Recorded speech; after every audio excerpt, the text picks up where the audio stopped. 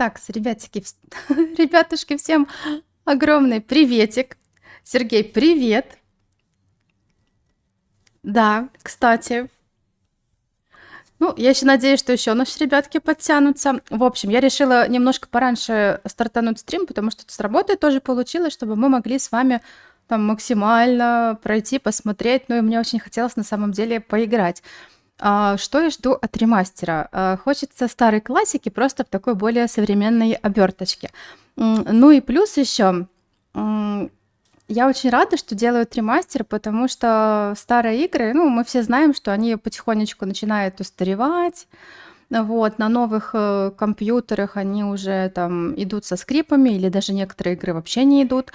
Я даже в Стиме покупала ряд игр старых и хотела с вами пройти, но они просто не идут. Вот, например, там чуть раньше я Нострадамуса покупала, он у меня просто, ну, он запустился, но дальше меню не идет, потому что меню бьется. Я читала, что у многих такие проблемы. Поэтому я очень рада, что Сибирь с нами еще, значит, надолго остается в строю.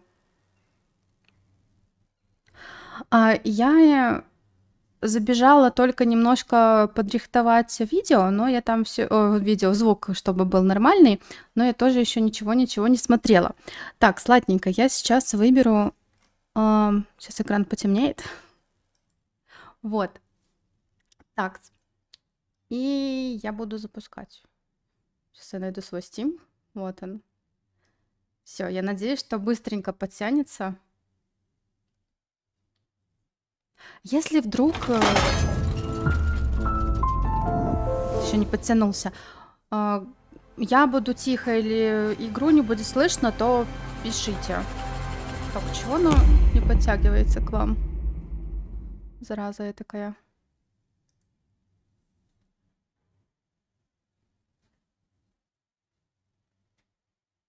О, подтянулся. Аллилуйя. Вот, это я вот буквально заходила, чтобы звук посмотреть. Ну, кстати, тут очень прикольно сделана вот эта вот менюшка. Ну и проходить мы будем с джойстика. Хотя в целом тут можно и с мышкой. Ну, как мы, в принципе, обсуждали раньше, что, скорее всего, это все дело, ну, новое под геймпады оптимизируется и все такое. Так, Катя пошла когти точить. Может быть, она даже где-то мелькнет хвостик. Ну, ладненько. Ну, в принципе, можно взять тогда второй или 23-й профиль. Вот. Тут очень классно сделали билетик. Сейчас я вам покажу. Нажимаем начать. Видите, он хоп, она отрывается. Как раз как билет на поезд. Ну, внешне, как сейчас тут Кейт, она в принципе похожа, наверное, на The World Before в четвертой части, в которой она была. Но вот, например, у меня тоже на превьюшке к стримчику была Кейт, она, по-моему, немножко по-другому выглядела.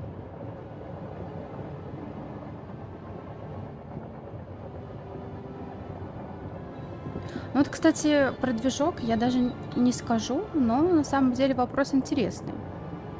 Можно будет, кстати, ну, что-то почитать, если какие-то будут новости, что-то узнаю, то тогда в телегу скину. По настройкам, что я тут сделала? Ну, кстати, в настройках тут еще прикольная штука. Есть приключения. И это, кстати, чего оно не переключается сюда? Ну, потому что надо было нажать. Ну ладно. Тут уровень, ну, я думаю, не сложности, а просто, видимо, какие-то системные будут всплывашки. Игроку помогает система задач. Либо тут у нас, может быть, типа как в Нэнси Дрю будет ну, список задач, чек-лист, но мы выберем с вами приключения. Мы уже матерые игроки, так что... И русский уже стоит. Субтитры, да, пускай будут, мало ли что. Ну и, в общем-то, наверное, эти я особо никогда по чувствительности, ну, посмотрим. Мне кажется, обычные настройки должны быть нормальные. Это редко, когда я меняю их. На форумах, ну, посмотрим. Просто я вроде бы в Стиме, я когда обсуждения какие-то смотрела, может, пропустила.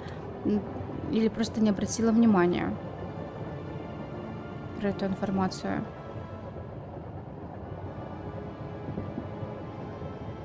А третья часть, она у нас на чем? Вот я, если честно, еще третьей части бы ремастер выпустила, потому что там даже несмотря на то, что игре уже сколько лет, ну, много технических моментов. Мы ж когда с вами где-то год назад проходили, по-моему, третью часть, примерно. Ну, может, полтора.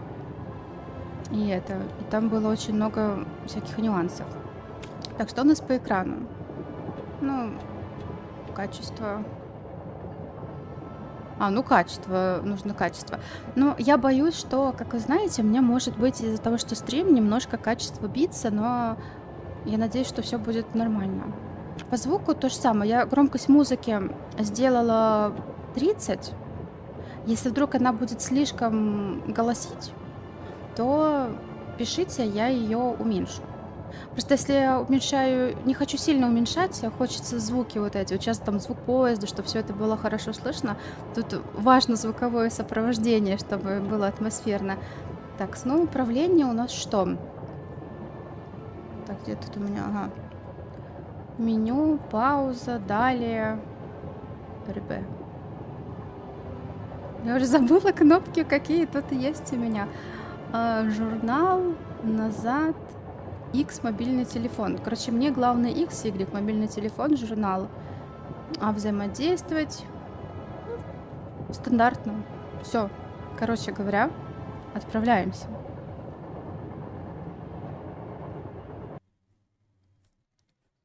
А, Переход был явно неудачный. Ну, третья часть, это, конечно. Она просто вытянула за счет того, что это Сибирь, мне кажется. Владилены Альпы. Кот носится.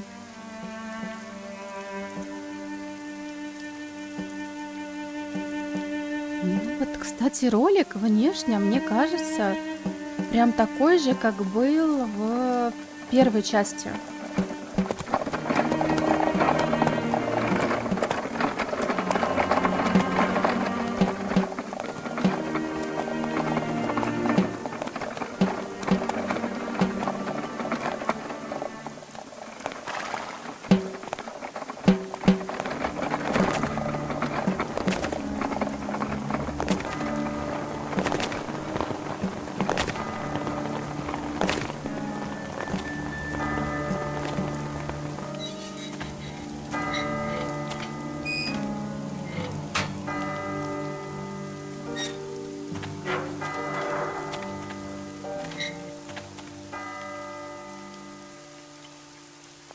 И лицо Кейт, по-моему, старое, ну, как бы как с классической части.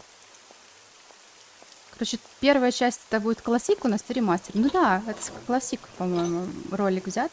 Они, наверное, просто немножко, может, через увеличку качества прогнали.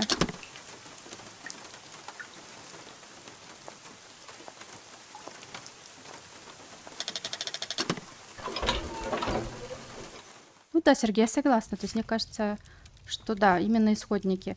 Но мне кажется, что тут уже новый движок, потому что, ну, вряд ли старый бы позволил там технически вот там по джойстике, наверное, оптимизацию и все такое. Ну, сейчас посмотрим. Ага. А тут, смотрите, лицо уже такое, как было в главном меню, а не такое, как было в ролике.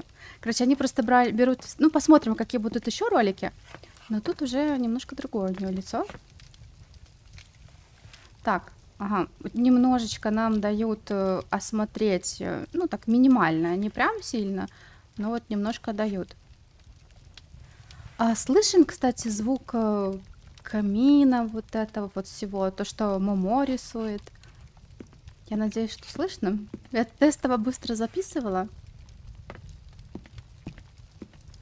И это вообще, это была моя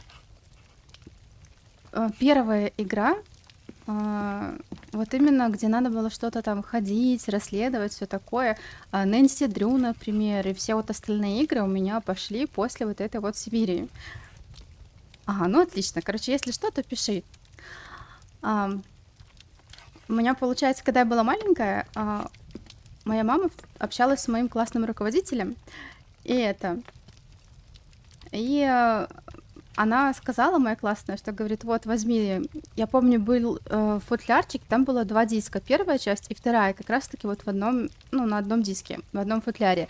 Что вот классная игра, такая развивающая, там не то, что какие-то там стрелялки, гонялки и все такое. И мы с мамой, я помню, проходили эту часть. Я ей, кстати, тоже сказала, что вот она выходит, ремастер, поэтому мама тоже, скорее всего, будет пересматривать. Она у меня не оста как она мне игрок во всякие одноклассники, там, сокровища пиратов и прочее, но эту игру она любит. И, кстати, чемодан, по-моему, у нас в видосе был бежевый, а тут он зеленый. А в оригинале Кейт вроде бы говорила, мне нужно кого-то попросить помощи, слишком тяжело. Этот чемодан просто неподъемный, а я так устала. Неужели никто мне не поможет? Голос, по-моему, прошлый. Знаете, они, наверное, может быть, даже озвучку, то есть все вот эти диалоги, но вообще это будет круто, если они взяли старые, потому что я обожаю Феликса Сметану, который у нас будет в конце игры. Мне, ну, как бы он такой веселый персонаж. По-моему, тут брошюрки можно было посмотреть. Вот я не помню. Я хочу просто немножко побегать. О, да.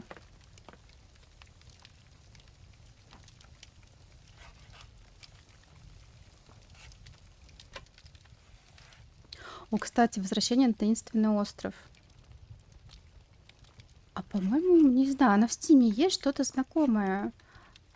Она, по-моему, на английском что-то, я не помню. Island, что-то такое, если я не ошибаюсь. Возможно, у меня она даже есть.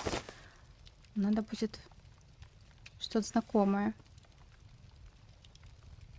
Вы получили предмет. Все собранные документы находятся в инвентаре. А какой у нас инвентарь? А почему тут на английском? Как много вопросов. Ага. То есть они немножко все-таки не доделали. Ну, хотя бы, знаете ли, российскую локализацию добавили, русскую уже, там озвучку, титры. Это уже хорошо. Добро пожаловать во Владилену, мир механических игрушек. Поддайтесь чувству восхищения, которое вызовут у вас великолепные пейзажи, окружающие Владилену. Чудесный крошечный городок, затерянный среди высокогорных альпийских лугов.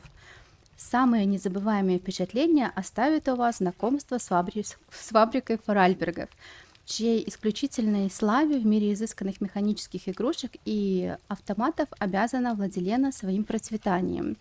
Семейство Форальбергов вот уже 800 лет продает... Кстати, вы помните, в какой-то части, по-моему, в третьей, не Форальберг, а Форальберг, что-то такое, по-моему, там было, но я могу ошибаться. Итак, семейство Форальбергов вот уже 800 лет передает опыт из поколения в поколение, совершенствуя искусство, вдыхая жизнь в сложные сочленения валиков и шестеренок, составляющих их автоматоны. Творения Форальбергов поражали и восхищали всех, и детей, и взрослых. В Владилену приезжали люди со всех концов Европы. Так, у меня тут кошка носится. Проделывая путь в тысячи километров ради возможности увидеть и приобрести одну из этих волшебных игрушек. Непревзойденное мастерство.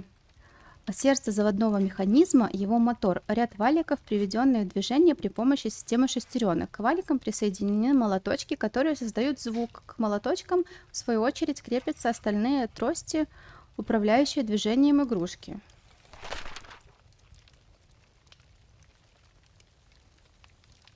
Процесс создания заводного механизма проходит 3 стадии: проектирование, сборку механизма и создание корпуса. Он требует участия 12 различных отраслей промышленности. Нифига себе. В лучшие времена мастерские Форальбергов одновременно обеспечивали работой более сотни мастеров, механиков, часовщиков, скульпторов, модельеров и портных. Любые автоматоны, произведенные Форальбергами, имели 2 отличительные особенности: высочайшую точность механизмов и характерный ключ для завода пружин. Разработка и последующая сборка каждой модели очень тонкий процесс. Игрушки попроще изготавливались из местной древесины, в то время как замысловатые утонченные игрушки создаются из весьма дорогостоящих материалов, таких как, к примеру, эбеновое дерево с Мадагаскара. Невзирая на влияние конкурентов из Азии, Форальберги никогда не поддавались искушению перейти на выпуск электронных роботов и неизменно продолжали творить волшебство вечного механического движения. Династия Форальбергов прошла многолетний путь, начиная с изготовления простейших марионеток. Сейчас их творения столь реалистичны, что порой кажется, они способны самостоятельно мыслить. Первые упоминания о производстве форальбергов восходят к XIII веку, несмотря на то, что самостоятельное кукольного производства в те годы еще не существовало. Слава мастера-кукольника Германа Форальберга была известна даже при дворе императора. В 18 веке Шарль Форальберг основал в долине фабрику механических игрушек Форальбергов, что привело к значительному скачку в развитии местной промышленности. С тех пор известность Владилены и ее знаменитых игрушек неизменно росла. Шарль Форальберг с одним из своих творений большую часть всей продукции в то время составляли театральные марионетки. Ага, это, наверное, подпись к этому картинке была. Начало XX века стало золотым веком Владилены, что легко заметить по впечатляющей архитектуре фабричных зданий и городских сооружений того периода. Слава Форальберга распространилась по всему земному шару, принося утонченные механизмы к восхищенным покупателям, в самом деле начинающие верить, что эти игрушки наделены своей жизнью. Ну, мы все помним Оскара. Савати, приветик, приятного просмотра.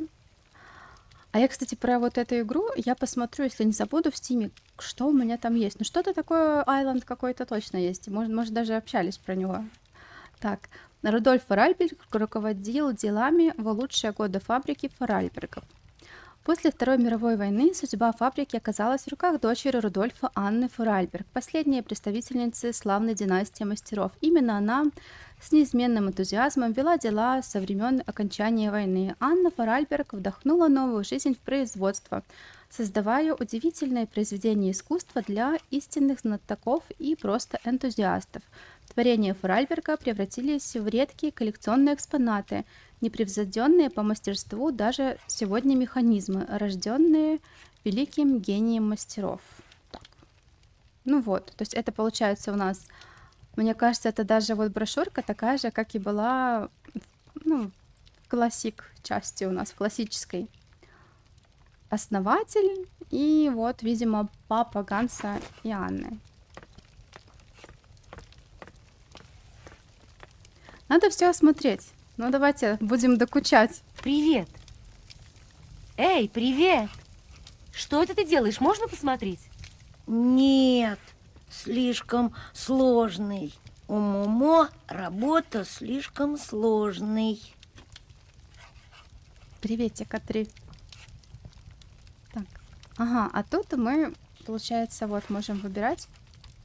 А, так тебя зовут Мамо, а меня Кейт. Момо как Ганс. Момо рисуй. Ганс? Не трогай Момо. У Момо много работа. Ты не покажешь мне свой рисунок? Нет, не готово. Уйди. Я только что приехала. У меня тяжелый чемодан. Ты не поможешь мне отнести его в комнату? Момо сильный, очень сильный. Только время мало. Момо занят. Бедный Момо. Я помню, как Кейт его будет Я, эксплуатировать. пожалуй, не буду тебе больше мешать. Спойлер, но, наверное, вы все помните. Ну что? Вот это самая моя первая загадка, я помню. Я только начинала играть, я вообще не понимала, что тут делать. И вот мне как раз-таки мама говорила, ну вот подумай, там что сделать? Ага, стукнуть. А что для того, чтобы стукнуть? Вот. Мне нужен ключ. Нужен ключ и все такое. Ну, потому что воспоминаний очень много. Как у меня кошка просто ведет себя как антилопа. А, журнал. То есть, ага, вот так они сделали. По-моему, вот такое вот у нас было как раз-таки с вами в The World Before в 4-й части.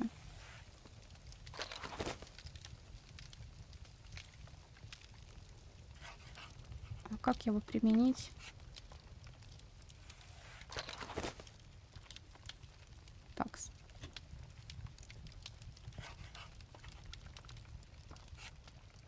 А, все. Я не заметила. Кошки просто, я говорю, мне вот как надо что-то делать, записывать, она тут сейчас у меня штору пытается отодвинуть. Кэти, бессовестная ты мелкая кошка, иди спать.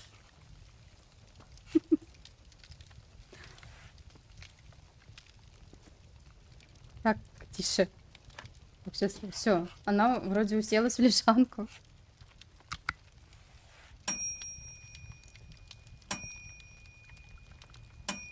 Иду.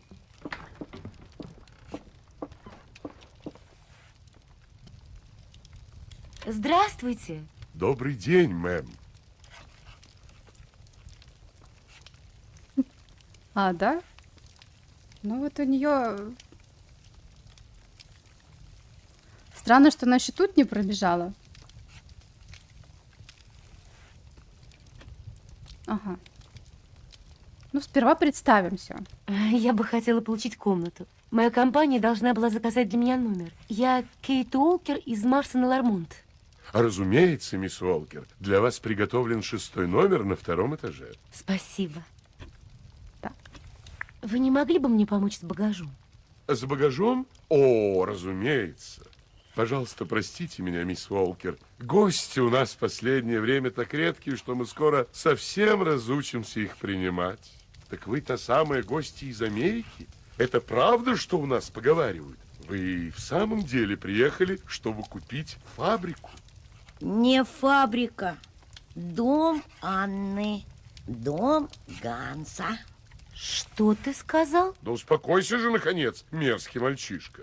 Наш городок, должно быть, разочаровал вас. Видите ли, мисс Уолкер, сегодня у нас горестный день. Сегодня похороны мисс Анны. Момо грустный. Только Ганс не мертвый. Ганс далеко. Анна так говорит. Анна любит Момо. Очень-очень. Хватит, Момо. Прекрати надоедать леди. Проваливай отсюда, слышишь?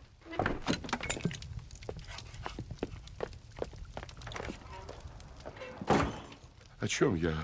А, да, мисс Анна. Такая потеря для Владилены. Она скончалась, и теперь фабрика закроется. Но ведь вы приехали как раз для того, чтобы не допустить этого, верно? Наше будущее в ваших руках, мисс Уолкер. Как Анна Фаральберг умерла?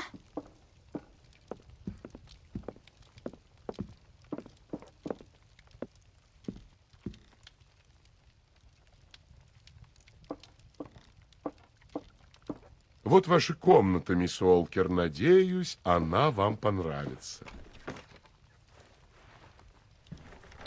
Про озвучку я согласна. Я тоже очень довольна, что они оставили все старое.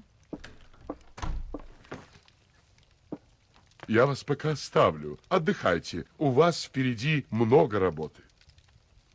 Если бы вам только довелось видеть Владилену раньше. Это был чудесный город. Люди съезжались со всего света, чтобы купить наши автоматы. А, кто-то оставил для вас письмо. Ну что же, мисс Уолкер, если вам что-нибудь понадобится, вы знаете, где нас найти. А голос, кстати, похож. Там, по-моему, сериал «Кухня», там такой вот с усиками, да, был шеф-повар. Вот такой. Так, комната. Ну, комнату перерисовали. Как-то, по-моему, ширма то ли с витражом была.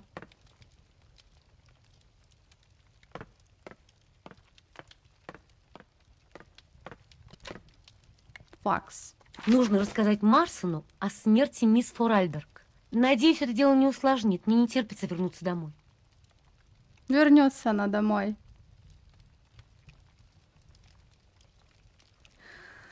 Так, здравствуйте, Кейт. Мы получили письмо от нашего клиента компании «Игрушки по всему свету». Они с нетерпением ожидают результатов диалога с Фаральбергом и рассчитывают получить права на фабрику в ближайшем будущем. Мы полагаемся на вашу высокую квалификацию и надеемся, что переговоры с владелицей фабрики госпожой Анной Фаральберг пройдут успешно. Напоминаю, что игрушки по всему свету — международный монополист на мировом рынке игрушек. Для нас это очень важный клиент, а для госпожи Форальберг великолепная возможность выгодно продать фабрику. Вам следует напомнить об этом госпоже Форальберг в том случае, если в последний момент перед подписанием соглашения она начнет колебаться. Не сомневаюсь, что вы оправдаете мои высокие ожидания. Эдвард Марсон. Ну, оправдает она, да. Это на 4 выпуска, еще 5 ожидается. Видимо, студия, знаете, взяла как резик, наверное, за пример, когда новая игра, ремастер, наверное, тогда в следующем году, может быть, новая будет. Кто его знает? Мы не против. Так, X у нас телефон, хорошо.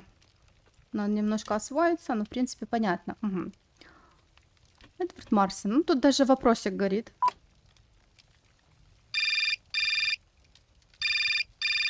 Компания Марсон и Лармон. Здравствуйте. Это Кейт Уолкер. Соедините меня, пожалуйста, с мистером Марсоном. Минуточку. Должна быть музычка, да? Я так и слышу, как она, знаете, как раньше в трубку. Алло, Соедините меня. Ну, рассказывайте, как там у вас дела. Я только что приехала во Владилену, мистер Марсон. К сожалению, тут возникла небольшая проблема. Мисс Форальберг скончалась. Действительно, очень жаль. Но мы предвидели и эту печальную возможность. К тому же у нее ведь нет наследников. Да, это так, но что мне теперь? Так в чем проблема, Кейт? Идите к нотариусу. Секретарша вам сейчас вышлет факс с его адресом и рекомендательным письмом. Хорошо, мистер Марсон. Отлично, Кейт. Держите меня в курсе, окей? Я только... Окей. Вот и поговорили. Ух. Тут наверху такой, ну, светильнички настенные. Мне показалось, что это граммофоны. Я думаю, в смысле, зачем тут граммофоны? Это такие светильники. А, кстати, выключатели еще вот такие старенькие. Прикольно. Портрет Форальберга.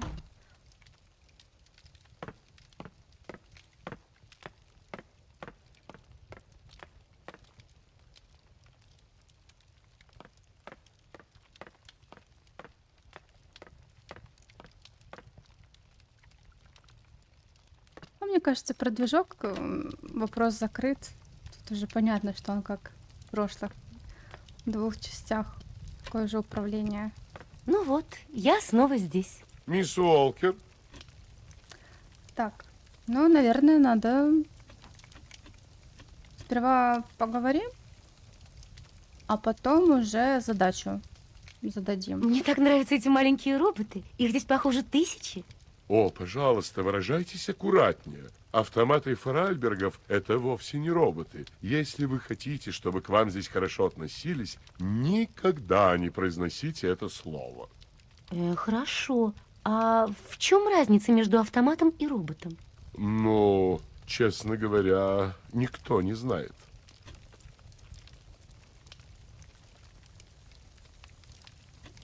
Так. А вы сами знали Анну Форальберг? Разумеется, ну, правда, не лично. Это была чудесная женщина. Все здесь любили ее. Пусть земля ей будет пухом. Тот мальчик, что сидел здесь, говорил о каком-то Гансе. Вы не знаете, кто это? Момо говорил о Гансе Форальберге, младшем брате мисс Анны, но он давно умер. Никто здесь никогда не видел его.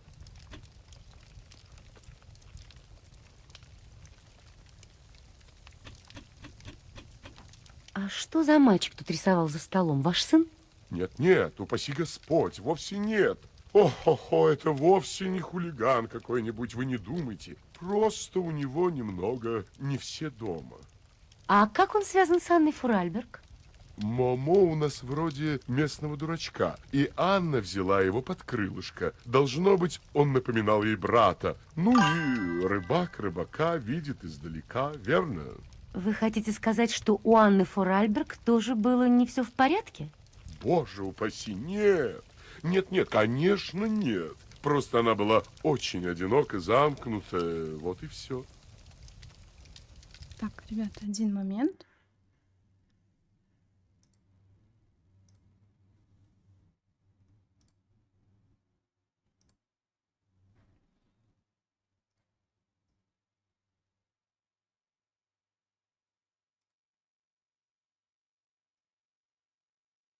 Аноним, огромное спасибо.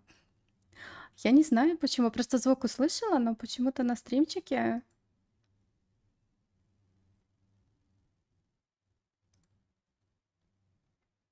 не высветилась. Большое спасибо за поддержку канала. Так, ребята, одну минуту. Что-то у меня с оповещениями, видимо, сбилось.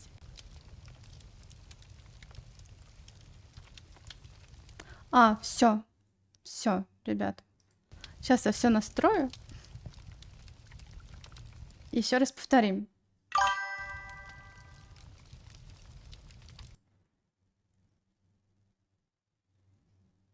Вот, огромное спасибо. Давно просто я в Donation вообще не заходила. Ну вот. Как раз собираем на зимнюю подборку игр. Я там уже в Стиме кое-что присмотрела.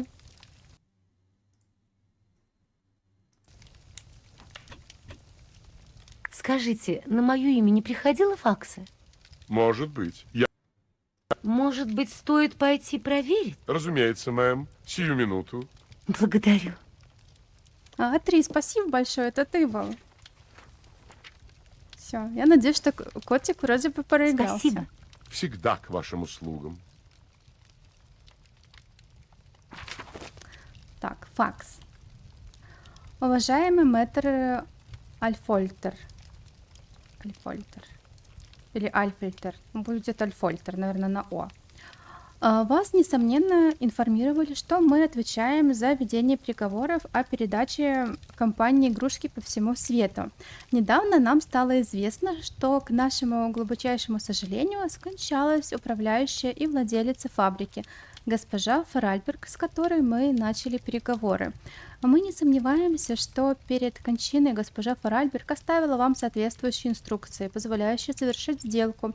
Мы считаем своим долгом напомнить вам о том значительном вкладе в экономическое развитие региона, который внесет появление представительства американской международной монополии. По этой причине мы уверены, что вы окажете теплый прием нашему представителю мисс Кейт Уолкер. Искренне ваш Эдвард Марсон. Так. Ну что, теперь к юристу. Заодно посмотрим город. О, я помню, когда я только начинала играть, это же дождь кончился. Выйти на главную улицу Владилен. Это достижение в Стиме вылезло. Главная улица. А раньше, ну, как бы подписывались или нет? Я, кстати, сейчас мышку уберу, чтобы она не мешала. Опачки, вот так. Но я, правда, очень рада, что сделали ремастер. И поэтому еще у нескольких поколений людей будет возможность поиграть в Сибирь. Тут лужи прорисовали. Нажмите RT, чтобы бежать.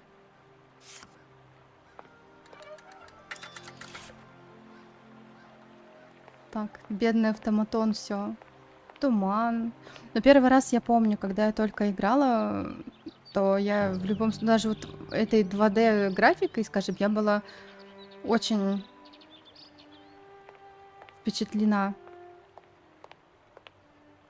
Так, я буду иногда останавливаться, чтобы у меня экран нормально фокусировался, и вы смогли всю эту красоту посмотреть.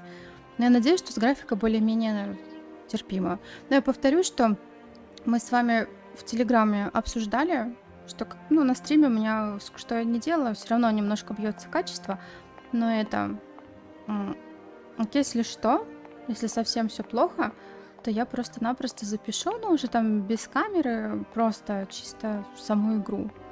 Булочник, я помню, Кейт захочет купить булочки, и, по-моему, скажет, что... булочник скажет, что вот только завтра у нас траур, а Кейт скажет ему, что это, к сожалению, меня завтра тут уже не будет. Новое поколение уже в Сибири не играет, но все равно. Не, ну мы хотя бы на новых компах сможем переигрывать.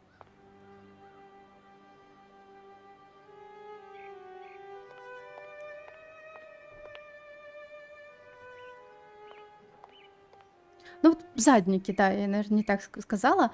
Ну вот всякая вот эта вот обстановка, когда мы проходили, просто мышкой получается клик-клик.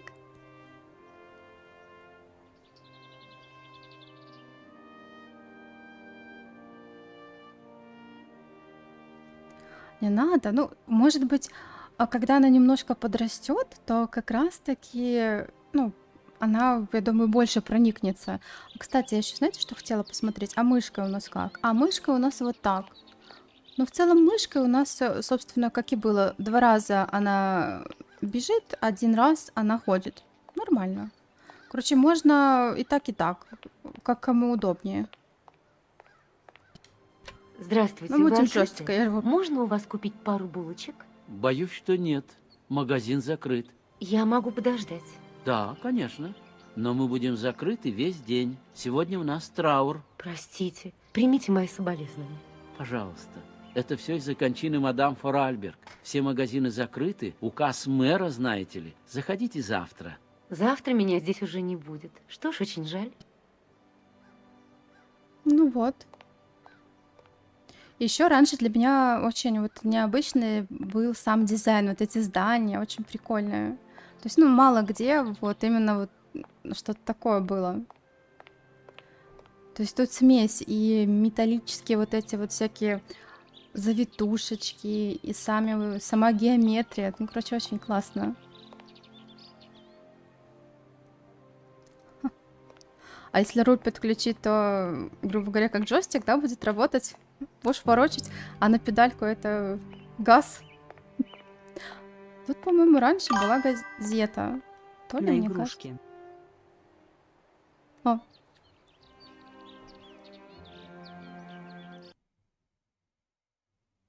О. Ой, спасибо тебе большое. Огромнейшее. Так, я надеюсь, что у вас все хорошо тоже проигралось. Смотри. Да, еще раз огромное спасибо. Я прям не ожидала. Я еще раз проиграю. На игрушке. Вот, котик.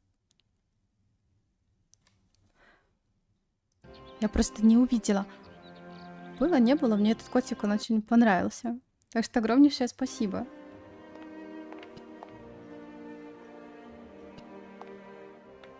Ага, а вот газета, видите, я все помню. А классику мы тоже проходили на канале. Вот надо будет посмотреть. Интересно. Так, Владиленские ведомости. Среда, 17 апреля 2002 года. Боже мой, как это было давно. Владилена скорбит о потере. Отдадим сегодня дань уважения Анне Форальберг, ушедшей от нас вчера в возрасте 86 лет, великой труженице, отдавшей жизнь своему делу и нашему общему. Эта потрясающая женщина обладала огромной энергией, дававшей силу развиваться технологии автоматонов, предмету постоянной гордости нашей долины. Ее жизненная сила, ее великодушие и доброта известны всем жителям Владилены. Мэр нашего города объявил сегодняшний день днем всеобщего траура в память о госпоже Форальберг. Отпевание госпожи Форальберг состоится сегодня в 10 часов утра в здании городской церкви. Службу проведет священник Владиленского прихода. Колонка редактора. Со смертью Анны Форальберг во Владилене закончилась целая эпоха. Госпожа Форальберг была исключительной женщиной, руководящей производством Форальбергов более 50 лет. Вероятно, ее кончина приведет к угасанию и закрытию фабрики автоматонов в сердце экономики нашего города. Очень тяжело видеть ее смерть, даже если не думать о будущем нашей долины. За последние десятилетия компьютеры, видеоигры и электронные роботы заняли доминирующее положение на рынке, сделав устаревшими механические устройства.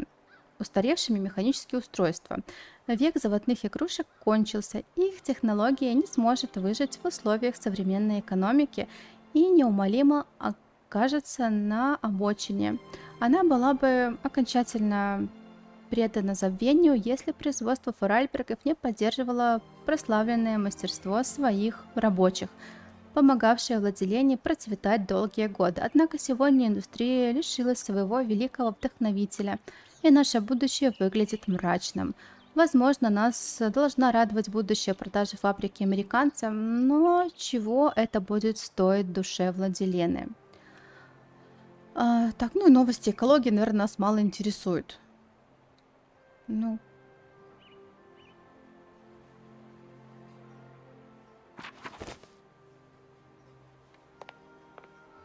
ностальгия тут, да, не то слово. И музыка, вот это, и звуки, птички, графика.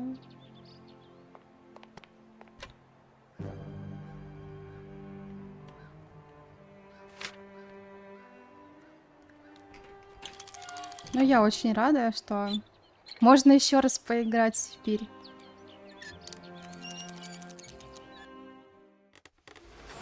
Угу. Но это, кстати, по-моему, ну, уже как бы новые ролики пошли. Не как первый, как мы обсуждали, перерисованный. Ну, обновленный, немножко старый. Ну, видимо, потому что уже обновили сам интерфейс, вот, ну, вот этого автоматона и все такое, поэтому надо было. Ага. Но в целом в ремастере как-то лучше ощущается, скажем так, пространство, потому что в классике, помню, мы заходили, и не совсем было вот понятно, условно, какая по размерам, например, вот приемная вот это вот.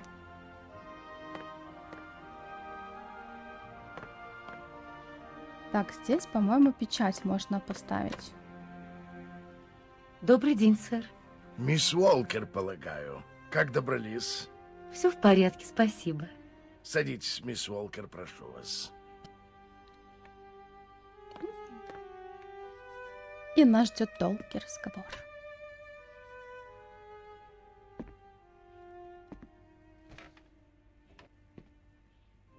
Думаю, вы знаете, зачем я здесь.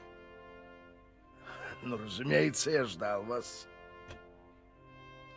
Вам не кажется подозрительным, что мадам Форальберг скончалась так неожиданно? Ужасно жаль, что я ее не застала. Откровенно говоря, ее смерть застала нас врасплох. Она была полна жизни. Анна Форальберг была для меня не только постоянной и уважаемой клиенткой, но и близким другом. У вас при входе стоит такой чудесный автомат. Я им очень горжусь. А с тех пор, как у меня начались проблемы со здоровьем, мне без него и вовсе никак. Да-да. Он просто незаменим. Да. Это была идея Анны Форальберг. Она многим поставляет такие машины. Вам доводилось встречать Ганса Форальберга, брата Анны? У меня сохранилось о нем несколько отрывочных воспоминаний, не более того. Я был очень молод тогда. Не могли бы мы вернуться к этому вопросу несколько позже? Ну вот эта игра у нас, она именно про такой медитативный, скажем так, неспешный геймплей, процесс. Вот тут нам все показывают. Я сама вот только села играть, хотела так быстренько-быстренько, а тут уже немножко замедляюсь. Что ж, мадам Форальберг, увы, больше нет с нами, но я надеюсь, контракт можете подписать вы. Боюсь, мне придется вас разочаровать, мисс Уолкер. Я мало чем смогу вам помочь. В гостинице я видела мальчика, Мому. Мне сказали, что он не совсем здоров. Так вот, здоров он или нет, но он рассказывал мне о человеке по имени Ганс, о брате мадам Форальберг, насколько я поняла. Он говорит, что Ганс жив. Что вы думаете по этому поводу? Давайте не будем забегать вперед, мисс Уолкер. Вы обо всем узнаете в свое время, уверяю вас.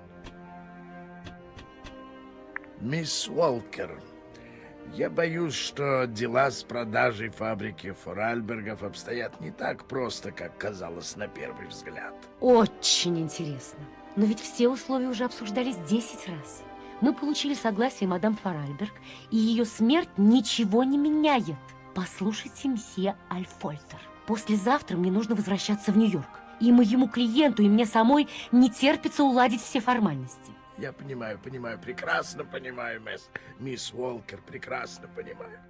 Дело в том, что у мадам есть наследник. Что? Наследник?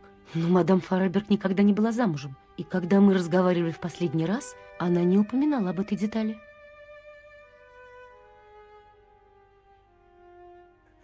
Мисс Уолкер, поверьте, я был удивлен не меньше вашего. За 2 дня до смерти Анна Форальберг прислала мне письмо. Понимаете, мисс Уолкер, узнай я об этом раньше, я бы непременно вам сообщил. С вашего позволения я зачитаю несколько строк. В последние дни я чувствую, что жизнь оставляет меня быстрее, чем я могла ожидать. Боюсь, что мне придется покинуть этот мир, так и не подписав договор о продаже моей драгоценной фабрики. Поэтому я вынуждена сделать это признание сейчас. Мой брат Ганс жив. Да. Не удивлюсь, если вам будет трудно в это поверить, но это истинная правда. Вам должна быть памятна его кончина и последующие похороны, несмотря на то, что в те времена вы были совсем молоды. Все это было ничем иным, как постыдной выдумкой нашего отца. Для него сама мысль о том, что его единственный сын может пожелать покинуть Владилену и оставить семейный бизнес, была невыносимой. Когда Ганс уехал, отец предпочел считать его умершим и заставил окружающих поверить в это. Меня он заставил хранить эту ужасную историю в тайне. Повторяю, Ганс все еще жив. Таким образом, после моей смерти он станет единственным и полноправным наследником фабрики. Я поняла. Поскольку Ганс Фаральберг жив, подписать контракт должен он. Я полагаю, вы уже связались с ним? Где мне его найти? Во второй половине письма говорится, что Ганс Форальберг находится где-то в Сибири. Я оставляю письмо вам. Ознакомьтесь с ним на досуге. Перископ и учебка. Ну, кстати, это, знаете, полочку выдвигает, и там кнопочка. Так, читать. Любезный мэтр Альфольтер, в последние дни я чувствую, что жизнь оставляет меня быстрее, чем я могла ожидать. Боюсь, что мне придется покинуть этот мир, так и не подписав договор о продаже моей драгоценной фабрики. Поэтому я вынуждена сделать это признание сейчас. Мой брат Ганс жив. Не удивляюсь, если вам будет трудно в это поверить, но это истинная правда. Вам должна быть память на его кончину. Ну вот он нам прописал. И в больше Анна принципе. Фаральберг ничего Можно не не сообщила? читать. Ладно. К сожалению, нет, мисс Уолкер. Я рассказал вам все, что знаю сам. Собственно, с юридической точки зрения ситуация ясна. Если вы хотите заключить сделку, вам придется найти Ганса Форальберга. Иными словами, мы имеем тело на городском кладбище и призрак, блуждающий по сибирской тайге. Похоже, у вас прибавилось работы. Поверьте, мисс Уолкер, я действительно крайне сожалею об этой задержке. Великолепно. И что же мне теперь делать? Возможно, вам удастся узнать больше из архивов фабрики Форальбергов. Ключ приемный. Моя же роль в этом деле ограничивается чтением этого письма. А теперь, если вы не возражаете, я хотел бы отдохнуть. Видите ли, мисс Уолкер, у меня проблемы со здоровьем, и доктор запрещает мне перенапрягаться. Пожалуйста, не забудьте закрыть дверь, когда будете уходить. Что классно, вот он и поработал. Одного клиента там принял за неизвестно какой срок. И ключик-то это нехилый такой. Размером с кочергу какую-то. Печную.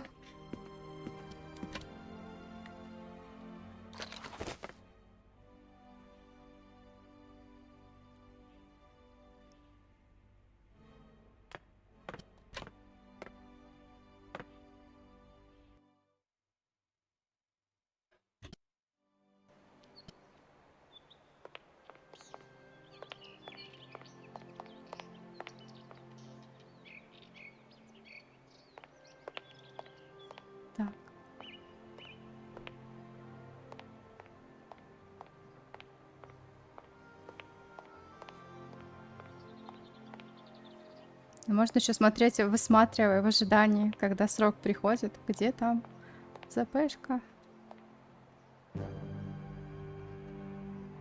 О, деревья двигаются. Тени.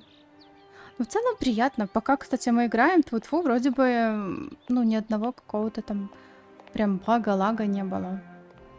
Так, можно бегать. Придадим ускорение нашей Кейт.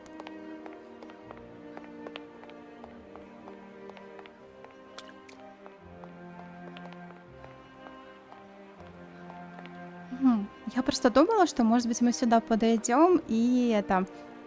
Ну, она... Ах, смотри, какой мусорный бак это получается, или что? Или, может, не знаю, для песка штучка. Ну, прям такая... Как будто выдавленная, не знаю, из металла узор. Прикольно. А тут у нас уже все.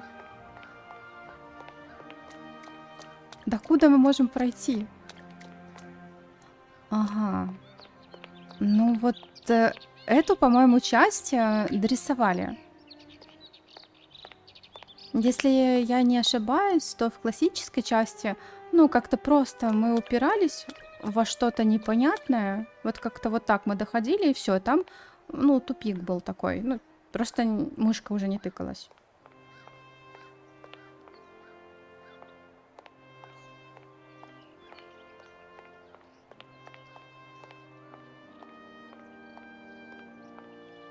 Сергей, главное, что придет, так что... Вот, монтировка, да, это ломик этот.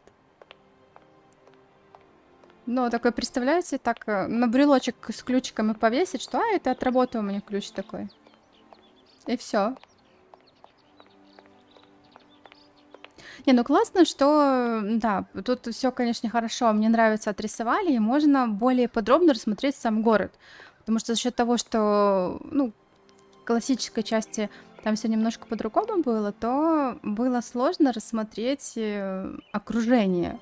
А тут у нас больше возможностей вот рассмотреть. Например, я вообще не помню, что мы могли просмотреть вот здесь какой-то, не знаю, это груда пеньков. Я сперва подумала, что это один пень, но нет, это груда пеньков.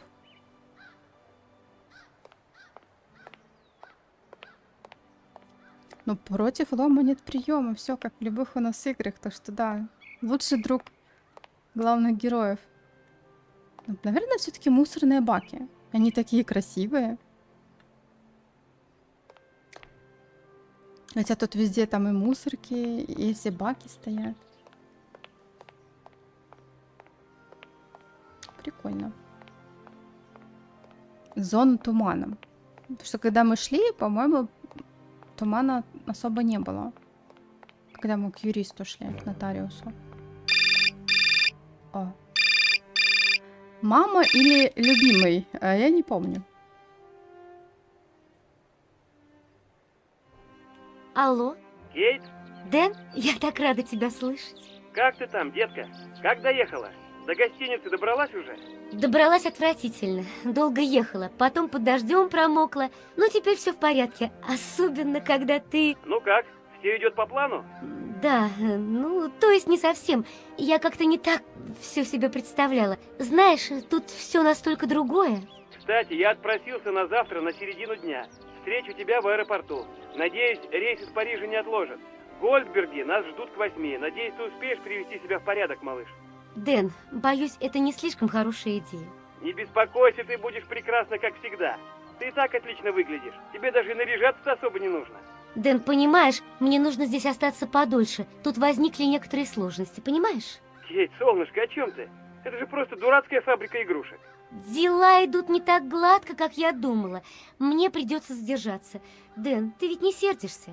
Кейт, Кэти, ты же меня без ножа режешь. Мне нужно подписать с Гольдбергами контракт. Там миллионы на кону, понимаешь?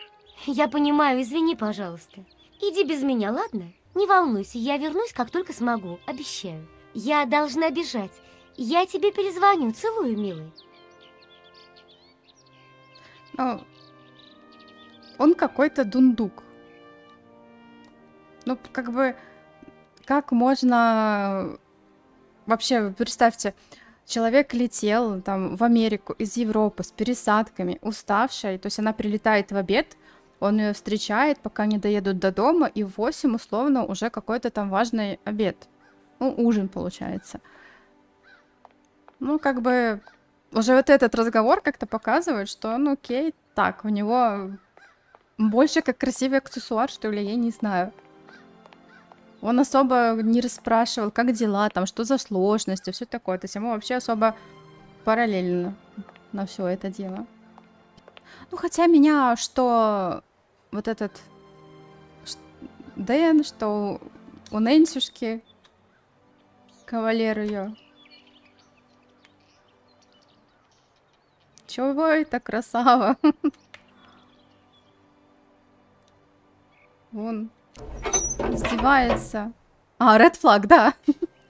Пошли ред флаги, короче, современным языком говоря. Нет, ну правда, то есть вот можно же было как-то, ну, подумать, что она устанет.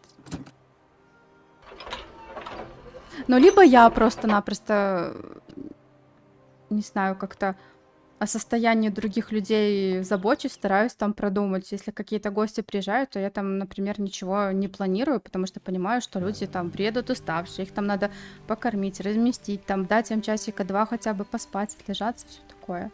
Ну, возможно, я просто, знаете, именно к реальной жизни больше применяю, поэтому так.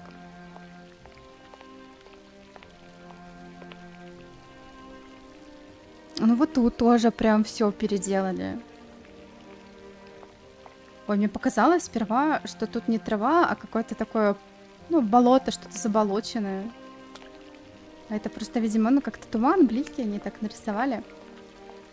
Тут, по-моему, у нас был... А, вот вид такой сверху. Так. Я не особо хорошо помню, где тут что. А, кстати, так удобно.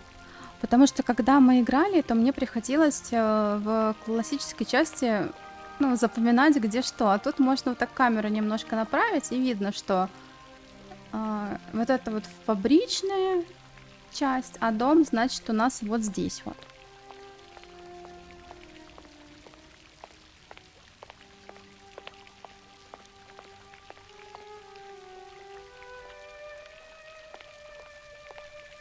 Нет, ну все, конечно, может быть,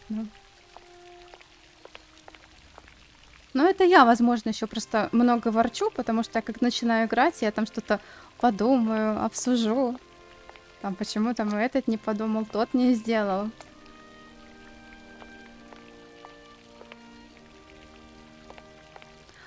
Ну вот тут прям чувствуется, что здание, ну оно как бы...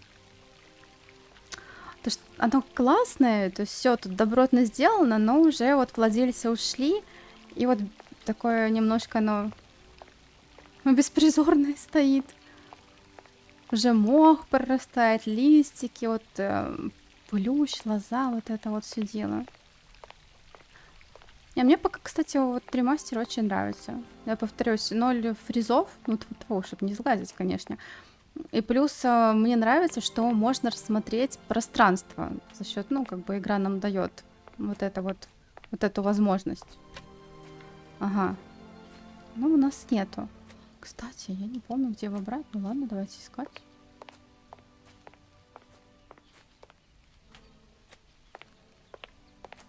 Вот, да. Я на самом деле, я еще очень плохо запоминаю всякие, ну, пространства, короче говоря, маршруты. И поэтому, да, то туда, то сюда, то туда, то сюда, как зайчик забегаешь.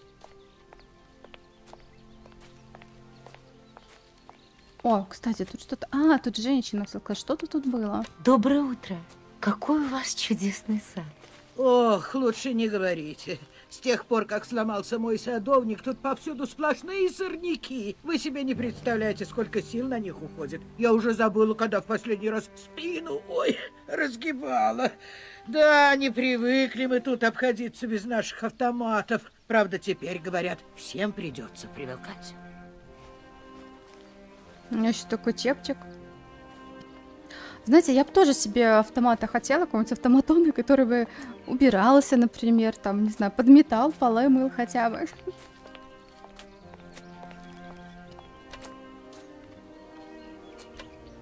О, вот он. Кстати, у меня был робот-пылесос, но у него там аккумулятор сломался, я это просто-напросто забила на это дело и купила себе простую эту аккумуляторную палку пылесоса. Мне больше нравится. Потому что робот-пылесос, ну, как бы...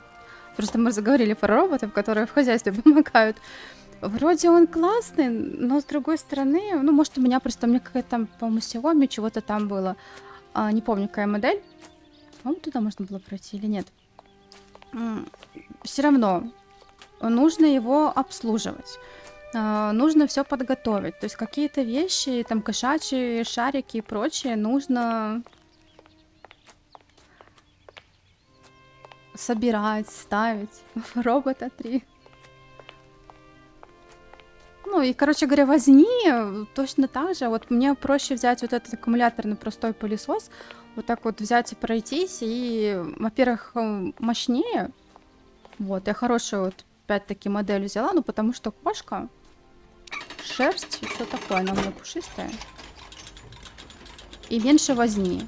А потом, когда этот робот-пылесос все уберет, нужно его убрать. То есть там все вычистить, там шерсть, волосы,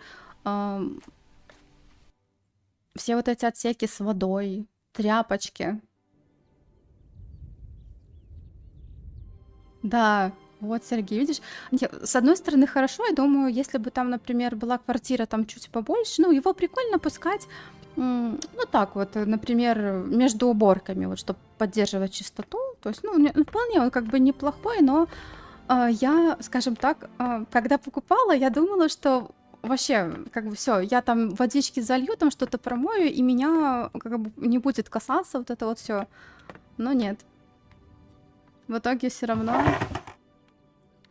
О, это чернила, по-моему. Да. Вот этот блокнот, дневник, по-моему, он очень долгий, так что вы приготовьтесь. Мы будем долго читать. Оба. 18. Один, как бы одна из 18. Я вам говорила, что долго. Ну, я уже говорю, что такое...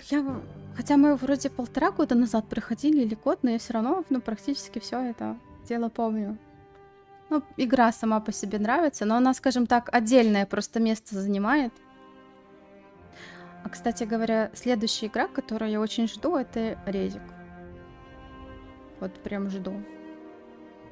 То есть вот в этом году была Сибирь, и я думаю, что там какого-то февраля, по-моему, обычно выпускают как раз резидентов. Так, ну ладно.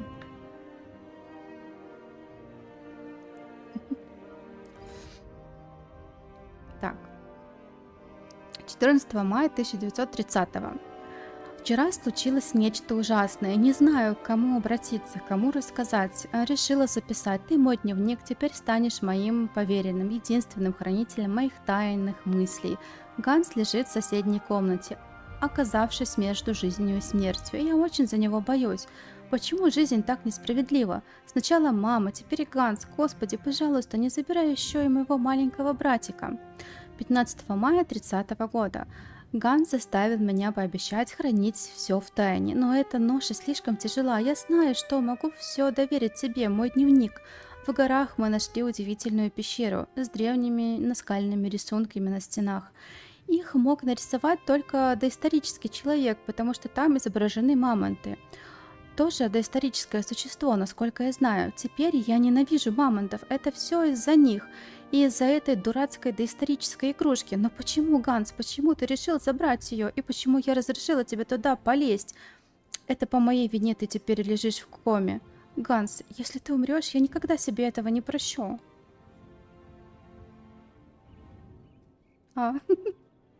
Я, кстати, рада, когда у нас, например, в Нэнси Дрю есть тоже озвучка, когда она сама читает, ну, да.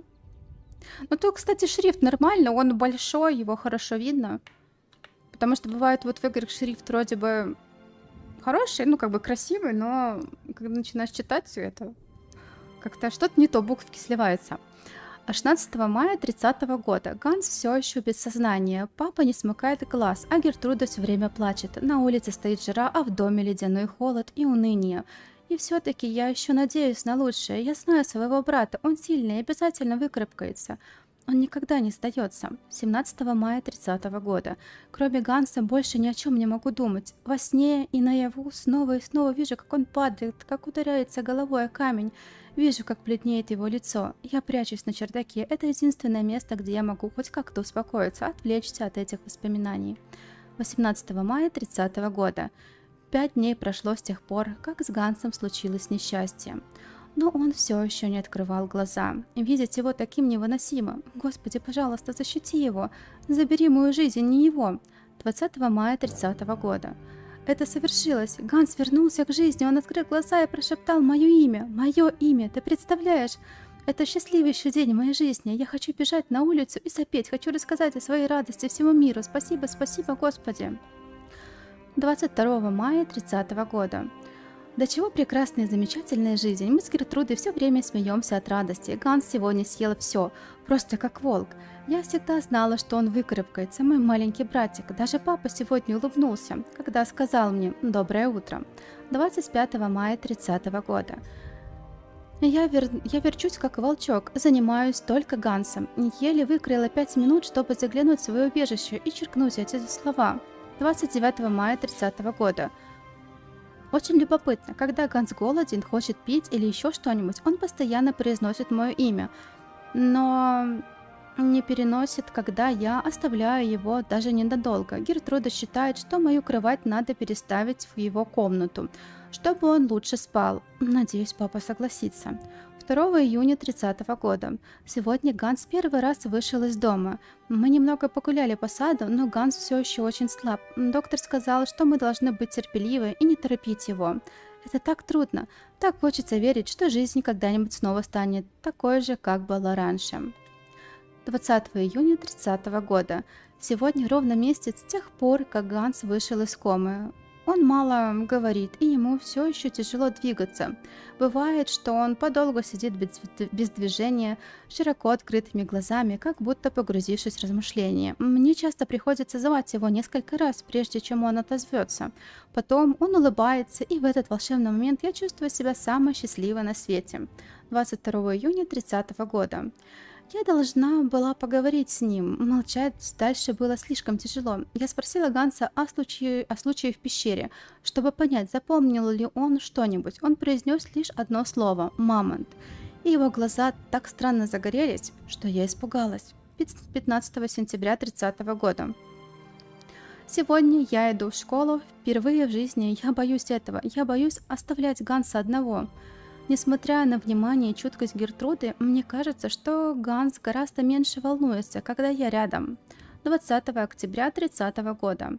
Когда вчера вечером я делала уроки, Ганс подкрался ко мне так тихо, что я вздрогнула. Он взял карандаш и лист бумаги и, что любопытно, начал рисовать. Это первый раз после того случая, когда днем занялся чем-то, кроме своих странных размышлений. 28 октября 30 года. Ганс рисует свои каракули как одержимый. Это все, чем он занят дни напролет. Я чувствую, что это раздражает папу. Остальные тоже ничего не понимают. Но я-то вижу, что Ганс пытается рисовать мамонтов. 16 ноября 30 года.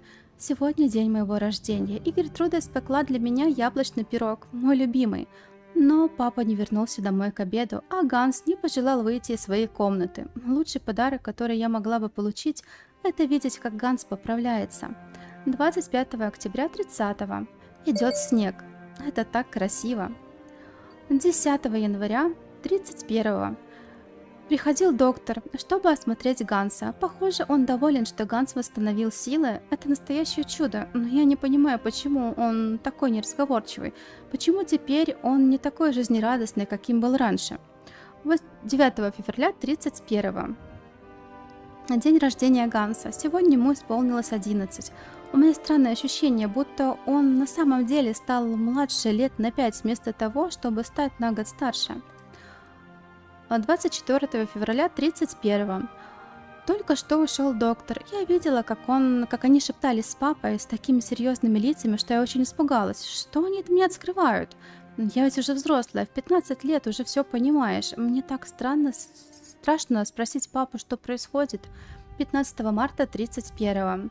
Я долго думала, и теперь мне кажется, что с Гансом что-то не в порядке. Видимо, шок от падения и кома оказали на него гораздо большее действие, чем мы предполагали. Ганс, милый мой братик, что с тобой происходит?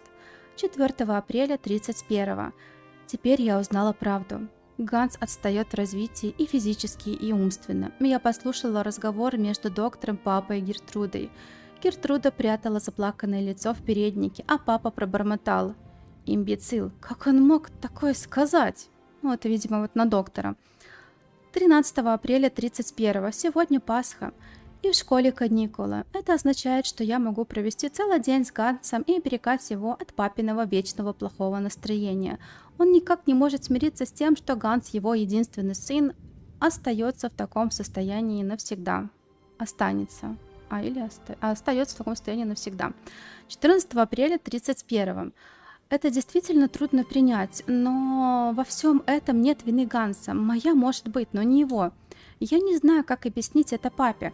Похоже, что он полон ненависти к Гансу. Это ужасно, я чувствую себя такой беспомощной. 14 мая 31 год. Прошел всего 1 год, а кажется, будто целая вечность. Ситуация нисколько не изменилась. Ни в том, что касается душевного здоровья Ганса, ни в папином отношении к нему. 30 мая 31. Удивительно. Папа решил отвезти Ганса в Париж на новое обследование. Он сказал, что только во французской столице он найдет по-настоящему компетентных врачей. Нам нужно подготовить Ганса к большому путешествию. 6 июня. Так, сейчас. У меня тут мама атакует дачными фотками. Не дачными, ребята, вру. Грибными. Не знаю, может потом в телегу вам скину. Надо сейчас звук просто вырубить. Момент. Я как-то не ожидала. Я всех предупредила мне не писать. Секундочку. Секундочку, да. Я заодно это... переведу дух. Так, все. Должно быть тихо. Вот, да. Ганс у нас в центре внимания. Так, 6 июня 31. От папы и Ганса никаких... Ага, вот, да, вот это все правильно. 6 июня от папы и Ганса никаких известий, но я продолжаю надеяться. Я уверена, что там позаботятся о моем братике. 15 июля 31. Ну да, ну, кстати, я могу сейчас показать, конечно, потому что я же могу забыть и вам показать.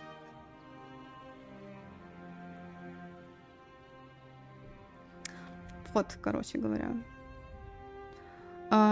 Мне кажется, что вверху сыроежки, а вот внизу я даже не знаю. Так, сейчас у меня стрим с задержкой, но вроде должны видеть. Я посмотрю.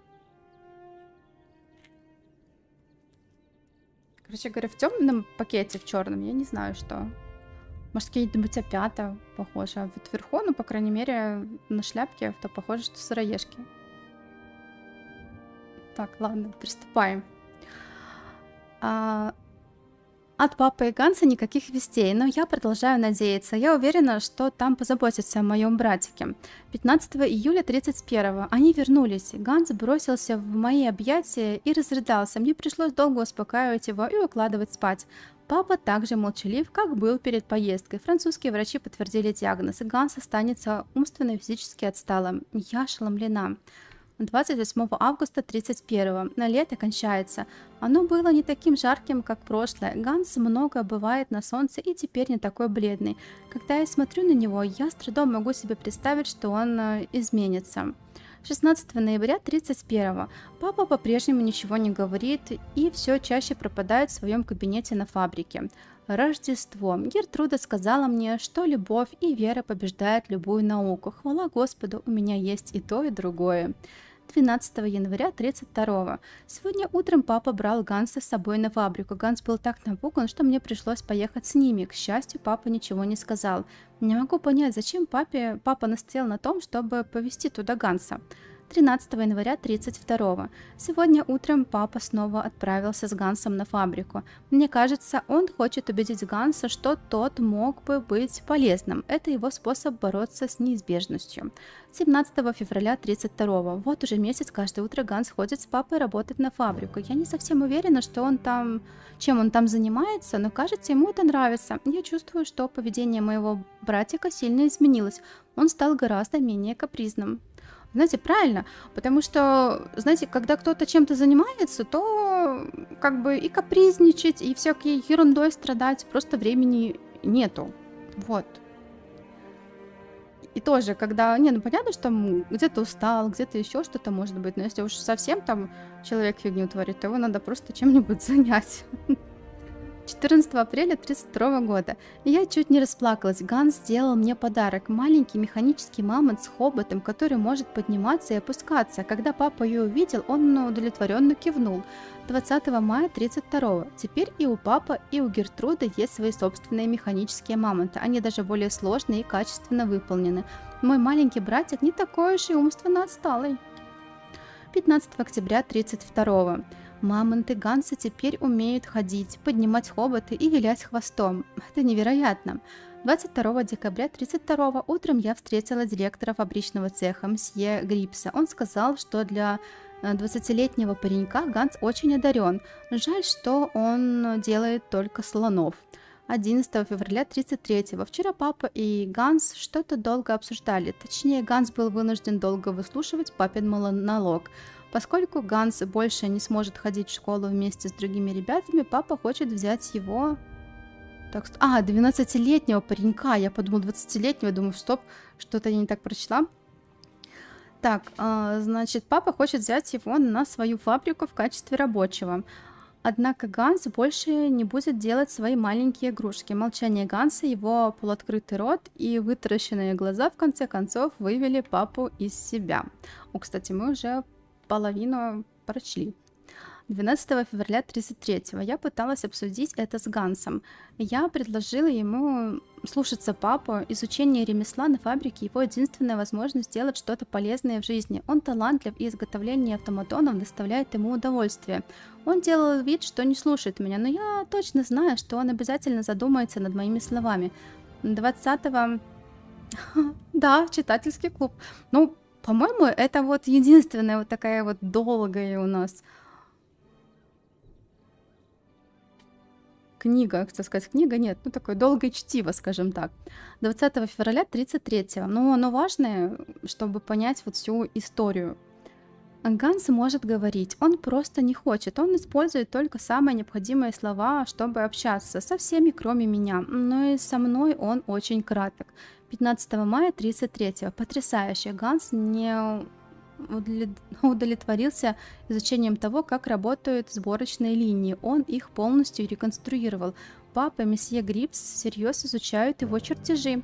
10 июля 33-го папа решил поговорить со мной о моем будущем. Поскольку я сдала все экзамены, он хочет отправить меня учиться в университет, потому что, как он говорит, уровень моего интеллекта изумляет. Мое сердце билось так громко.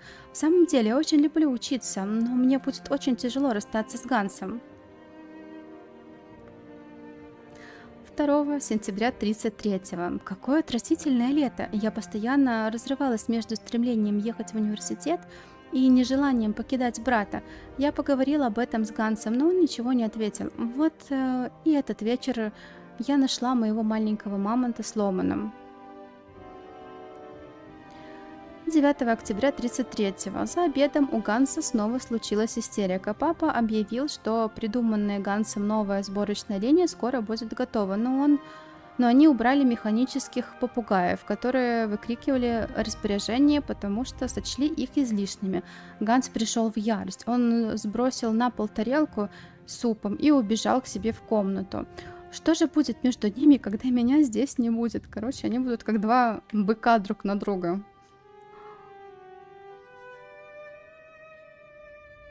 О, не надо по войне и миру, не надо. Это нам тогда реально надо будет это открывать литературный клуб, и это прям отдельно, это плейлист создавать. 17 октября 33-го. Несмотря на все колебания, я все же уезжаю. Ганс не разговаривал со мной целую неделю. Папа не понял бы меня, если бы я рассказала, почему хочу остаться. До чего же тяжело на сердце. О, кстати, у меня лежит серия книг Дюна. Я фильм смотрела, но в целом, ну так, необычно, интересно. Ну, как бы, я не могу сказать, что мне прям мега зашло, но я решила все-таки серию книг перечитать. Но я еще не совсем до них добралась. То есть первую только прочла, а другие нет. Их, по-моему, ой, то ли 5, то ли 7 всего, я не помню. У меня, короче говоря, они лежат, я просто до них пока еще не добралась. Вот. Это просто вы заговорили про книги, я что-то так подумала, так, стоп, а что вот мне, например, надо сейчас почитать? Вот. Ну вот я как бы до нее еще не добралась. Да, вот только. Несмотря на все колебания, я все же уезжаю. Ганс не разговаривал со мной целую неделю. Папа не понял бы меня, если бы я рассказала, почему хочу остаться. До чего же тяжело на сердце. Рождество.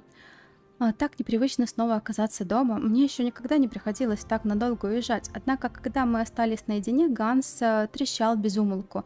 Слова из него так и сыпались. Он был очень возбужден, и мы весело смеялись. Он подарил мне очаровательную маленькую балерину взамен мамонта.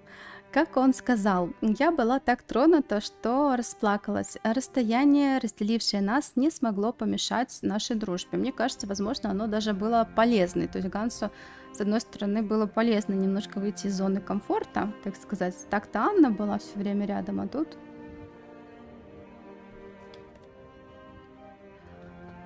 Ну, кстати, «Хоббитов» и вот вообще литературы по «Властелину» я не читала, но фильмы я смотрела в авторском варианте. А еще мне стоит тут Ривенделл, там Шир. Ну, его не видно, но я не помню, я к вам скидывала фотки в телегу или нет. Еще Бородур. Вот Ривенделл прямо вот тут стоит у меня. Ну, я вам не покажу сейчас. Он здоровый, я не подумаю, но я могу потом сфоткать. А Шир, я не знаю, вот, может, его не особо видно. Там у меня вот Мишка в углу. И вот возле него стоит Шир, но, наверное, не особо видно его. Вот. Так, ладно. 13 сентября... нет, 10 сентября 37-го. Немного странно вновь держать в руках этот дневник. Первым желанием было просто порвать его, но я не поддалась. И вместо этого последовало второму желанию продолжать писать. Снова я одна на чердаке. В этот раз я прожила дома 2 месяца, а после радостного лета, проведенного мною с братом вместе, Ганс вернулся на фабрику. Отец очень постарел, а Гертруду совсем замучил артрит. 13 сентября 1937. В целом, эти 4 года оказались удачными и для отца, и для Ганса. Их отношения стали менее напряженными. Они по-прежнему не слишком разговорчивали друг с другом, но теперь у них есть общее дело – фабрика. Я даже начинаю чувствовать, что немного ревную. Глупо в самом деле. 17 сентября 1937. Ганс ничуть не изменился. В помощь Гертруде он спроектировал полностью автоматизированную кухню. И Гертруда теперь все время жалуется на своих деревянных человечков. А я их просто обожаю.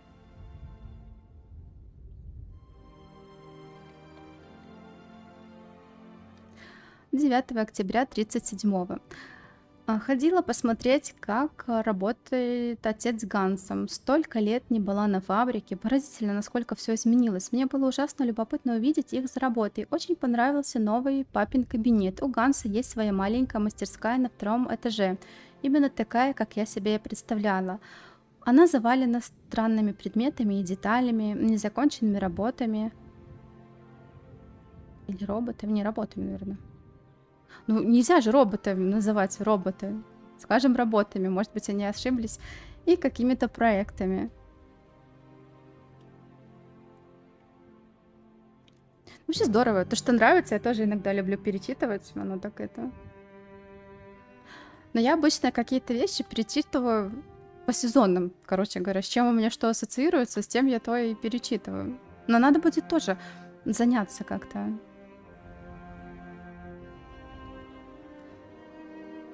Так, 15 октября 1937 года. Дела на фабрике идут полным ходом. В преддверии Рождества заказы на игрушки поступают нескончаемым потоком.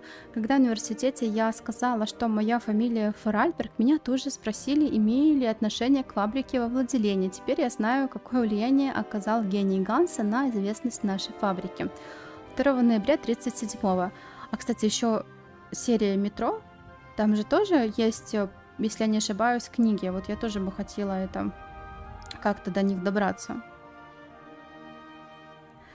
А чтобы от меня была польза, я взяла на фабрике и дома очень сильно отличается. В своей мастерской он серьезен, собран, занятый молодой человек, внимательно наблюдающий за происходящим, без движений и решений. Со стороны может показаться, что каждая игрушка не меньше, чем его собственный ребенок. Дома он вновь превращается в ребенка.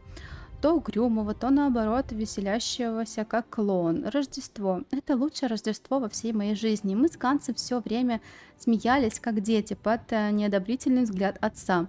Но я-то знаю, что на самом деле папа только притворялся. Наши сердца полны надежд. 5 января 1938.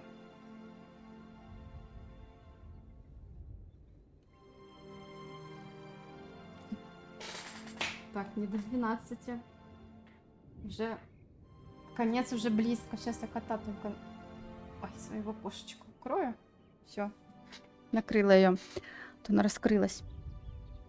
5 января 1938. Прошлым вечером Ганс зашел проведать меня в мою спальню. Мне было очень неловко, ужасно не по себе. Мне кажется, я догадалась, Ганс хочет уехать, покинуть Владилену и дом, и фабрику. Он собирается путешествовать, при этом даже не зная еще куда и надолго ли отправиться. Это так на него похоже. Я была настолько шокирована, что сказала, что его планы просто идиотские. Ганс опустил голову и молча вышел из комнаты. У нас уже начинается все, драма пойдет сейчас в дневнике. 7 января 1938. Мне показалось, что он решил уехать из-за отца. Ничего подобного, снова все из-за мамонтов. Он хочет отправиться на поиски мамонтов. Мне кажется, что он уже освободился от этой навязчивой идеи. Я хорошо знаю своего брата и даже не стану говорить ему о безнадежности его затеи. Бесполезно. Все равно меня не послушает. 10 января 1938. Я поняла, что была такой эгоистичной в тот вечер. Я решила вернуться к этому разговору и мягко спросить Ганса, уверен ли он в своей затее. Ответ мне ясен был заранее. Ничего не заставит его изменить свое решение. 19 января 1938. Несмотря на глубокую печаль и отчаяние, я должна помочь Гансу достичь выбранной цели и подготовить отца к этой новости. Я опасаюсь худшего. Январь 1938. Все оказалось даже хуже, чем я представляла. Папин гнев был ужасен. Он запер Ганса в своей мастерской и запретил кому бы то ни было к нему входить, за исключением Гертруды, приносящей ему еды. Февраль 1938. Отец решил, что Ганс должен оставаться взаперти до тех пор, пока не откажется от своей ребяческой затеи. Гертруда говорит, что Ганс очень подавлен, но все равно настроен решительно. Я схожу с ума от беспокойства. Февраль 1938. Всякий раз, как Гертруда возвращается с фабрики, я стремлюсь узнать от нее новости о брате, и всякий раз она с болью отвечает, что он молчит и только крутит в руках какие-то детали и кусочки. В отчаянии я пытаюсь поговорить с отцом, но поняла, что только напрасно трачу время. 9 февраля 1938. Гертруда тайно принесла мне от Ганса маленькую механическую игрушку. Она изображала нас с ним в детстве. В нее был встроен маленький валик, испещренный крохотными отверстиями. Поворачивая ключ, я почувствовала, что вся дрожу от волнения. Сообщение было простым. Он говорил, что любит меня, очень-очень любит. 21 февраля 1938 Гертруда принесла еще один валик для моей игрушки. Ганс невероятный человек. Он смог найти способ связаться со мной, сохранив эту связь в абсолютном секрете. 27 февраля 1938 Мои дни проходят в непрерывном ожидании сообщения от Ганса. Он решился бежать. Теперь он готовит свой побег. Словно это игра. 6 марта 38-го. У нас уже 17 страница, конец уже близко. А4. Так, ну хорошо, что они, знаете, не формата там А2, А1 еще, не дай бог, здоровые вот эти такие чертежи. А Гертруда вернулась сама не своя. Ганс исчез. Отец даже не снизошел до того, чтобы спуститься в мастерскую, где он запер своего сына, и посмотреть, как ему это удалось. Он лишь обжег меня тяжелым взглядом, словно догадывался о том, что мы что-то затевали за его спиной. 7 марта 38-го. Мне становится все тяжелее без Ганса. Я так без него скучаю. Господи, пожалуйста, защити моего братишку. Присмотри за ним вместо меня. 11 марта 38-го. С тех пор, как Ганс уехал, отец круглосуточно пропадает на фабрике. Наш дом стал таким угрюмым. 12 марта 38-го. Сегодня утром я застала отца в гостиной за установкой гроба на подставку. Я почувствовала, как кровь стынет у меня в жилах. Да что же он делает? Ответом на мой вопрос было только молчание и потемневшее лицо отца. 13 марта 38-го. Гостиная с задернутыми занавесками, с гробом, окруженным огромными свечами, стала похожей на настоящий траурный зал. 14 марта 38-го. Как страшно. Я наконец поняла, что отец затеял. Утром приходил священник, чтобы молиться перед гробом, и я все поняла. Отец надел траур. Траур по Гансу. Папа заставил священника верить в то, что его сын погиб. Как он мог? 16 марта 38-го. В своем безумии от случившегося горя отец стал еще более холодным и расчетливым. Он связался со своим старым другом, доктором Шмолем, который написал настоящее свидетельство о смерти, даже не увидев тело. Даже вообразить не могу, какую историю он сочинил. 17 марта 38-го. Похороны Ганса намечены на следующее воскресенье. Отец строго запретил мне на них присутствовать. Я начала заболевать от этого отвратительного маскарада. Но я не имею права раскрыть отцовскую уловку, потому что тем самым покажу всем его безумие. Позор убьет его, это точно. 23 марта 38-го. Мне нужно уехать далеко. Чем дальше, тем лучше. 23 апреля 38-го. Это последнее сообщение, ребята. Нет, я не уеду. Я долго размышляла и поняла, моя жизнь здесь, рядом с отцом. Он очень нуждается во мне. И фабрика тоже, потому что отец сейчас не может управлять ей. Кроме того, я могу чувствовать себя спокойно только в окружении работ, созданных Гансом. И как я смогу узнать, что он прислал мне что-то новое, если сама буду вдалеке от дома? Нет, я не уеду. Мое предназначение оставаться здесь и наблюдать. Но на самом деле очень-очень-очень трагично. То есть и у отца, и в этой всей ситуации, мне кажется, относительно проще всего Гансу, потому что он уехал, он делает то, что ему нравится, по сути. А как бы все остальные, уже так.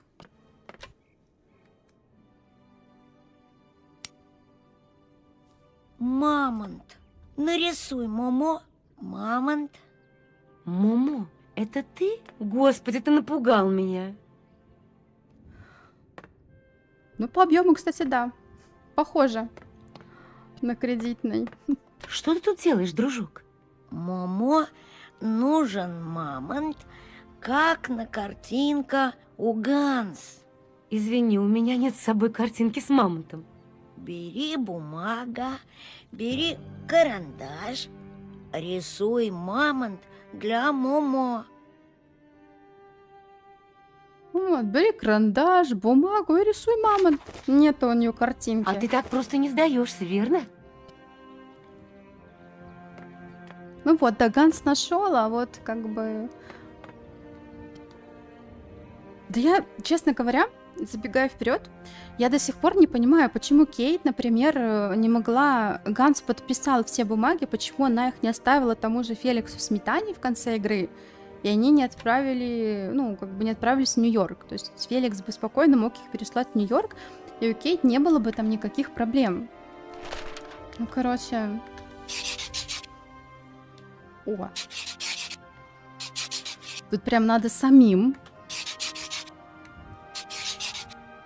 Все. Так, а там же у нас ничего не было. Видите, художники мы с вами. Не, ничего не было.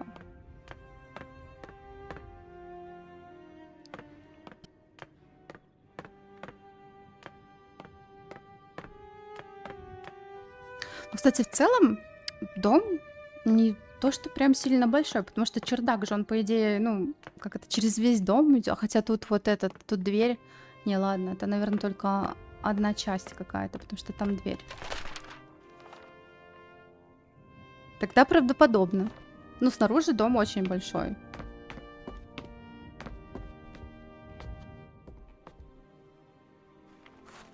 Спасибо. Момо рад. Теперь иди за Момо. У Момо есть секрет.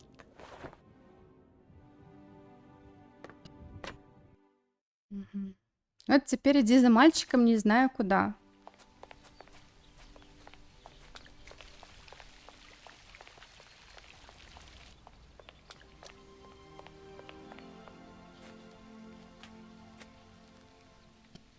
Ну да, он аж прыгал.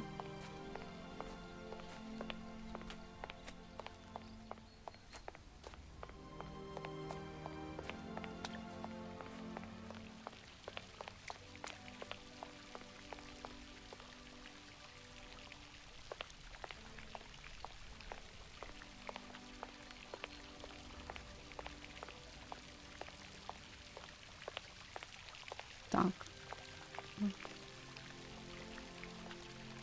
Звук воды, вот это фонтана. Прикольно. Успокаивает. Кстати, мы когда по лужам бежим, ну, не по всем, наверное, по особо глубоким, всплеска нету, но слышно, как она по луже так шлеп-шлеп. Так, мышку. Я мышку не убрала, она тут нам мешает. Сейчас я ее, опс, так, в уголок. Угу. Так, ну я бегом. Но пока меня игра радует в целом. Я очень надеюсь, что второй ремастер тоже будет и прям, ну, не заставит слишком прям долго ждать. Хотя, кстати, с другой стороны, нам же намекали и на продолжение после What the World Before. Это получается у нас 5-я часть. То есть что будет там, тоже интересно. Найдет ли Кейт свою бабушку?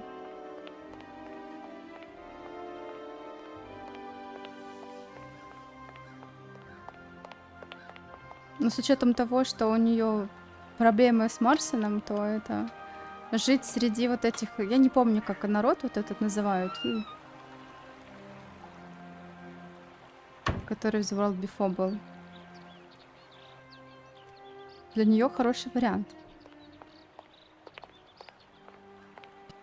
О, вот это, кстати, место мне нравилось, вот сама проходка, то есть вот этот вот лес. Да, вот эту штуку я помню. И мне кажется, что ее прям, ну, взяли, надо посмотреть будет вот с исходника, грубо говоря, просто немножечко как-то обновили чуть-чуть. Не знаю, мне кажется, прям очень похоже, надо вот будет посмотреть.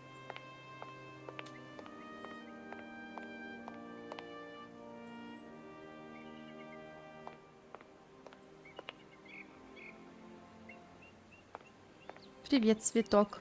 Надеюсь, ударение так поставила. Приятного просмотра. Нет, ну домики не пряничные, они ж из металла, камня.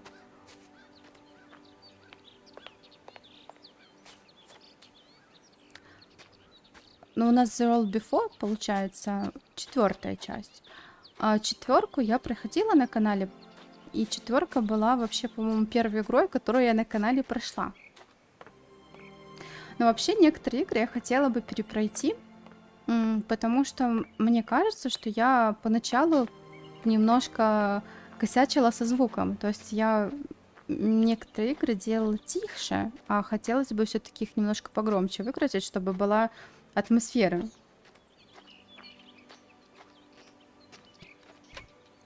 О, весло. Угу.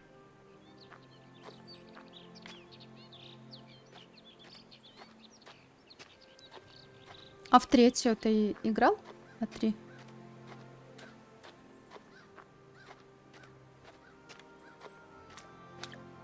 Так. Где Момо? А, вот он. Он слился с пейзажем. Я его не нашла. Ничего себе небольшая прогулочка. Правда, здесь и впрямь неплохо. Спасибо тебе, мамо. Момо здесь часто ходи. Момо нравится делать брызги.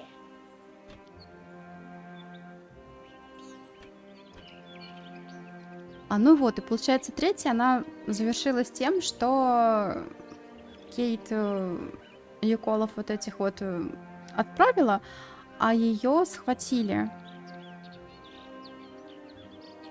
Вот. И четвертая часть, она вот с этого момента, короче говоря, и начинается. Ну, как бы с ее, там, то, что с ней стало, я спойлерить сильно не буду. Но четверка мне понравилась.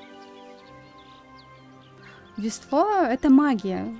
У нее магический кармашек. Точно так же, как с этой монтировкой и ключом. Скажи, от мамо, этого. ты и в самом деле думаешь, что брат Анны до сих пор жив? Анна Как говорит, его? От фабрики, Ганс вот. уехал, но Ганс может вернуться. Странный ты мальчик, мамо. Я начинаю понимать, почему Анна любила тебя. Момо похож на Ганс. Момо рад. Ну, по сути, да, Анна просто видела Ганса в Момо. Вот и заботилась о нем. Ну и в четверке очень красиво. Мне понравилось. Прям пейзажи, локации, они такие красивые. Плюс какие-то элементы интерфейса, они тоже так хорошо сделаны. Это, наверное, здорово жить в городе, полном автоматов. Автоматы делает Ганс. Сложная работа. Когда Момо будет большой, Момо будет работать как Ганс. Момо будет дружить автоматы. Ну, тут как бы Ганса папа обучал. Ну, Анна-то, может быть, Момо что-то показывала, но он еще маленький, и она явно ему там все не успела передать Скажи, свои знания. мамо, а ты приходил сюда с Анной? Угу. Анна любит Момо. Анна любит Ганс. Анна уехать. Да, магический кармашек. Неудобно. Все сложила, и все, ничего нет. Зачем ты меня сюда привел? Кукла Мамонт в пещера.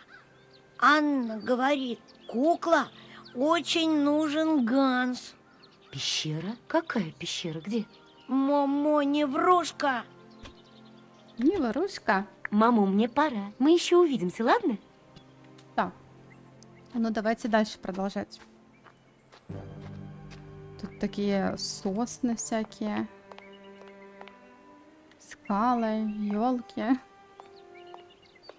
Прикольно. Очень атмосферненько. Ага, и тут деревяшка. Хорошо прорисовали.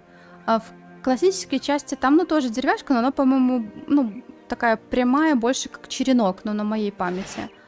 А тут именно показано, что просто ветка.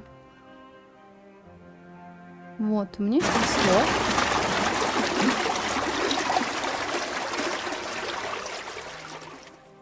А ребята, этот момент они изменили, потому что это весло нам достал Момо, вы помните, в классической версии? И тогда еще получается, возможно, это был момент, знаете, типа с эксплуатацией, не знаю, детского труда или что, может, поэтому они его убрали.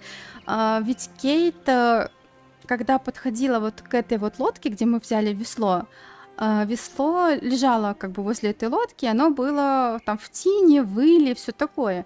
И когда мы пытались взять, то Кейт говорила: фу, это весло все грязное и мокрое, фу, типа. Потом я подошла к Момо, это в классике было, попросила помощи, что Момо, там, помоги, пожалуйста, возьми весло и помоги вот этот шлюз открыть. И Момо такой: да, Момо сильный, Момо сейчас поможет. И вот он убрал вот это весло. И я помню, мы еще ржали с того, что как бы Кейт не захотела ручки морать, а Момо пошел. И вот это, видимо, они вырезали. Наверное, потому что как бы, типа, с моральных и каких-то, не знаю, соображений. Ну иначе почему? Если и до этого вот все было по памяти. То есть все квесты, какие-то вот эти искалки, все было. Ну, единственное, что либо они еще, может быть, какие-то квесты там упростили, скажем так. О, фантастические твари, я бы себе хотела такую сумку. Было бы удобно кошку перевозить. То есть там я все обустроил, ее засунул в этот чемодан, и классно было бы. Жаль, что такой сумочки нет. Ну, да, мне тоже кажется, я как-то, ну, во-первых, момент такой смешной сам по себе. Ну и в целом я как-то не особо люблю, когда что-то вырезают. Мне, кстати, нравится, ну, раньше, по крайней мере, нравилось, Дракула 3. По-моему, третья часть. Я взяла в Стиме, купила эту игру, попробовала пройти, и там просто, я не знаю, процентов, наверное, 20 игры, на моей памяти, если не больше, повырезали. Короче, все прикольно вырезали, но это вообще какой-то ужас. Я даже на канал, ну, не стала проходить на канале эту игру. То есть только если качать где-то, я не знаю.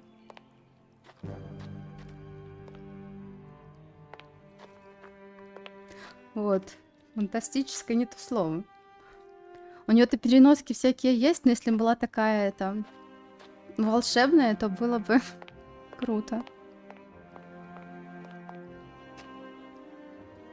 Я просто кошку еще, ну, бывает, укачивает. Я тут уже всякие... по-моему, в классической не наверху был мамонт был.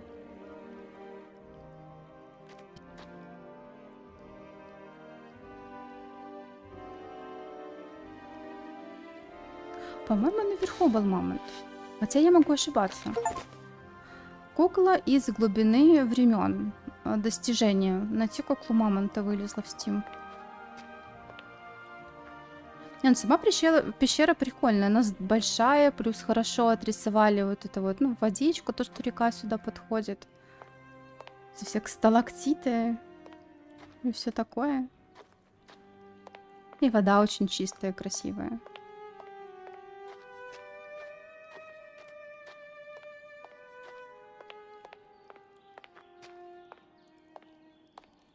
Так, ну, поддадим газку.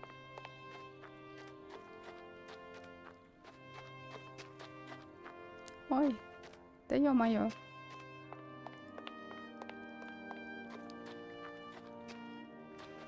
Ну, кстати, я в Телеграме же делала опрос вчера по поводу того, мы угадывали стоимость игры. Ну, я, честно говоря, думала, что она будет там чуть дороже, в районе, не знаю, там, ну, $18, скажем так, плюс. Вот. Это кто? Наверное, это Оливия или мама? О, трубка. Алло? Кейт, это ты? Да, ты думала, кто? Я тебя сразу не узнала. Телефон голос искажает. Ну, давай выкладывай. Как там Европа? Везет же некоторым. Меня в такие командировки ни разу не отправляли. Ну, пока что из всей Европы я видела только этот городок, и не скажу, чтобы была в восторге, так что не завидуй. Дело осложнилось. Тут наследник вдруг объявился, и я его ищу.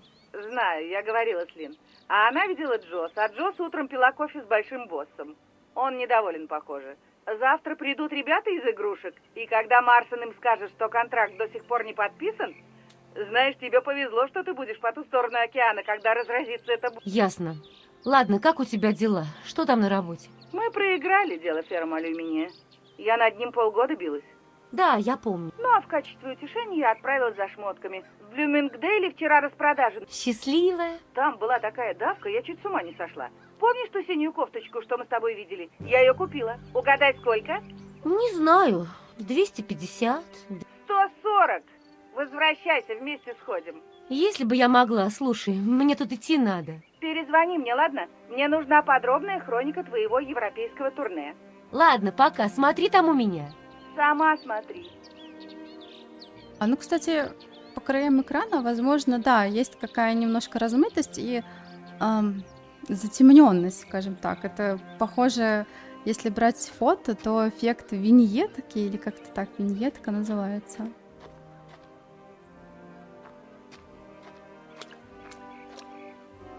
Ничего себе. Это 40 тысяч до нашей эры. Как бы цифры понятны, но в голове все равно не укладывается. Ага, а Момо у нас уже куда-то ушел. Ну ладно. Ну, значит, мы с вами в любом случае выяснили. Первую, вот тут вот лежало весло, мы как-то подходили, оно вот в воде лежало в классике. Мы нашли первое отличие. Классической части вот от ремастера.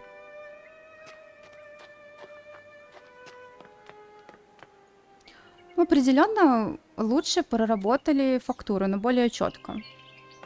Тут видно, что прям распил вот этих вот деревьев. Как будто просто взяли вот так вот ствол и распилили.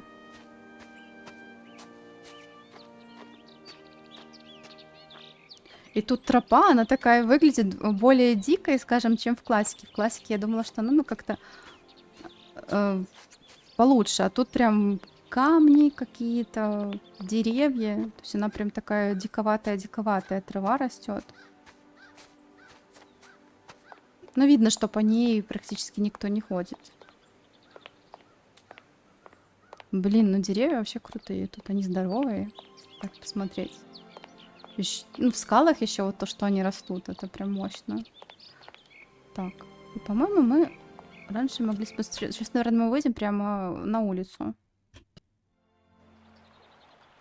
А, хорошо, отправляй.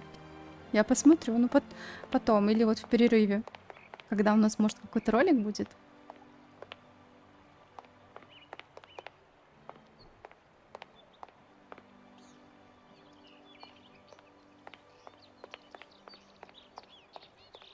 Но мои, наверное, самая любимая локация — это Владилена и Источники. Вот последние уже.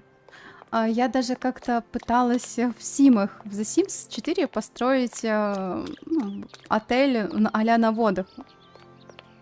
Но это давно было, то есть я там для себя чисто его строила.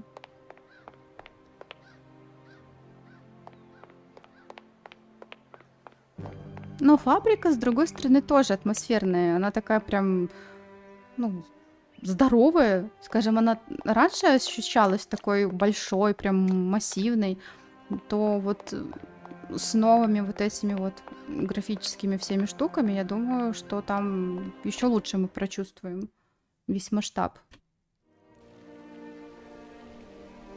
Ну вот да, на самом деле все. Это я согласна. Университет тоже очень необычный, даже вот внутри. Там какой-то то ли мрамор вот этот темный, такой массивный. Так, стоп, а что-то я... Получается как? Ага, нам нужно, наверное, сейчас сходить на фабрику, мне кажется. Как раз это будет логично. А, я не туда пошла немножко. Но здесь вроде бы можно уже сделать вот эту вот штуку. Не знаю, это батарея какая-то или что. То есть мы ее, по идее, можем передвинуть. Надо только найти пульт управления. Ну, по-моему... А вот, да, он раньше тут был. Вот. Да, вот эти вот... Хваталки, тиски там, я не знаю, они сейчас хватит. А скорость-то большая у них. Там, не дай бог, на пути попасться, это можно без головы остаться. Они же еще металлические.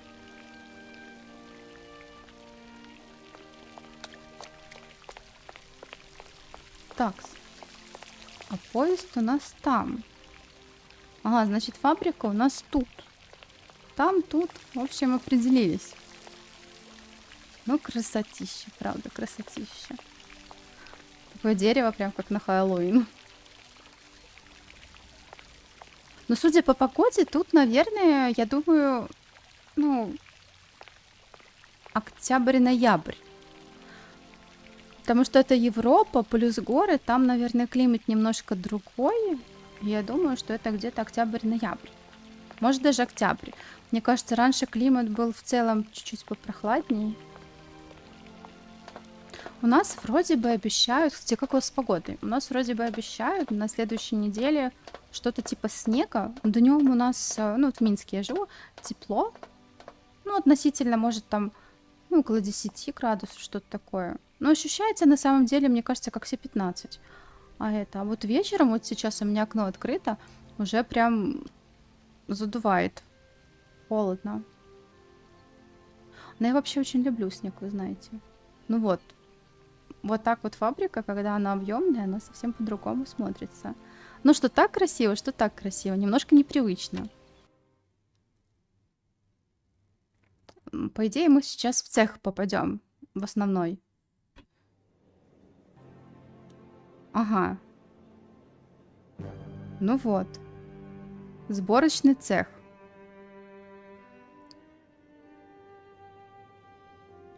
Ой, я помню, когда маленькая была, играла, и Оскара увидела вот это подвешенного на этих всех там цепях, крюках. Мне так страшно было. Ну, как-то жутко.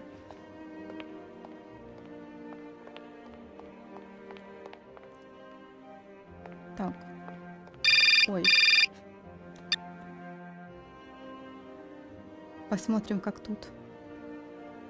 Алло? Кейт, что с тобой случилось, зайчик? Я тебе уже 3 часа дозвониться не могу. Я в Европе, мам. Работа. В Европе? Господи! Слушай, у меня такие волшебные воспоминания о Европе. Между прочим, некоторые связаны с твоим отцом, ну да бог с ним. Скажи мне, где ты? Париж, Лондон, Венеция? Мама, это надолго. Елена, я понимаю, немного выбивается из списка. А что тебе там понадобилось? Дела, мам. Мне нужно оформить продажу старой фабрики. Здесь довольно мило, но возникла парочка проблем. Извини, я не могу сейчас подробно рассказывать. Все ясно. У твоей старой матери не хватит мозгов, чтобы тебя понять. Боже мой, иногда ты так похожа на отца. Мама! Кстати, Кейт, угадай, кого я вчера видела. Мам, у меня нет времени, понимаешь? Фрэнка. Мам, ну, пожалуйста, мне нужно... Фрэнка Малковича, русского певца, представляешь? Ты его, наверное, не помнишь. А раньше он был знаменитостью. Слушай, мам, извини, но у меня правда нет времени. Я перезвоню. Он совсем не изменился. Все такой же очаровательный. Мы были у... Мам, мне пора идти. Я перезвоню, честное слово. Целую. Кейт. Я с этого сделаю шорты, маме отправлю. Потому что, я не знаю, у меня прям классика. Я бывает говорю, там, мама, ну все, ладно, давай, я там бежать, там, не знаю, видео записывать или там какие-то дела делать, я потом там, ну, освобожусь, наберу, хорошо, да. Ой, а знаешь, что еще? Говорю, мам, хорошо, ладно, я побежала. Еще, это так, еще вот то. Короче говоря, это классика. Я точно.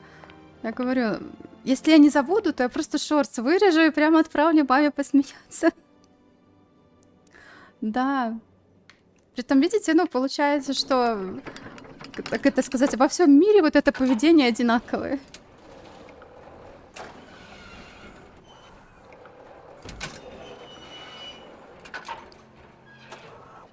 Да, вот я помню, что вот этот маленький автоматон, он вот эту заряжал, я не знаю, ну, как-то батарея какая-то непонятная.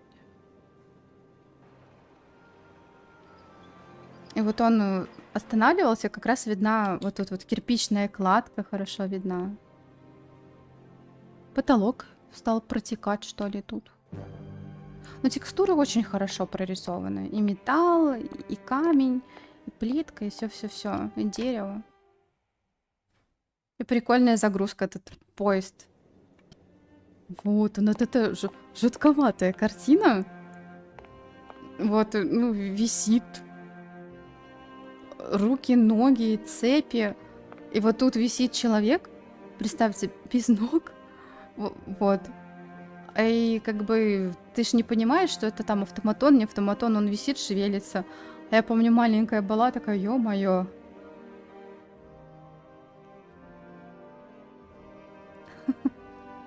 Ну, кстати, что-то есть. Эти гуманоиды-погрузчики, они тоже как-то это пугают в какой-то степени. Вроде тут ничего нет, кроме Оскара. Угу. Нам надо его спустить. Понятно. Ну, там какие-то тоже цепи, кандалы, не знаю, висели на вот возле окошка. Ух, жуткий цех. Веревки. О, благодарю. Странный Я автомат. ощущаю некоторый Достижение. дискомфорт от необходимости разговаривать с вами в таком виде. Я несколько не завершен. Видите ли, ни у кого не нашлось времени, чтобы закончить работу. Да, сегодня искусство качественной сборки утрачено навсегда. Да, пожалуй. С кем я имею честь беседовать? Не могли бы вы громко и отчетливо произнести свое имя? Меня зовут Кейт. Кейт Уолкер. Позвольте представиться. Я модель XZ2000. В обиходе Оскар. Я вершина технической мысли среди изделий данной фабрики. Мое предназначение – вождение поезда. Это несколько грязная, но крайне важная работа. Ну, кстати, я согласна, что вайбы какие-то есть. С одной стороны, вроде, да, вот писали сегодня в чате, что такие пряничные там домики, плавные вот эти линии все, там цветочки, все такое, но с другой стороны, такие какие-то брутальные моменты, то есть эти станки, металл, сами здания, они такие высокие, большие, монументальные, то есть оно так все переплетается. Но я говорю, вот это уникально, особенно раньше, это просто так, ну, задача. Ты не знаешь, где может находиться документация фабрики? Не могу дать точного ответа. Поищите в кабинете Анны Форальберг над машинным залом. Так. Глупо звучит, но ты, похоже, единственный, кто может мне помочь. Мне это кажется весьма сомнительным, Кейт Уолкер. Почему? На что я годен без своих конечностей? Позвольте спросить. Ну, он прав. Так-то сомнительно. Скажи, а имя Ганс Форальберг тебе что-нибудь говорит? Конечно, он меня сконструировал. К сожалению, я пока не имел чести познакомиться со своим создателем. Не знаешь, где он может быть? Нет, Кейт Уолкер, но я уверен, что, увидев его, испытаю интенсивное удовольствие метафизического характера. Он сказал, конечно, я тоже иногда так говорю, о, значит, откуда с детства нахваталась. Ты сказал, что ты машинист. А какой поезд ты водишь? Как, Кейт Уолкер? Разве вы не видели великолепный поезд, который стоит на станции? А куда идет этот поезд, мистер Оскар? Далеко. Очень-очень далеко. А ты берешь пассажиров? Мой долг управлять поездом. И прежде всего избегать задержек. Пунктуальность для машиниста – дело чести. Впрочем, я согласен с вами, Кейт Уолкер. Поезд без пассажиров – это не поезд. Ты не ответил на мой вопрос. Если вам нужны более подробные сведения, обратитесь к Анне Форальберг. Ну, кстати, я согласна, что да, здешние неписи это такое себе. То есть мы, ну, из дневников письменных вот этих источников больше узнали, чем... А Оскар-то, да, он такой персонаж очень колоритный, интересный. Ты очень характерный. странный робот. Автомат, с вашего позволения. Прости, я не хотела тебя обидеть. Знаете ли, у всех автоматов есть особый блок – душа. Кажется, я поняла. Грузовой поезд, да. Но ведь тут-то как бы с пассажирами, у них же и вагоны, там все такое предусмотрено. А давно ты в последний раз видел Анну Форальберг? 72 часа, 32 минуты и 20 секунд назад, если быть точным. Ее отсутствие является причиной досадной задержки в моей сборке. Анна Форальберг мертва, мистер Оскар. Что вы понимаете под термином «мертва», Кейт Уолкер? Сломана, деактивирована, износился механизм, отключен источник питания. О, это весьма прискорбно. Я рассчитывал, что моя сборка будет завершена. Могу я чем-нибудь тебе помочь? Несомненно, мне абсолютно необходимы ноги. Мои руки модели XZ2003. Ноги модели XZ2005B. Прошу быть внимательнее. Модель XZ2005A обладает рядом прискорбных недостатков конструкции. Баги? У автоматов нет багов, Кейт Уолкер, только функциональные идиосинкразии. Прошу прощения, я не знала. А что нужно делать, чтобы ты получил пару ног? Необходимо собрать их на конвейере. Вам понадобится перфокарта с данными об устройстве моего механизма. Вот она. Хорошо, попробую ей воспользоваться. Благодарю вас, Кейт Уолкер. Ой, Сергей, согласна. Ну, кстати, вот в фильмах старых, Оскар, я была очень рада ну, тебя игры, увидеть. много Думаю, всего мы еще интересного встретимся. можно Бесспорно, Кейт Уолкер. для раздумий услышать. Так, ну, нам нужно сделать две вещи. Это пойти и осмотреть комнату, ну, кабинет Анны, и собрать Оскару ноги. Так, пока мы тут, я бы предложила, по-моему, нам нужно запустить вообще фабрику. Если я правильно помню, запускается она вот где-то тут.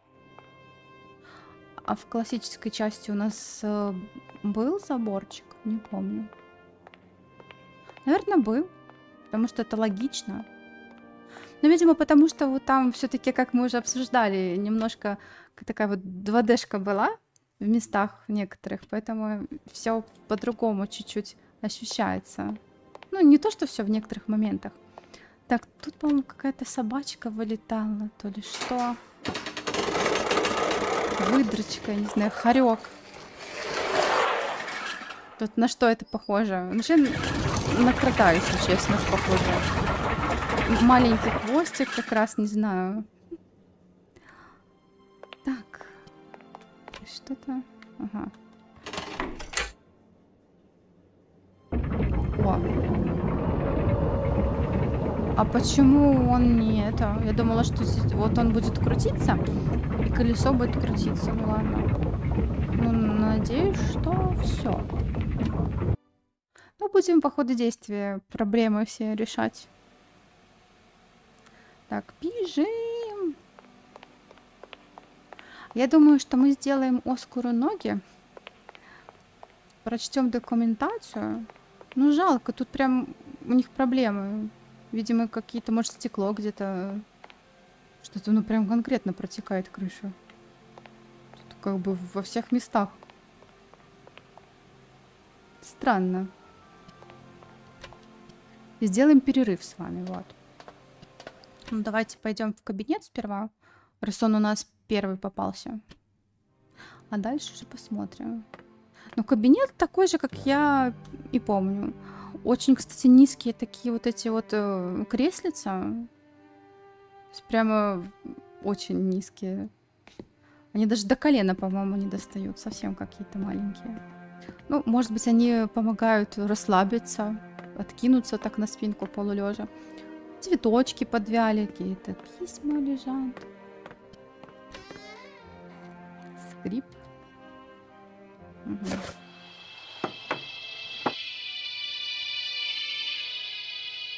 Вот, как раз вот эта штучка с валиком. Так, это просто музыка. Забытая мелодия. Найти музыкальный валик во владелении.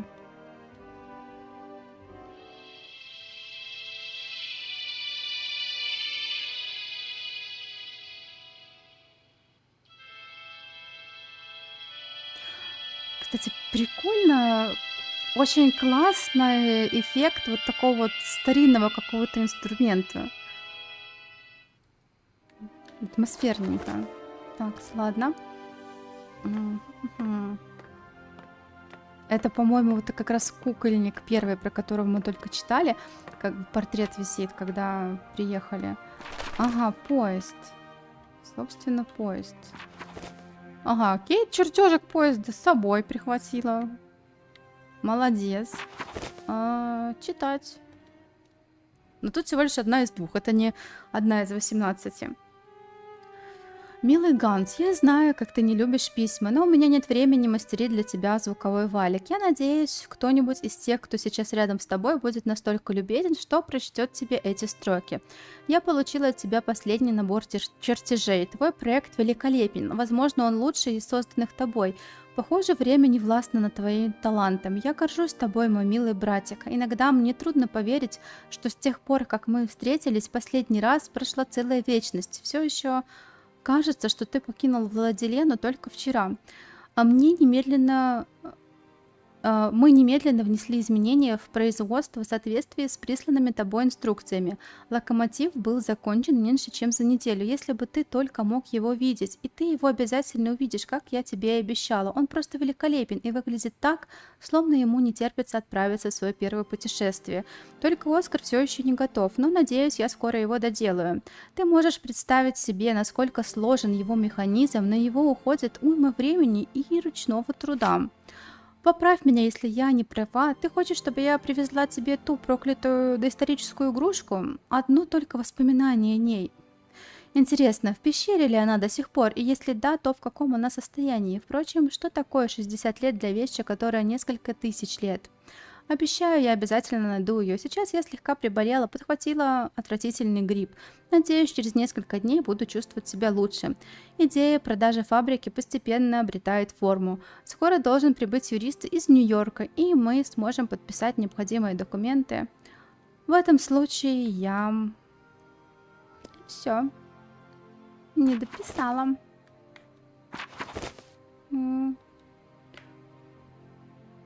Ассоциация судебных приставов. В скором времени вы получите от моей конторы ряд предупреждений, касающихся неустойки за неуплаченные счета, выставленные вам компанией Ля Колоб.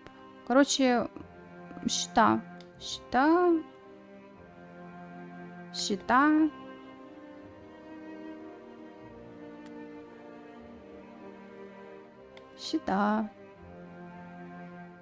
Да? Господи, счета, опять счета. Не думала, что у фабрики настолько плохи дела. Похоже, для Анны последние 2 года были не самыми удачными. Да, куколка уже все в нашем магическом кармашке. Мы ее прихватизировали, так сказать. Так, ну и теперь нужно найти, я так понимаю... на втором этаже должна же быть каморка Ганса. А вот это, получается, у нас каморка Ганса? Или это просто пульт управления? Угу, видите, как они... кстати, тут скала, что ли? Я что-то не помню этого. То есть у нас, получается, фабрика просто примыкает к куску скалы? Прикольно. Ну, вот это же скала, получается. Это же не стена. Прикольно. Ой, блин. Нажала не туда.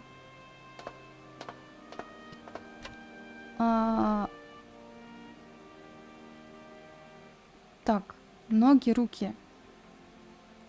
А нам нужна, я записала, модель X2 2005, подчеркивание B. А нам нога же нужна, да? Нога. XZ 2005B. А тут написано 341. 341. И какая-то древесина такая, ну, желтая, что ли. Ой. Так. Перфокарта нужна. Или как это ее назвать, я не знаю. Второе дыхание. Вновь запустить фабрику Форальберг. Достижение в Steam.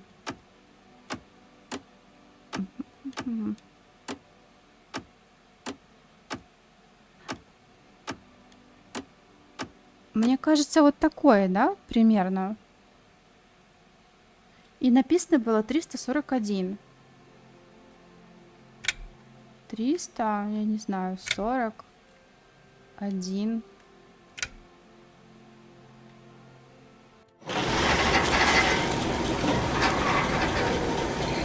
Так. Также в пещеру. Слушай, удобно, что одна сторона получается закрыта. Это неправильные ноги, Кей Уолкер.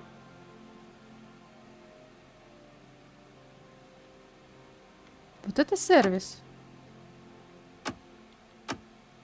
Ну хорошо, тогда вот такие, что ли, ноги?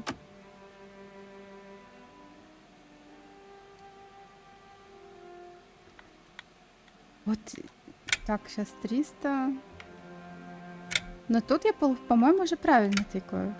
Может, просто цветом ошиблась. Но в детстве, ребята, нам надо было брать ноги, тащить их к Оскару.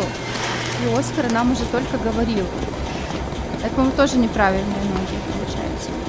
Надо еще раз Это делать. неправильные ноги, Кей Ты что ж ты Уолкер. будешь делать? Что тебе там не нравится-то, а? Ноги-то не нравятся. Так, что тут я не так делаю? Ну вот, он сказал XZ, 2005B. То есть вот такой вот желтенький. И тут написано X341.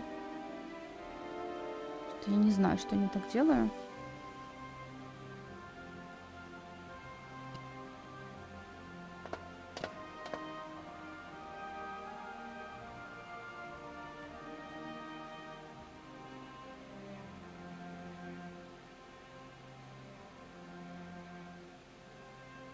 Ножки от стула, вот надо ему ножки от стула, точно.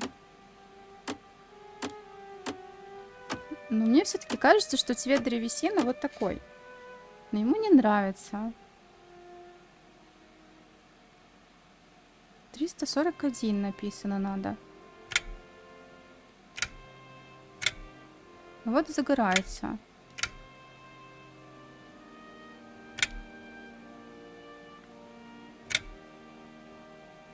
А ему все равно не нравится. Ну, все, наверное, не надо включать. Вот сейчас я все включила. Хорошо, а если я все включила, 341 выключу. Так, что я уже не помню, что тут делать. Наверное, это тоже не те. Просто в финальном ролике, по-моему, какая-то такая штука в экран прямо хватала. Это неправильные ноги, Сейчас Кей разница. Уолкер.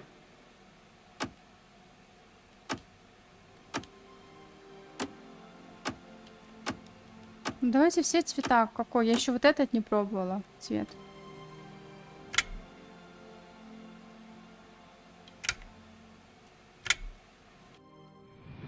О! Другой цвет. Это правильные ноги. И это, по-моему, старый ролик.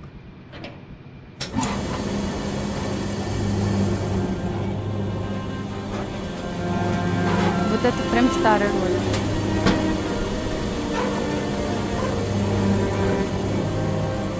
Что говорила, что вот это что?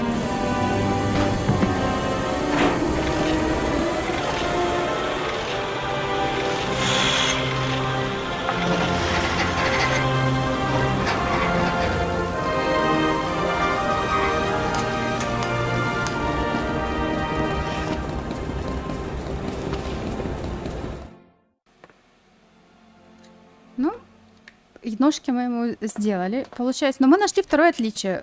В этой части нас решили сильно не мучить. И как раньше, мы прям бегали, спускались вниз, брали ноги, относили Оскару. Он капризничал, что я хочу другие ноги, это неверные ноги. А тут нас с вами избавили от этих мучений. Так, стоп, а как теперь ноги-то забрать? А ножки? Ну где? Но они же у нас не в инвентаре. Нам надо их забрать же, ножки, или нет? Так.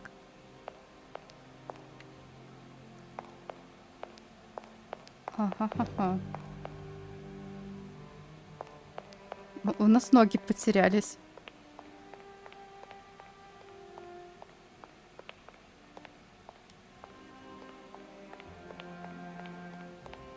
Или они автоматом нам упали? Ё-моё. Так.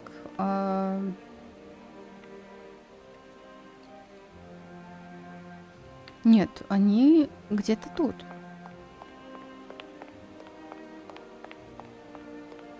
Я их только потеряла, ребята.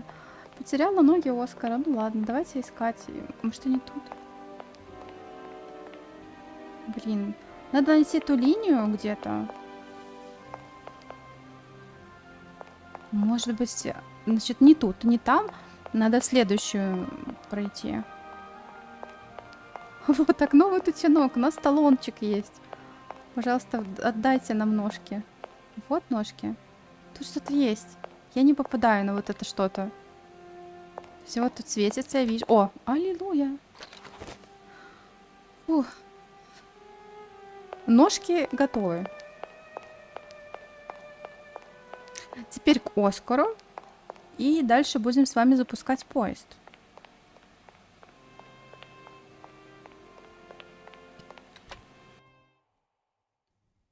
Ура! Я надеюсь, он будет как Момо скакать, которому мы рисунок сделали. А тут мы разобрались с чертежами и целые ноги сделали. Так-то, на минуточку. О. Вот твои ноги, Оскар. Надеюсь, они подойдут.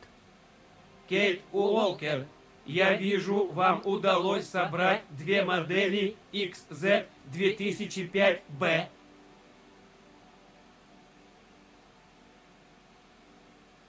У него зато удобно детали пристегиваются. Позвольте мне выразить вам искреннюю благодарность, Кейт Уолкер. Они правда тебе подходят? Весьма. Вы очень добры, Кейт Уолкер. Мне жаль вас покидать. Куда ты? Мне необходимо найти свой поезд. Скоро отправление. Все. Чао, какао. Ноги собрали и до свидули. Все. Ну ладно, давайте мы с вами тогда дойдем до поезда. А потом сделаем перерыв. Если тоже чайку заварю всякого. Окно закрою.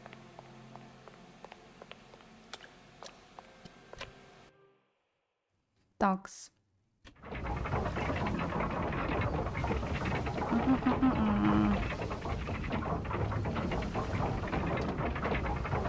И, по-моему, звуки поменялись. Слышно, что колесо запустилось. Одна правая, одна левая.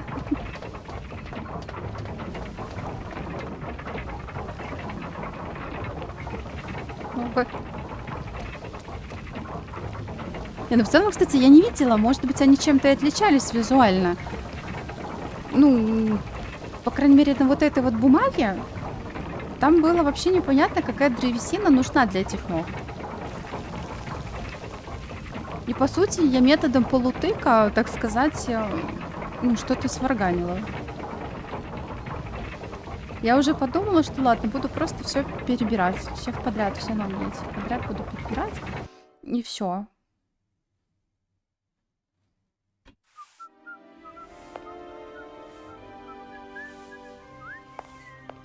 Кто-то тут насвистывает. Так. Так. Поезд. На поезд мы пока не можем, да, попасть с вами? Или можем, но через другую сторону, наверное. А стоп, что тут у нас? Ага. У нас, получается, мы можем либо самостоятельно... не можем. Так сказать, мы можем либо самостоятельно, либо быстрыми, так сказать, кнопочками, но нет.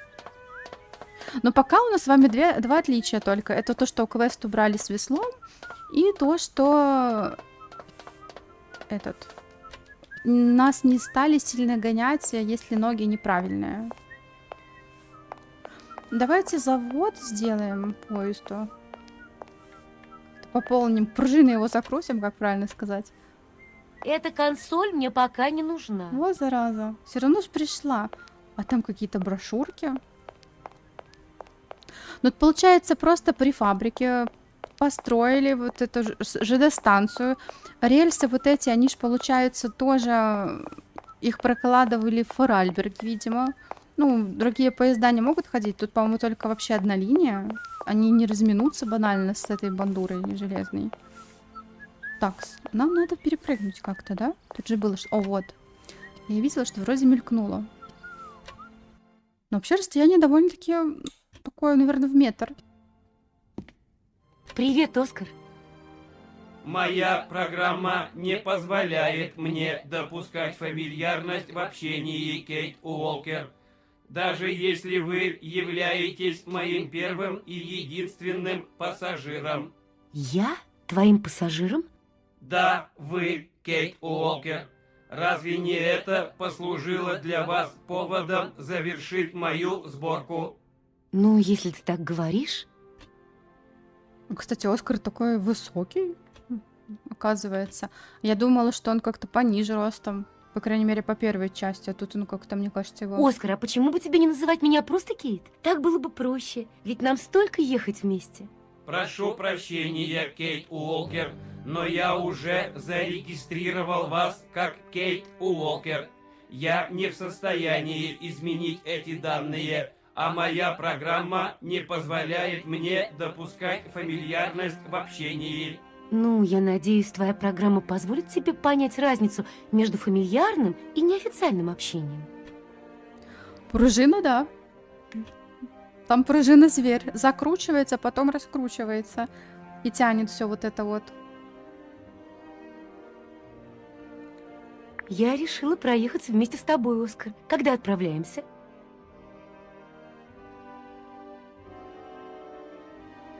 Билет? О чем ты? В правилах ясно указано, Кейт Уолкер. У каждого пассажира должен быть билет. Ну ладно. И где мне взять билет? Продавать билеты имеет право только кассир. Вам повезло. Касса сейчас открыта. Вам следует направиться туда как можно быстрее. Кассир. Ой, такс. Ну, поезд, наверное, пока нет смысла, по-моему, осматривать. Ну, давайте я краем глаза гляну просто. Ну, тут еще нету, да, у нас ничего. Тут должны быть всякие, ну, штучки. Вот этот вагон в целом, прям как я его помню. Вот тут, на самом деле, можно было бы, например, какой-то обеденный, знаете, столик поставить. Как раз можно было сидеть в окошко смотреть. Мне кажется, мебель тут, наверное, приколотили. Ну, стул, хотя я не знаю, но по идее надо приколачивать. В поездах же, наверное, приколочена мебель. Иначе чу-чу-чу-чу. И все раскидает вибрации вот от поезда. Санузел, но нет. Хотя было бы смешно, если бы Кейт в санузле там что-нибудь себе напевала.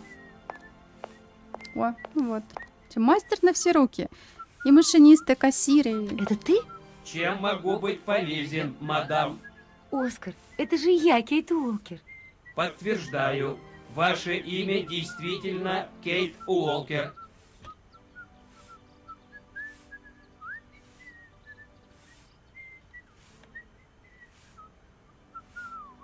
Ой, я, кстати, на стены внимания не обратила.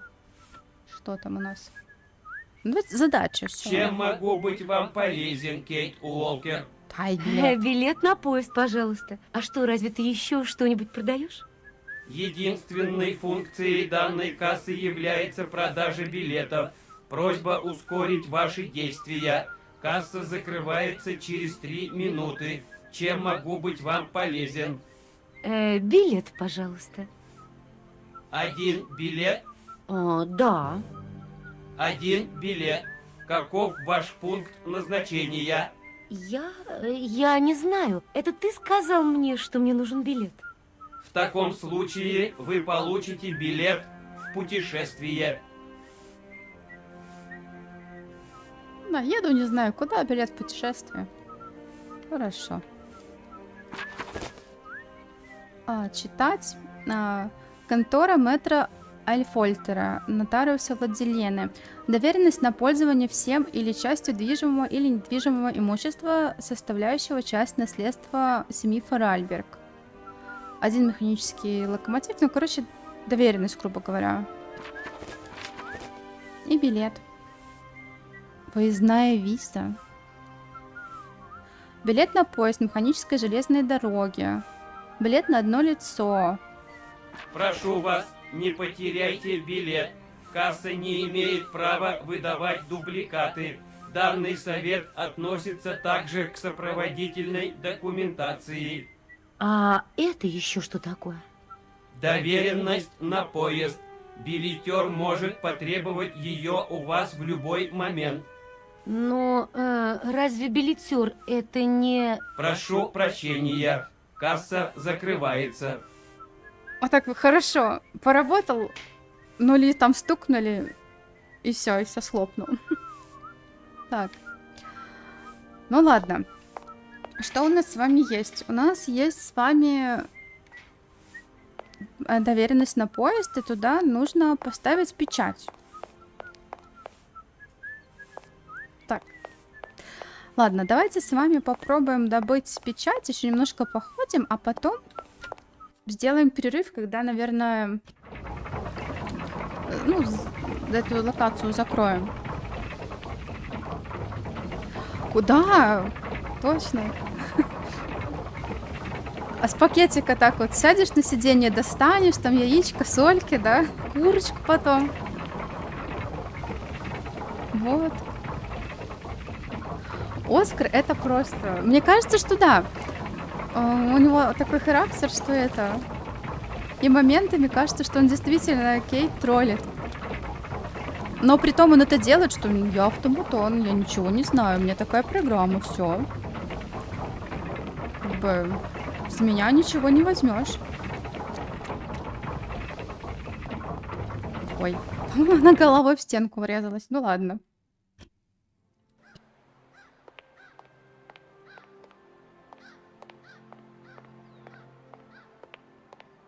Но Оскар, он раскрывается. Вот встречаем мы просто автоматона, а вот уже потом потихонечку. Мне кажется, в детстве я даже в конце второй части плакала. Не знаю, ну, там сильно спойлерить не буду, но момент, когда в конце там с Гансом, с Оскаром, прям мне так жалко было. Ой, я нотариусу пробежала. Это вторая часть. Но будем ждать. Мне кажется, вот если первая будет удачная, то вторую тоже выпустят. Нотариус, он что-нибудь нам скажет? Я уже не помню. Что-то он не хочет с нами. Ну ладно, я не буду с ним разговаривать. Нам просто нужна печать. Это я просто что-то разогналась и влетела в его кабинет. Я думаю, нам просто нужна печать, и потом на кладбище с вами пойдем. Прогуляемся с вами. Выездная виза. Ага. Так, колпачок. Положить чернилки. Вот они. И, наверное, вот так, да? Чпунь. Approved. Кстати, у нас, по-моему, без этого был approve. Я не помню. По-моему, там было написано approve. Надо будет посмотреть. По-моему, там уже стояла печать. Не помню. Блин. Ну ладно. Потом посмотрю. Надеюсь, не забуду. Все, теперь на кладбище. Честно говоря, мне кажется, все мы иногда немножко Кейт. Я сама бы с удовольствием куда-нибудь это. У меня просто еще так как-то получается, что, ну, наверное, года 2 подряд, когда там какой-то отпуск или длинные выходные, то я постоянно, ну, какие-то у меня дела есть, прям там такие важные, и я постоянно там куда-то или по делам там, или туда куда-то еду, что-то делаю, и, короче говоря, я вот уже сейчас чувствую, что у меня это уже куку начинается. Но у меня в этом, как это называется, в декабре вроде как неделька отпуска есть. И я прям очень надеюсь, что это будет, ну, отпуск. Что я просто буду лежать, ну, там, может, куда-то выйду, туда-сюда, ну, просто отдохну, короче говоря. Да даже банально, не знаю, там фильмы посмотрю, сериальчики, книжки почитаю. Плюс, может быть, снег будет, там елочку наряжу. Ну, как-то вот немножко, короче, отдохну. Самое главное, что мне не надо будет вот никакие дела, там, ничего разруливать, делать и все такое. О, а у нас тем временем скалы продолжаются. Ну, вообще красиво. Мне нравятся горы. Ну, в Беларуси гор у нас особо нету. Ну, холмы только если такие. Ну, бывает пониже, повыше, но... А по-моему, если бы мы пришли сюда в начале игры, то двери были бы закрыты. Кто это? Может, начальника? Начальника! Алло, Кейт, ну что, Мгм. как дела? у нас проблема, мистер Марсон. Какая проблема? Кейт, не молчите, в чем дело? Кажется, объявился наследник. Что? Ее младший брат Ганс. Похоже, он еще жив. Без его согласия сделку не оформить. Это еще что за новости? Откуда он взялся? И где он сейчас? Что говорит нотариус? Ничего не говорит. Ну, то есть, больше ничего. Понимаете, это очень странный городок. Тут все какое-то странное. Люди, вещи. Никто не хочет говорить со мной откровенно. Мне придется провести расследование. Кейт, игрушки по всему свету. Это один из наших самых важных клиентов. И мне плевать, как с вами говорят в этом чертовом городишке. Вы не вернетесь в Нью-Йорк, пока не оформите сделку. Понятно? Да, мистер Марсон, можете на меня рассчитывать. Я Все. Я О, понимаю. чёрт. Да, у нас, ну, в декабре у меня тоже, на самом деле, такая жара, скажем так, на работе тоже начинается. Но у меня просто вот эта неделька, она осталась, и я как бы, ну, давно договорилась, что как бы вот я в декабре ее беру. Вот. Я понимаю, что перед и после будет просто жопа полная, но как бы... Но на самом деле, вот отпуск я поняла, что лучше, конечно, брать на 2 недели. То есть за неделю ты не отдохнешь. То есть ты только вроде начинаешь расслабляться, и тут бац, все, пора уже выходить. Ну, как бы это, что есть, там то есть.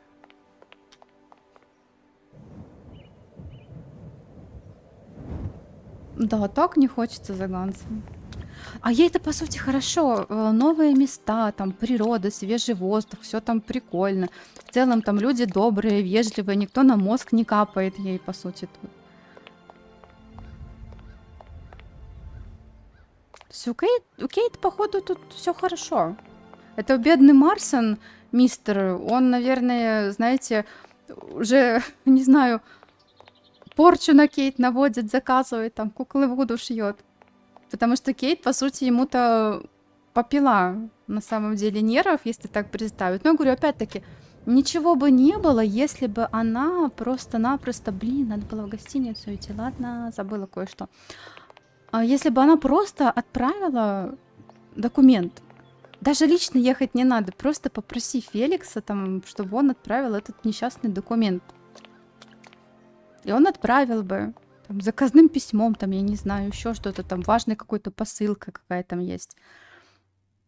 И не было бы вообще проблем. О, кстати, прикольно сделано. Такая дымка, свечи. У свечей вот этот вот, ну, дымок. Такой прям интересный, слушайте. Не в каждой игре так интересно его делают. Так плавненько, прям натурально. Наверное, запах там свечей, ладана, еще чего-то. Жалко, что еще потрескивание не сделали, было бы вообще просто шикарно. Но на самом деле странное немножко место. По идее, может быть, тут могли бы проводиться службы. Вот тут как алтарь какой-то, да, вот у нас идет. А здесь, ну, по идее, если были скамьи, ну, хотя, наверное, это такая, не знаю, как сказать, ну, не келья, но такой кабинет, наверное, этого священника. Ой, а что у нас тут такое? Что-то я не помню такого квестика.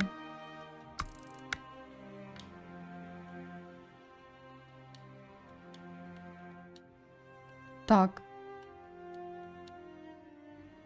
Это что-то новое? Может быть, это перфодиск вот так делается? Ну, как вот этот перфодиск. Интересно, ребят. Это что-то новое. Я не помню такой штуки.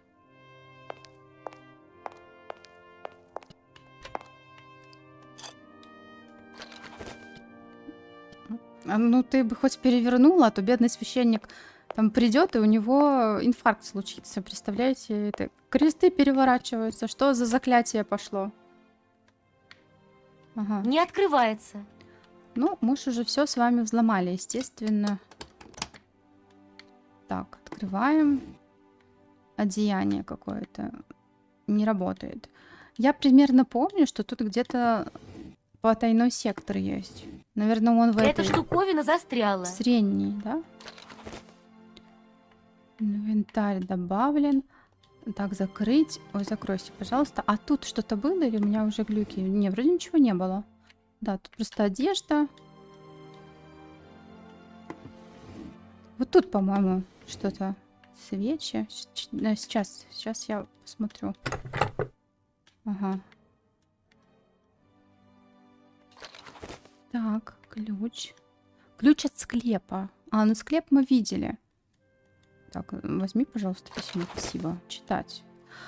Моему преемнику, приходскому священнику Владилены, воистину соблюдайте тайны исповеди. Наш священный долг и откровение, которое я хочу поделиться, предшествовали тягостные раздумья. Однажды в марте 1938 года в мою дверь постучал Рудольф Форальберг. В те времена я был молодым священником и благоговел перед этим человеком, самым влиятельным и достойным в нашем городе. В тот день шел дождь, и лицо месье Форальберга обрамлялось слипшиеся от воды волосами. Было исполнено глубочайшими внутренними страданиями. С каменным лицом, с глазами полными горя, месье Форальберг сообщил мне, что его сын Ганс погиб. Он хотел, чтобы я немедленно пошел с ним, дабы помолиться над телом погибшего. Войдя в затемненную гостиную их дома, я увидел стоящий в центре гроб Ганса, крышка которого была закрыта. Месье Форальберг сказал, что не хотел бы, чтобы кто-либо видел тело его сына. Ужасно исковерканный труп был обнаружен под обрывом. Предположительно, юноша поскользнулся и упал с высоты. Страшно ударился о землю. В свои 18 лет младший Форальберг не был хорошо развит. Я поверил его словам и провел похороны, совершив необходимые ритуалы отпевания и погребения. Мы похоронили Ганса Форальберга как подобает, достойно и торжественно. Жизнь человеческая в руках провидения, и я, несомненно, со времени позабыл бы этот трагический эпизод. Но несколько лет спустя, после кончины отца, с Анной Форальберг произошел несчастный случай на фабрике, едва не приведший к ее гибели. Такая близость смерти, похоже, прородила в ней желание исповедаться. Услышанное мною в тот день до сих пор не дает мне покоя. Она поведала мне, что тело его младшего брата нет в фамильной усыпальнице, потому что он все еще жив. Я отпевал пустой гроб. Я позволил отцу совершиться, сам участвуя в маскараде, устроенном Рудольфом Форальбергом, для того, чтобы излить слепую ненависть, которую он испытывал к своему сыну. Сын оставил его, и он чувствовал, что его предали. Человек, который предпочел считать своего сына умершим и заставил окружающих поверить в это вместо того, чтобы принять правду, позорно обманул меня. Каким бы священником я был тогда и каким священником я могу быть после этого, Бог мне судья. Но мой долг известить вас, что один из вашей паствы пропал без вести. Передаю эту ужасную тайну в ваши руки. Действуйте по собственному усмотрению, и направит вас Господь. Леон Бонар, священник. Ну, понятно. Понятно. Так, дальше надо посмотреть все. Ага. Раньше мы тут с вами брали перфокарты. Лиловую, там розовую, еще какую-то. А это, по-моему, обрывки, ребята. Мне кажется, я знаю, они немножко этот квест переделали. То есть, по идее, Не сюда похоже, что эта штука работает. мне надо разместить перфокарты, нет? Да. А, Не похоже, что эта штука все. работает. Я думала, что я сейчас выставлю, знаете, все отрезки вот эти вот, а потом я их соединю.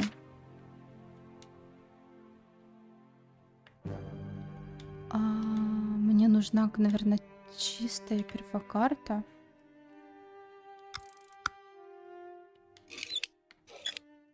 Так, надо, наверное, где-то добыть.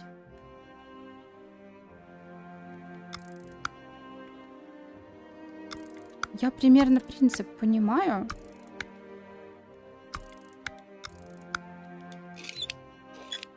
Но нужно, наверное, что-то сюда. Какую-нибудь штучку.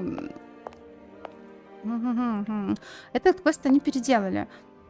Нам нужна какая-то бумага, которую мы можем использовать в качестве вот этой вот перфокарты. Так. Я посмотрю, если я сейчас тут ничего не найду, то я просто-напросто тогда отправлюсь в хлеб. Так, ну тут нет ничего. Я быстренько сейчас посмотрю. Странно, тут тоже вроде нет ничего, да? Я думала, что, возможно, есть чистая какая-то... какой-то лист, куда мы можем вот эту перфокарту нанести. Так. Не видно, ладно. Ну, погнали тогда, наверное. Я думаю, сюда надо вставить эту штуку. Или сюда куда-то. Ладно. Давайте с вами тогда сгоняем в склеп, а потом сходим в этот, как это называется, в гостиницу, а там, где был в склепе, да? Ну вот, тогда да, тогда я в склеп побежала. В гостиницу, где был Момо, потому что нам нужны шестеренки. Но в оригинале я помню, что у нас были перфокарты. Именно разного цвета, и мы их подбирали. Ну, как в оригинале, в классической части. Это тоже оригинал. Вот. Что это такое? Ну да ладно. Мне еще нравится вот этот вот эпизод, где там шляпу он снимает, плащ вот этот, так прям круто смотрится. А в склеп-то не получится, ребят. Он же должен нам спустить шляпу, куда мы, по-моему, ключ вставим. Так, ну ладно. Погнали тогда с вами в гостиницу. И потом еще раз будем смотреть. Может быть, я просто в этом механизме что-то там упустила? Ну, в этом механизме, я понимаю. Так. Будем смотреть. Ну, фабрика здоровая, конечно. Надо будет на обратном пути посмотреть вот эту вот скалу, в которую, как я уже сказала, что, похоже, он именно к скале примыкает, само здание главное. Сейчас посмотрим. Река такая. Так. Нам нужны шестеренки для начала. Кстати, а что если мы поднимемся наверх? Может быть, там есть еще какие-то бумаги, и там мы сможем взять заготовку для вот этой перфокарты? Вообще странно. Видите, они все-таки так вот, ну, немножко, но что-то меняют. Вот они. Вот они, эти шестеренки. Кстати, я тут недавно записывала серию по Нэнсюшке. Там, кто следит, «Проклятие замки Малой». И там тоже, вот в последнем видео, я... Ну, которое вы, наверное, еще не видели, я еще его не выкладывала. Надо будет обработать. Я тоже собирала шестеренки. И тут у нас получается.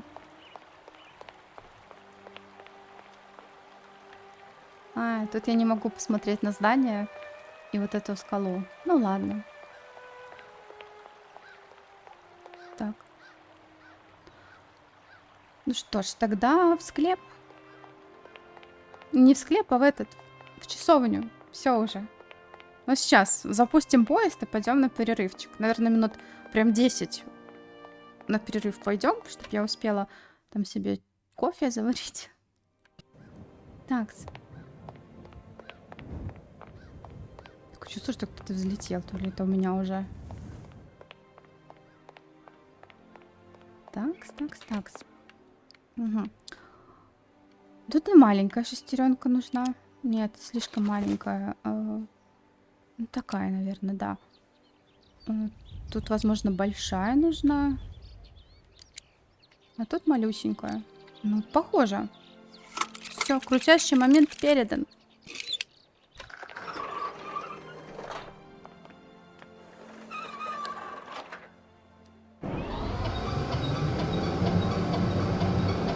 Еще тут вот как-то так изгибается. На самом деле опасно, да, механизм? И высокий довольно-таки.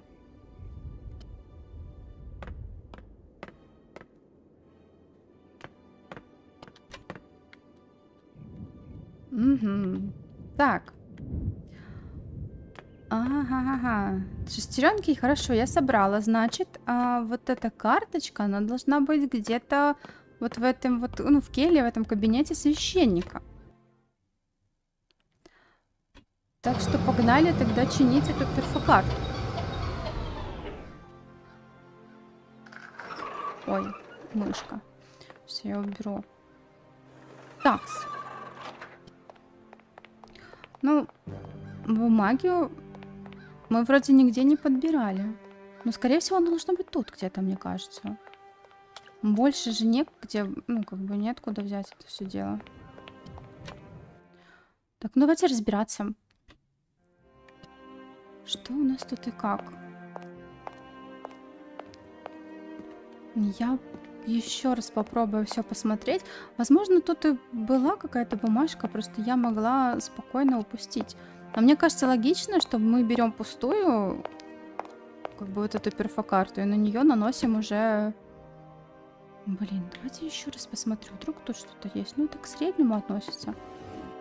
Сейчас последний раз все тут осмотрю, идем к столу и будем уже смотреть, что там и как. Так, не хотелось бы застопориться. Тут у нас что? Ну, тут вот это вот письмо, тут ничего такого нету. Очень такой, конечно, беспалевный секретный отсек. Вот тут была кусочек, а у нас сверху не было ничего. Ничего поднять нельзя. Так. Вот. Тоже вроде ничего нет такого. Ну, тогда к столу.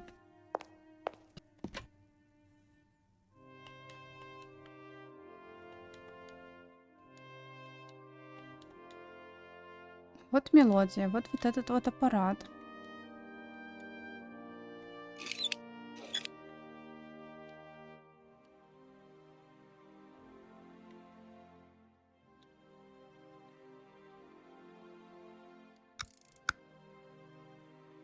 Вот этот я ручку нажму, он собьет. О, монетки.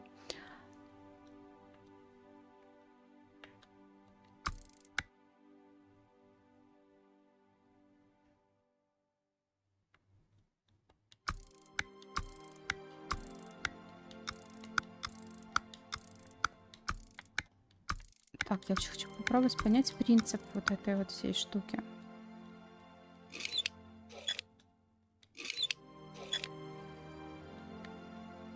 Ну, логично было бы сделать так. Словно... А если вот так, например, хорошо. Точка с запятой у нас идет. Точка, две точки. Вот эта штука и вот это. Если слева направо. Все, поняла. Так что зря я искала бумажку, ребята.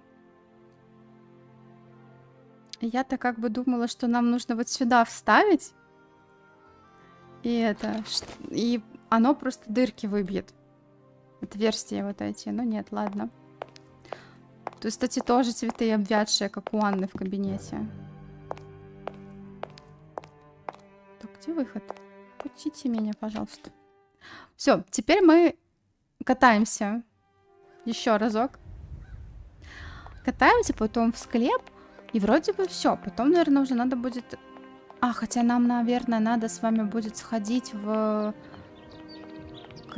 кабинет Анны, мне кажется, еще разок. а потом уже на поезд, а потом уже перерыв. Все.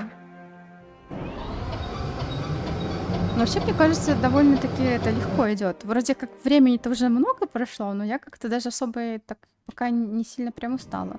Хотя мы и читали с вами столько много. Все. Так, где это? Вот она, перфокарта.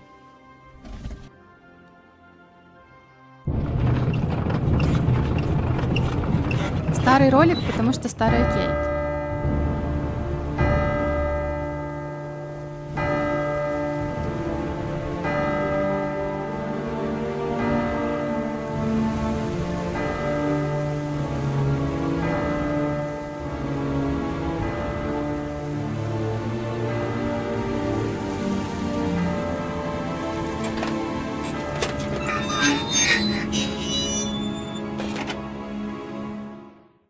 Вот, все, ключик у нас уже есть.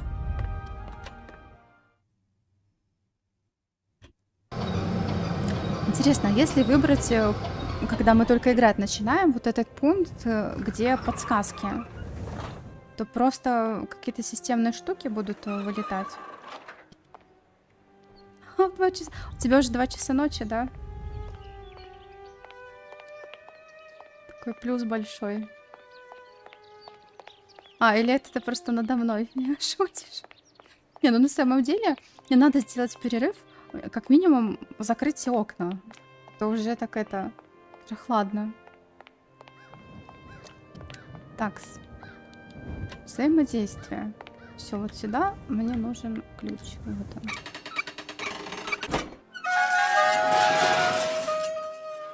Охранная система, такие пики. Было бы весело, если бы они не сразу... О, добро пожаловать во Владилену. Исследовать Владилену полностью. Достижение вылезло. Прикольно было бы, если бы тут эти пики сперва были спрятаны, только проходишь, они так чпыньк. Это было бы весело. Так. Вообще, наверное, не сильно хорошо, что в склепе тут тоже вода. Ганс Форальберг. Он еще сам выезжает. Он еще сам выезжает. Капец.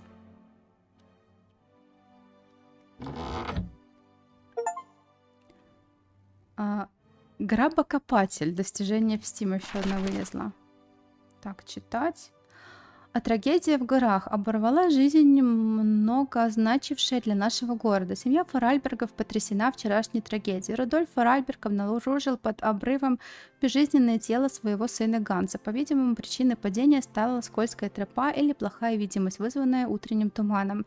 Это предположение семьи погибшего, поскольку свидетелей трагедии нет. Гансу недавно исполнилось 18 лет. 8 лет тому назад он пережил аналогичный несчастный случай, после которого так и не смог до конца восстановить свои умственные способности. Хотя Ганс вел уединенную жизнь, он был хорошо известен в нашем городке как будущий владелец производства Форальбергов. Коллектив Владиленских ведомостей выражает искренние соболезнования семье погибшего Рудольфа Форальбергу и его дочери Анне, отлично ставшей единственной наследницей фабрики автоматов. И дочери Анне, отличной, ставшей, как-то странно перевели. Ну да ладно. Так, и у нас валик. А валик нам нужно с вами послушать. Для этого отправляемся сейчас на фабрику. А потом, наверное, уже на поезд. Ну и вот когда в Баракштадт мы приедем, то там уже у нас будет... О, гробница там. Кстати, можно будет как-нибудь и в Ларочку поиграть, мне кажется. Будет прикольно. Так.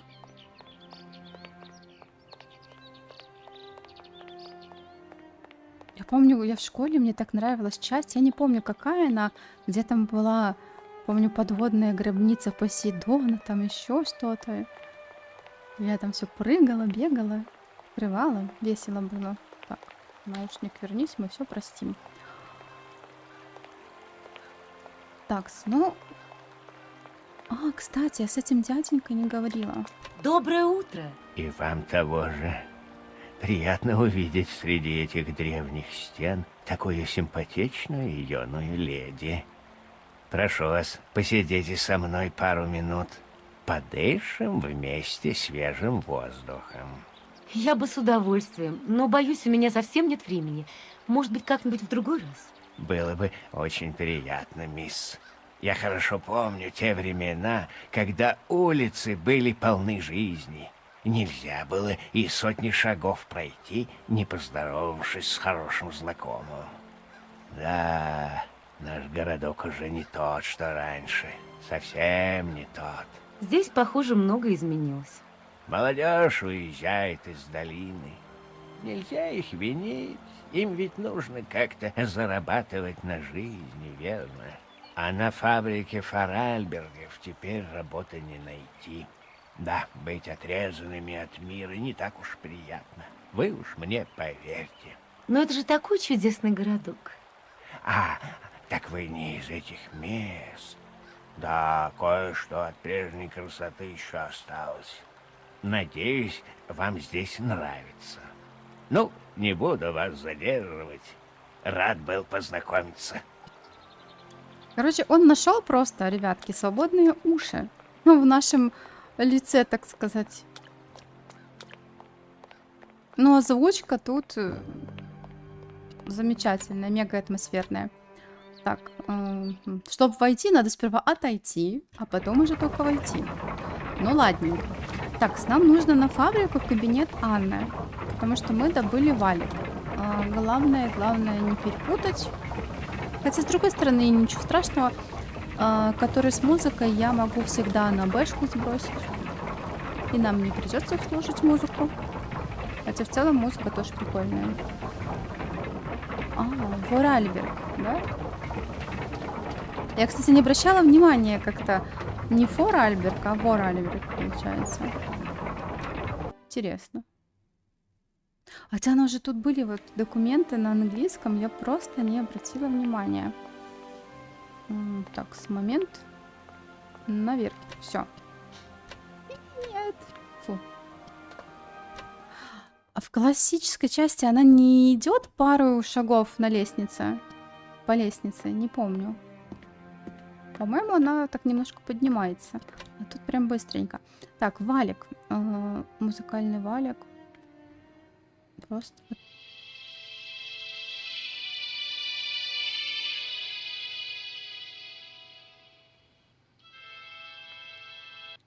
Значит, это не тот валик. Значит, мне нужен вот этот валик. Тоже старые видео. Где ты прячешься? Вылезай, нам пора домой. Мы уже опаздываем. Анна, я тут. Что значит я тут? Ганс, ну пожалуйста, пошли. Это тайна. Ты должна поклясться. Ладно. Я, Анна Форальберг, клянусь своему брату Гансу никогда ни словечко не говорить об этом деле. Смотри, Анна, вон она, видишь? Там же темно. Ничего, я взял фонарь с фабрики. Слушай, вы, девчонки, такие дуры иногда бываете. Ты меня извини, конечно. Посмотрим, какой ты у нас умный будешь, когда отец увидит, что ты стащил фонарь. Фу, из-за тебя я вся в грязи теперь. Смотри.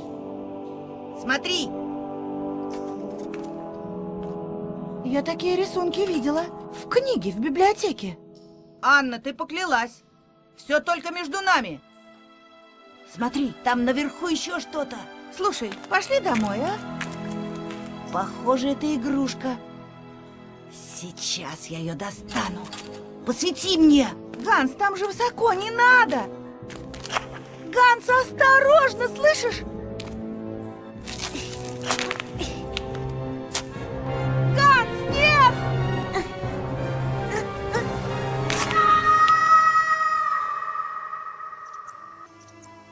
Брат провел в коме между жизнью и смертью несколько месяцев.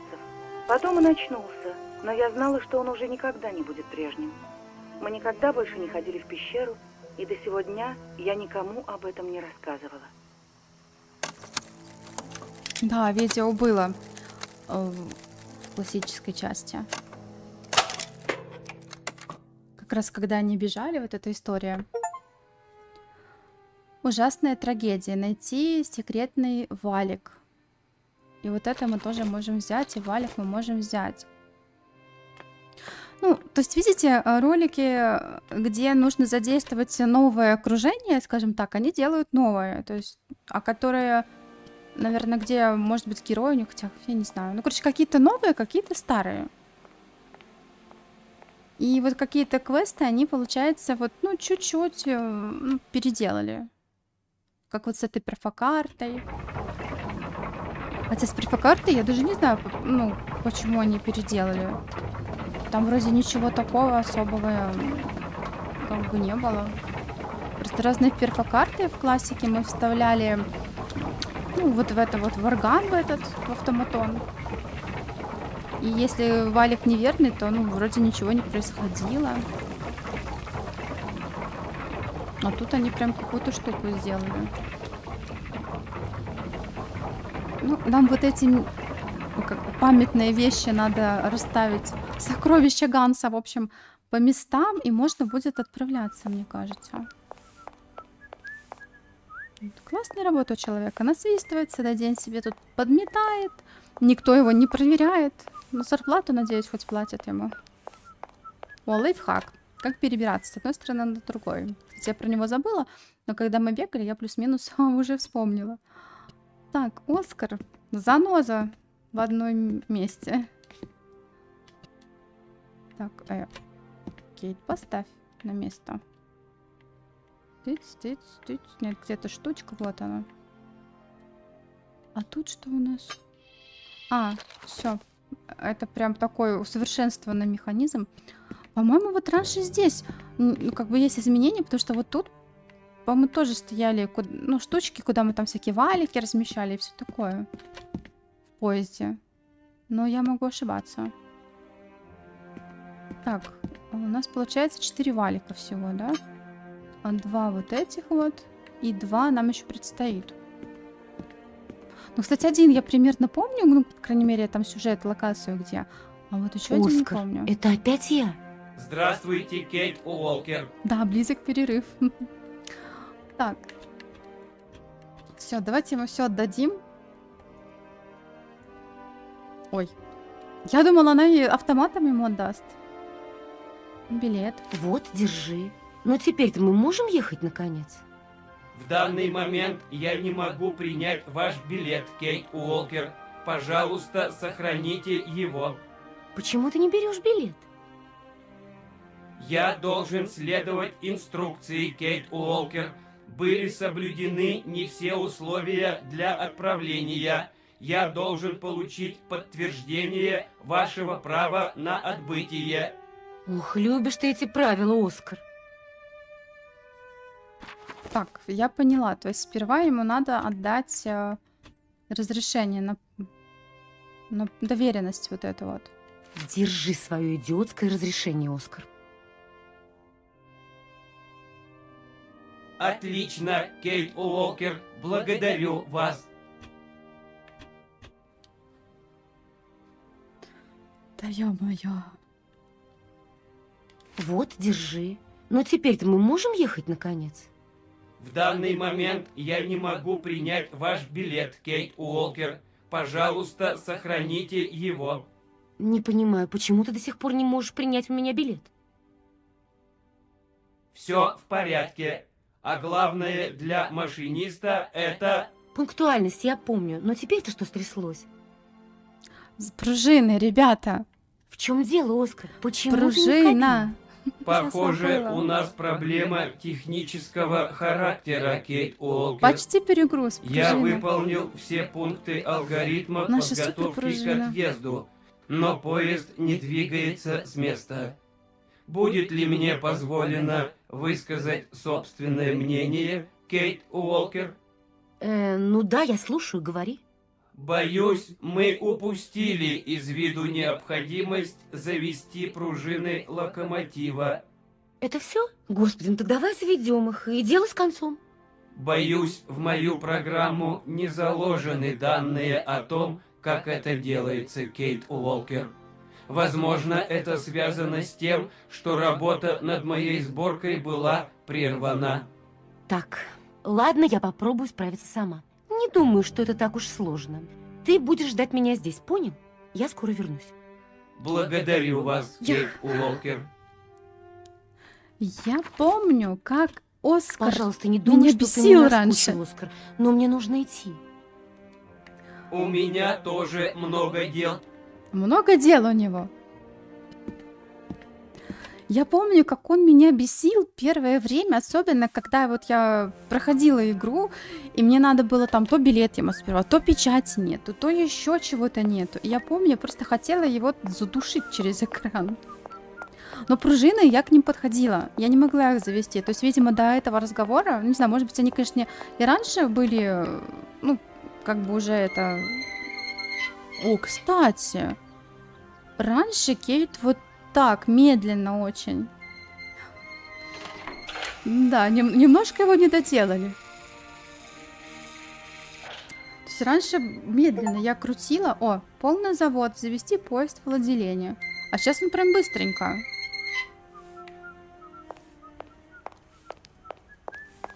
Ну, хотя, возможно, это чисто по моим каким-то субъективным... Кстати, я, ну, по идее, я могу не закручивать вот этот вот заводной механизм. Но у меня почему-то все равно, знаете, в мозгах останется, блин, заржавеет, надо закрутить. Короче говоря, это уже все. Так, я не хочу ни с кем разговаривать, я хочу отсюда уехать.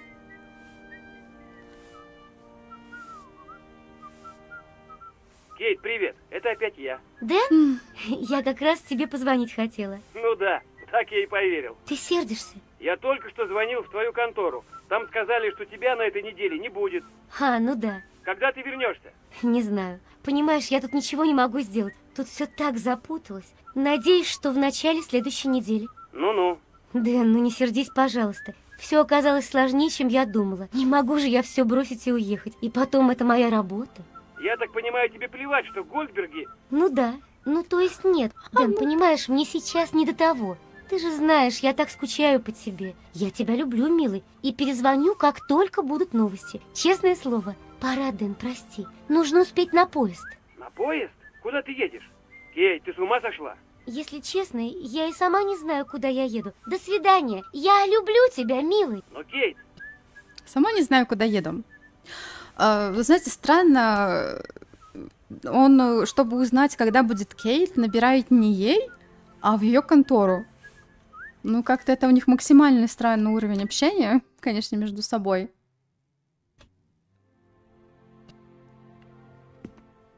Ну, мы доедем вот до места, до следующего. Оскар, и... это опять я? Здравствуйте, Кейт. Так, Оскар, просто на билет и, пожалуйста, поехали. Все, ролик пошел вроде, да? Аллилуйя. Ну вот теперь все в порядке, можем отправляться. Мне очень стыдно. Подобное невежество с моей стороны просто недопустимо. Надеюсь, вы все еще доверяете моим навыкам машиниста Кейт Уолкер. Прошу вас, займите свое место, и мы отправимся. Ну, наконец-то. Ура! Когда он сказал, я сожалею, я уж думаю, ё-моё, что?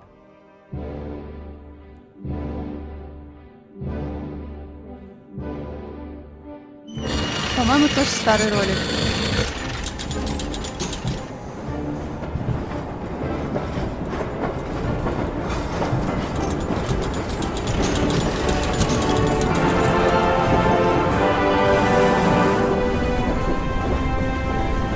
Да, и Кейт старая, я говорила.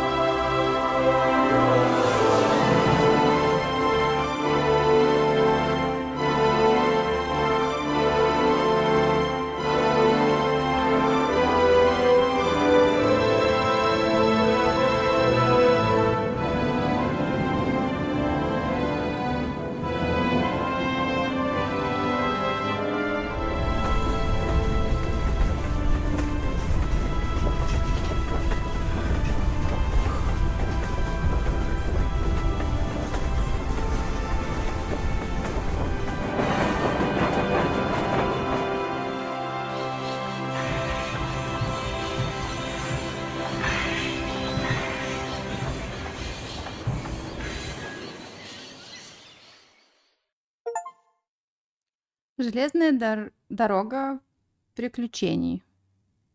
Покинуть Владилену. Так, ну что, ребята, мы молодцы. Мы с вами добрались до перерыва, наконец-таки. Ну, давайте минут, наверное, ну, примерно 10. Вот так просчитываем. Я как раз сейчас чаек поставлю, себе заварю. И буду. Ну, короче, примерно на 10 минут давайте рассчитывать. Вот. Так. Все, я ставлю заставку. Скоро встретимся.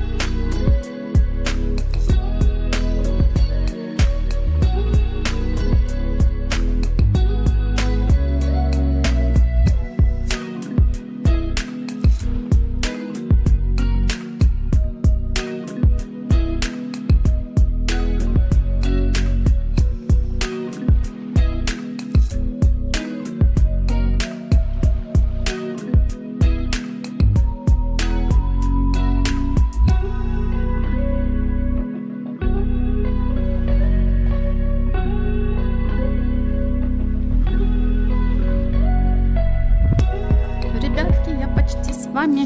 Сейчас я тут все себе настрою. Ой.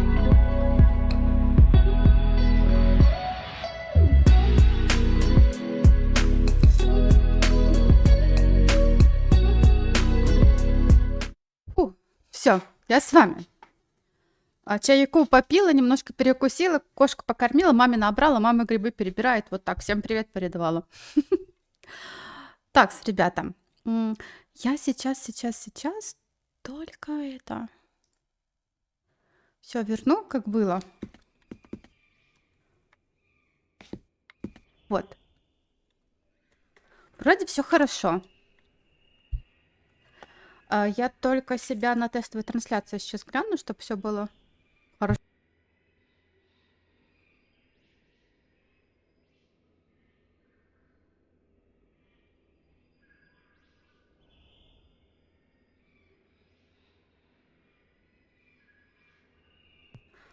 Звук на телефоне есть, значит, все хорошо.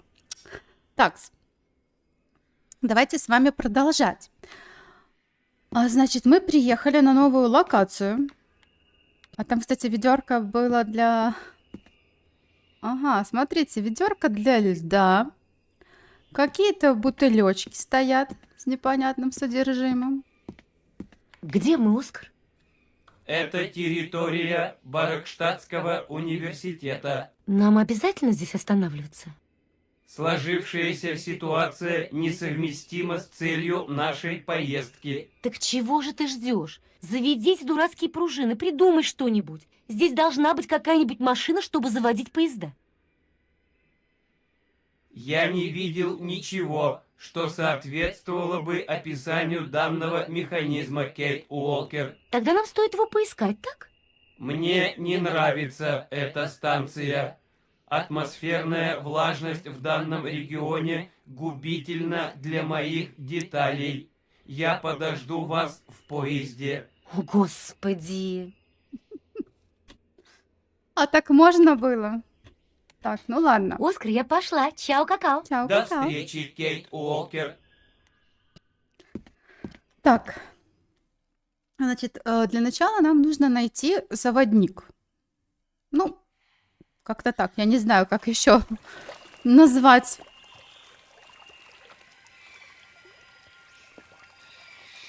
Станция в Баракштадте.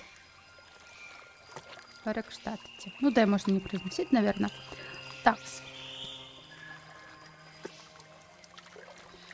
Я не помню, куда тут... Как тут спасхан? По-моему, вот так. Или хотя надо было, может быть, в другую сторону. Ну ладно, неважно. Ага, а это, по-моему, кукушки. То есть Кейт испугалась вот этих вот маленьких воробушек. О, так можно ее рассмотреть. Так. Ну, кстати, вот из 4-й части, по-моему, лицо, ну, как бы что-то есть похожее, но не другое. То есть вот для ремастера они прям, мне кажется, отрисовали с нуля. Ну, как бы это другую. По мотивам, но... По звуку сразу понятно, что это металл. Ну, видно по ржавчине тоже. Ой. Ага. Мне кажется, что нам сюда. Но в любом случае, нам нужно этот механизм найти, чтобы, ну, как минимум у нас появился диалог. О том, что как бы там заводник, тра-ля-ля, все дела. Мне кажется, так.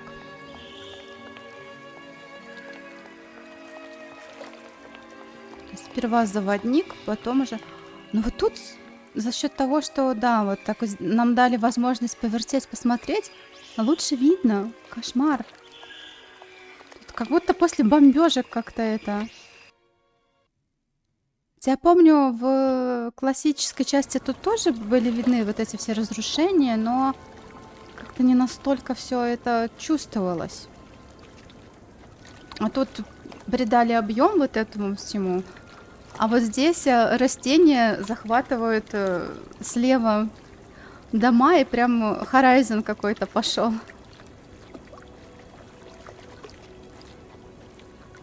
Так, Эта машина похожа на заводник во Владилине. да, надо только понять, как сюда пригнать поезд. Потому что Оскар явно начнет ворчать, что как бы это недвижимое у нас все. А это ж... смотрите, войти. Я думаю, что это за белая линия, думаю, странно. Войти. Ну, кстати, надо взять вот эту вот кирку, да, который ключ типа у нас от завода. И вот не настолько прямо... Мне кажется, ключ от завода больше, чем вот этот вот заводник. Кейт Уолкер, По наконечнику. пожалуйста, подойдите сюда. Мне есть что вам сообщить. Так, ну ладно. 100 пудов какие-то новые нам проблемы сообщит. Ой. Ой, надо в другую сторону. Водичка булькает. Птички поют. Так, где ты, Оскар?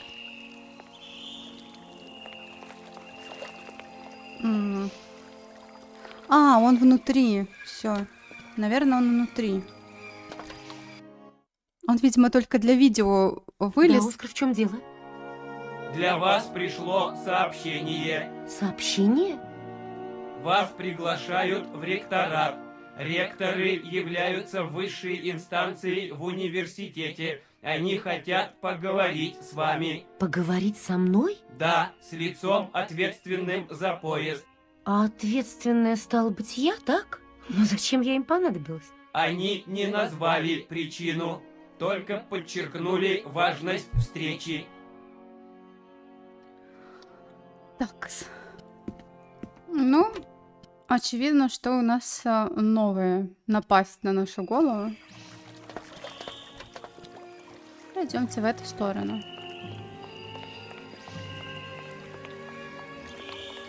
Ну, по идее, из-за того, что тут большая влажность, здесь и все вот эти вот стекла, они должны немножко, ну, как вот в теплице, мхом таким вот небольшим покрываться.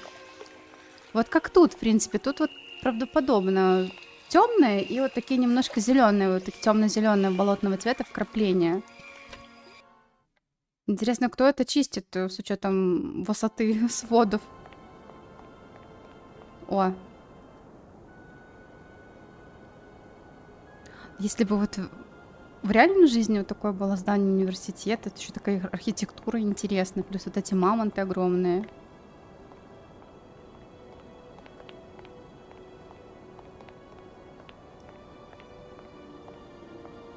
Фонтан. Ну, сразу знакомые механизмы.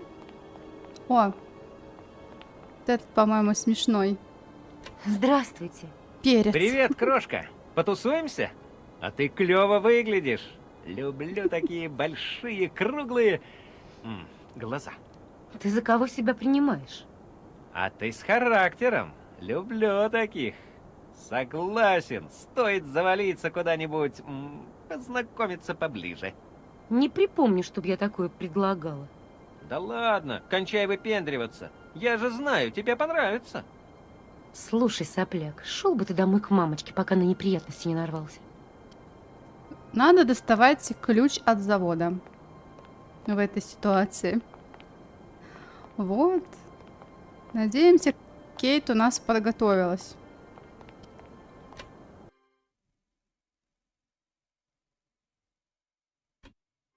Такс. Ну, кстати, здесь вроде очень... вот где-то отсюда был скриншот, один из первых, который, ну, мне попадался, когда анонсировали ремастер. Я, по-моему, даже сравнивала в Телеграме, да, ну, по скриншотам локации. Но тут вот прям как в классике, ну, очень похоже, по крайней мере. Извините, пожалуйста. Простите, можно вас отвлечь? Я не глухой, знаете ли. Мне неудобно вас беспокоить, но... Этой молодой особи Мамутус примигениус около 40 тысяч лет. Потрясающе, не правда ли? Да, пожалуй. Что значит «пожалуй»? Ну, я не знаю. Не знаете, значит, не знаете. Понятно. Так чем я могу быть вам полезен, деточка? Мне кажется, сейчас огреет Кейт костью мамонта, раз она не считает прелестной. Честно говоря, я ищу мистера Особь. Ганса Форальберга. Это единственный наследник одной очень необычной фабрики. Моя компания занимается покупкой этой фабрики, понимаете? По последним данным, он живет где-то в Сибири. Так что, как только мой поезд будет готов, я отправлюсь дальше на восток. Куча инфы ненужной. Профессор этого. Сибирь? Сибирь. Повторите-ка еще раз, что вы сказали. Что повторить? Ну, вы сейчас назвали имя человека, которого вы ищете. Форальберг, Ганс Форальберг. Вы его знаете? Ганс Форальберг. Да, ну как же я могу его забыть? Это потрясающий человек, гениальный изобретатель. К тому же мы оба увлекаемся мамонтами, и это увлечение нас очень сблизило, да. Если бы не мамонты, я бы, честно говоря, вряд ли сошелся бы с таким чудаком, как Ганс. Да. Мы тогда еще были студентами, но назовем это так. У Ганса был специальный допуск на лекции по палеонтологии. Понимаете, вступительные экзамены он был сдать не в состоянии.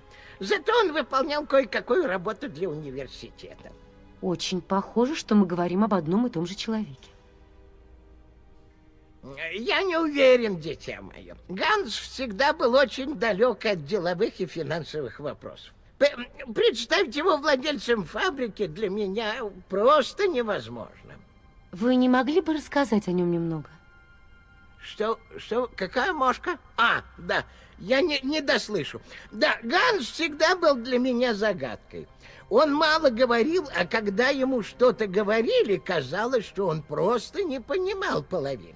Ганс выражал свои идеи с помощью своих невообразимых механизмов.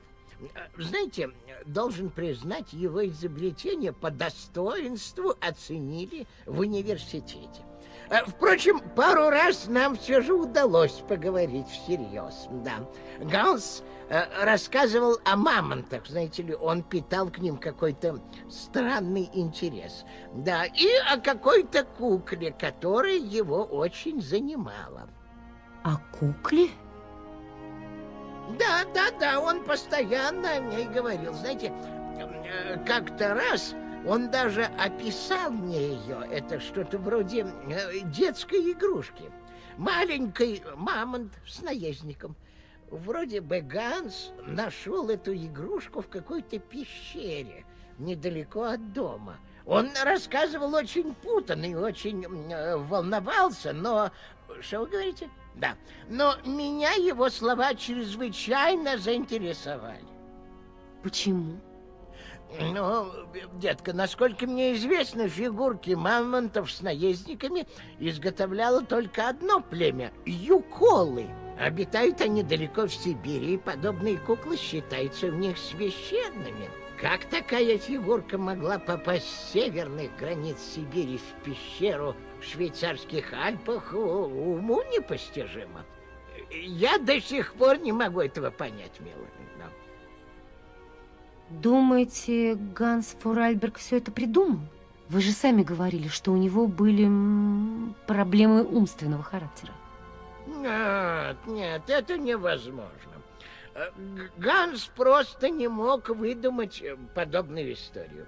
Знаете ли, эти куклы — часть легенды. Они почитаются юколами как величайшая святыня. Он описал мне фигурку до малейших деталей. Знаете, Сибирь ведь до сих пор остается для палеонтологов терра инкогнита. Вы понимаете по латыни, нет? Ну, неважно. Так.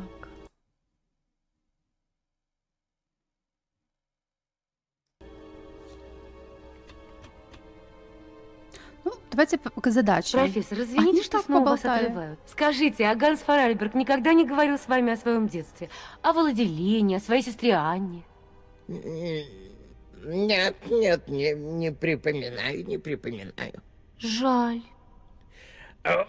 Когда я вспоминаю о Гансе, мне на ум все время приходит таинственный игрушечный мамонт, о котором он все время рассказывал. Такая маленькая фигурка мамонта из настоящей шкуры и сверху крошечный наездник.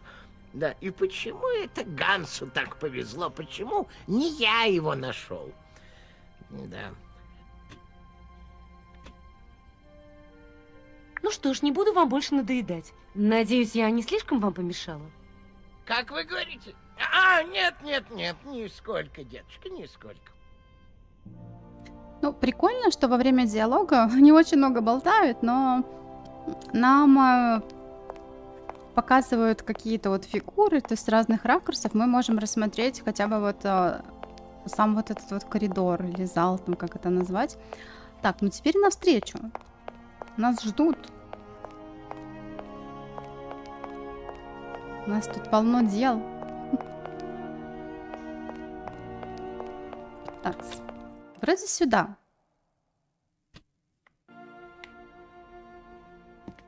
Ну, тут, кстати, по-моему, точно такой же ракурс, как был в классической версии. Добрый день, джентльмены. Здравствуйте, юная леди. Глаз Чему обязан просвещения. удовольствием? Пожалуйста, покороче. У нас не так много времени. Нам, ректорам университета, приходится решать множество важных вопросов. Такие усы. Я слышала, что вы хотите видеть владельца поезда. Можно узнать, зачем? Мы крайне удивлены, что ваш поезд до сих пор не уехал, мисс. Ситуация крайне прискорбная. В правилах ясно указано, что поезда должны делать краткие остановки и ехать дальше. Оставаться на станции так долго запрещено. Поезда должны останавливаться, а потом ехать дальше. Таковы правила. Таким образом, мы приходим к соглашению, что в данном случае мы имеем дело с девиантным поведением. И это не может нас не беспокоить. Понимаете, это заводной поезд. Его нужно завести заново. А на станции, к сожалению, нет для этого оборудования. Заводной поезд? Что за нелепость? Необычное явление. Вы хотите сказать, что это нечто вроде механической игрушки? Ваш поезд мешает нам, мисс. Я очень надеюсь, что мне удастся найти нужную машину у стены. У стены?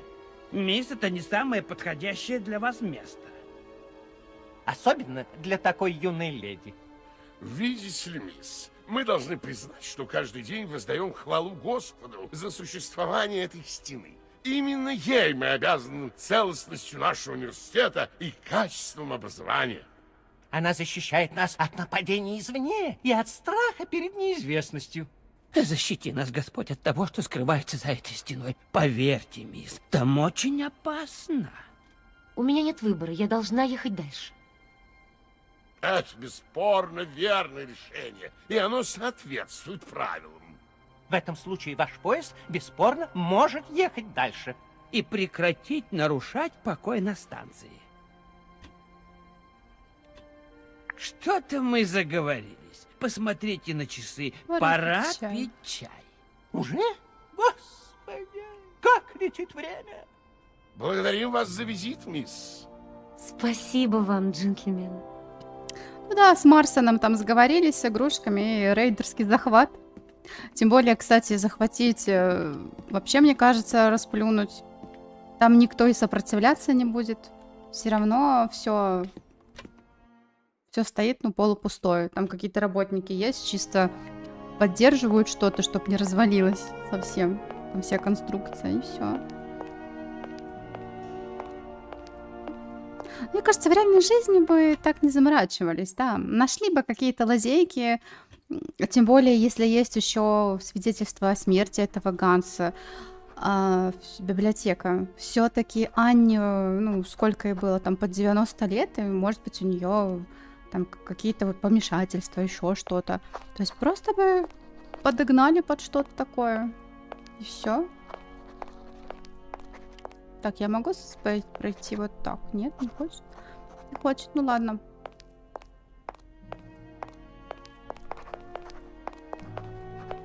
Угу.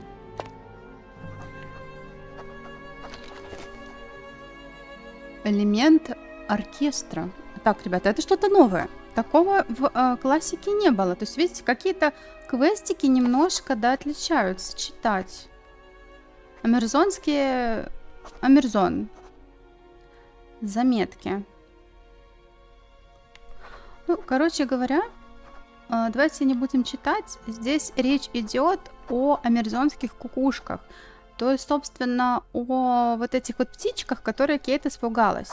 И усмирить их можно виноградом. Но проблема в том, что климат не позволяет на станции, грубо говоря, вроде как выращивать вот эти вот ягоды. Мне кажется, он сейчас нас Добрый пугает. день. Тише, не так громко. Простите, я просто хотела спросить, Разве вы не видите, что я занят? что вы ищете? Не ваше дело. Извините, мне надо работать. У меня не так много времени осталось до следующего семинара профессора Понса. Простите, вы сказали профессор Понс? Вы не могли бы Короче, бедный студент. Кейт на него напала. А мне надо искать элементы этого оркестра, очевидно, где-то. Так, надо все внимательно осматривать. Интересно, почему они поменяли некоторые квестики? Ну, как бы суть такая же, но все равно есть некоторые отличия, вот как мы уже заметили. Непонятно. Надо вот здесь тоже посмотреть, вдруг тут тоже что-то есть такое.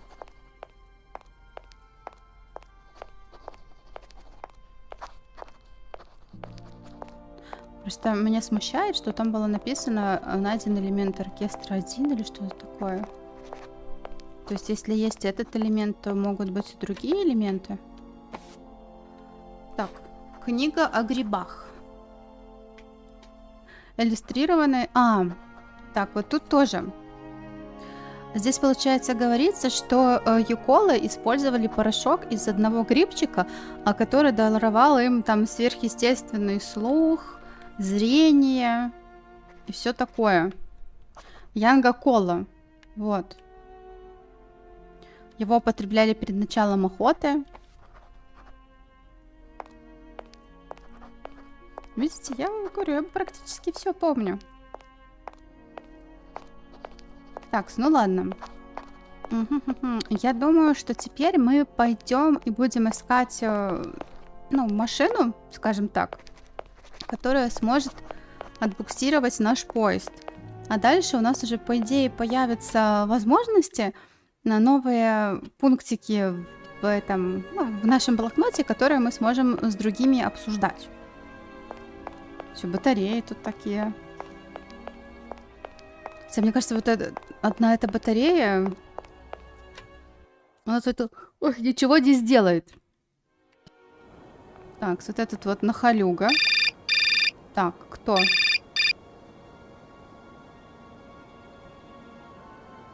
Кажется, они нас отвлекают своими Алло. разговорами. Ну, нашли вы этого наследника. Это вы, мистер Марсон? Добрый день, сэр, как поживаете? Я буду поживать в 100 раз лучше, когда вы покончите с этим делом и подпишете контракт. Где вы, черт подери? Я в Бракштате. Пара как? Что вы там забыли? Это старинный университетский городок. Похоже, Ганс Форальберг был здесь проездом несколько лет назад. Если сейчас его там нет, то нечего вам там прохлаждаться. Я понимаю, сэр, но есть все основания полагать, что Ганс Форальберг еще жив. Я пытаюсь собрать сведения о нем от тех, кто его знал. Куда вы едете дальше? Пока не знаю, сэр. Да вы хоть что-нибудь вообще знаете, Кейт? Мне нужно еще немного времени, мистер Марсон. Вот как раз времени у вас и нет. Держите меня в курсе. Ну, с руководителем, в принципе, мне нравится разговаривать, потому что он, знаете ли, особо нас долго не мурыжит. То есть мы с ним поболтаем и как бы все. Так, ну что, идем искать машину буксировочную. Где-то, по-моему, вот здесь можно войти, нет? Нет, не хочет. Ладно. Барокштадт. Главное. Ой. Тут звуковое сопровождение, мне кажется, можно вот так вот остаться, и, знаете, это АСМР будет. Звуки природы, а вот и боржа. Ну, они так называют, боржа. Ну, по крайней мере, в первой части так было. Так, стоп. Ой, нет, подождите, я немножко... А, все, я заблудилась. Ну, нормально. Я сориентировать. Валерий, приветик. Приятного просмотра.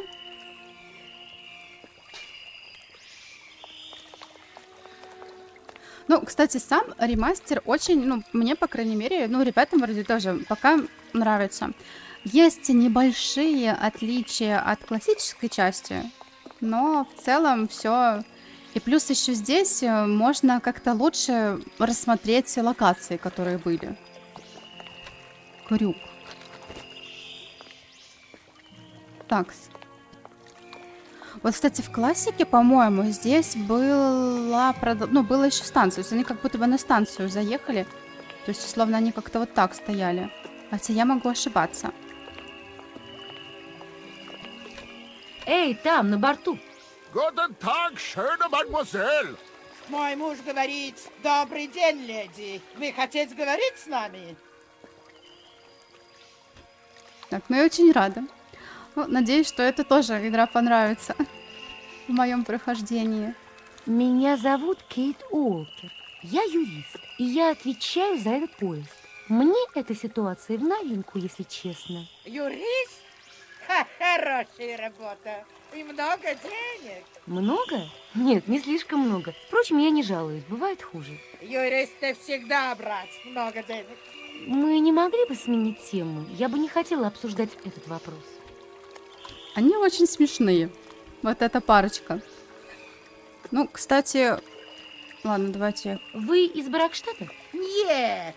Так вы вроде меня, перелетные птицы. Я здесь застряла из-за поезда. Kleine Puskereisen mit uns, no? Что он сказал? Поезд капут. Вам не повезло. Она еще так переводит. Так. Она очень много говорит лишней информации, которая людям как бы неинтересна. У меня проблемы с поездом. Он вроде как сломался, а мне позарез нужно убрать его со станции. Вы не могли бы отбуксировать его до стены? Шлюз закрыт. Боржа заперты. А если шлюзы откроются, вы мне поможете? Porque no? Marmoni voor dat werk. А, это можно. Мой муж говорит, мы помогать, если вы дать деньги. Хорошо, сколько? 50. Он хотеть $150. 150? У меня столько нет. Нет деньги, нет боржа. 75. Нет, 125. И речи быть не может. $100 и ни цента больше. Хорошо. Боржа за $100. Отлично. Тогда подождите, пожалуйста. Я постараюсь вернуться как можно скорее и с деньгами. Что ж, тогда я пойду. Простите за беспокойство. Ну, До просто... свидания. Женщина-коммерсант. Так ловко сторговаться. Вот как раз $50 отдаст мужу. Заберет $25 себе комиссии и 50 оставит еще себе. Ну, короче, молодцы. Ой, так, вот, тут просто нам надо идти в ту сторону. И когда мы переходим на ту карту, то я немножко это сбиваюсь. Что ж, нам сперва нужно, ну, во-первых, нам нужно деньги заработать, это раз. И во-вторых, ситуация с вот этим вот шлюзом. Так, ключ. Нужен ключ и нужно позвонить.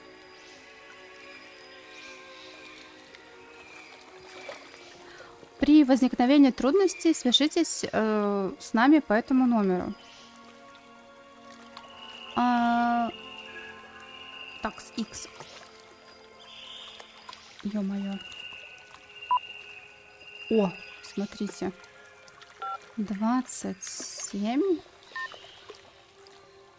66, 67, 42.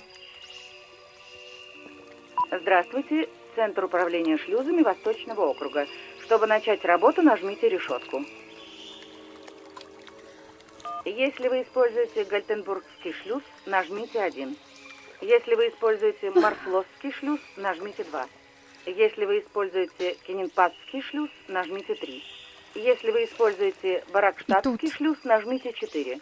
Для возврата в предыдущее меню нажмите решетку. Ой, ё-моё, а какой Баракштадтский 4 был вроде бы? Если вы хотите поднять уровень воды, нажмите 1. Если вы хотите снизить уровень воды, нажмите 2. Для возврата в предыдущее меню нажмите решетку. Наверное, 1. Будет поднят уровень воды в Баракштадтском шлюзе. Для подтверждения команды нажмите звездочку. Для возврата в предыдущее меню Вот, нажмите да, решетку. 4. Короче, я что-то задумалась и... Ваш запрос принят. К сожалению, в настоящий момент наш техник находится в отпуске, и его некому заменить.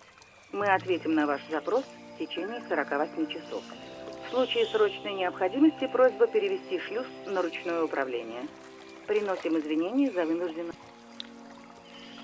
Короче, нам нужен ключ, которого у нас нет. Но в целом, кстати, я себе сейчас запишу. То есть у нас как было 4, 1, звездочка, что-то такое, да, по-моему. Решетка 4-1 звездочка, вроде такой был код, который я только что нажимала. Я думаю, что нам надо будет его просто прогнать на панели вот этой вот. Так, ну ладно. Кстати. Ладно. Ой, боже мой, я запуталась туда-сюда. Я сперва попрошу ключ у них от пульта управления. По-моему, он у них был.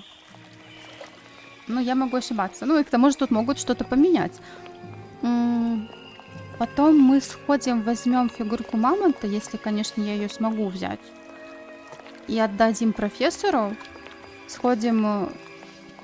Эй, там, на борту. Guten Tag, schöne мадемуазель.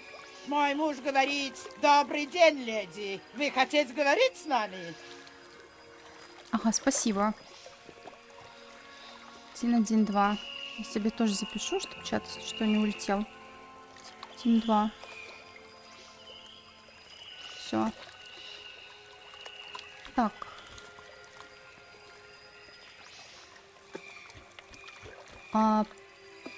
Помощь я смогу попросить? У меня проблемы с поездом. А я... Так, стоп. Хорошо. Он... Нет. 70. Нет. И речь... Хорошо. Отлично. Так. Шлюз. Тут, по-моему, такого Что ж, вообще тогда я нету. пойду. Странно. Ладно. Я почему-то думала, что они нам ключ смогут дать от шлюза. Не 1-1-2, да? Ой, все. Я уже себе записала. Я просто подумала, что, что я могла уже это... Где-то что-то подзабыть. Потому что я сразу с работы быстренько стримить, и у меня это... Ой, все.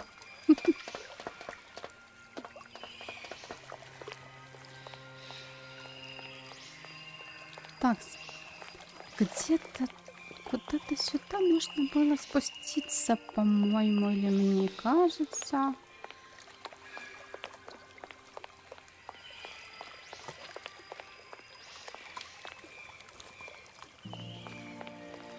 Так.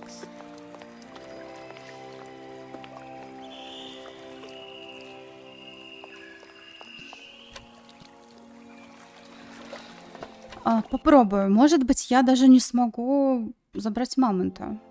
Но буду смотреть. Может, сперва нужно решить финансовый. И все, отлично. Мамонта я смогла забрать. То есть мамонта я отдам профессору, он радостный, по-моему, нам откроет локацию.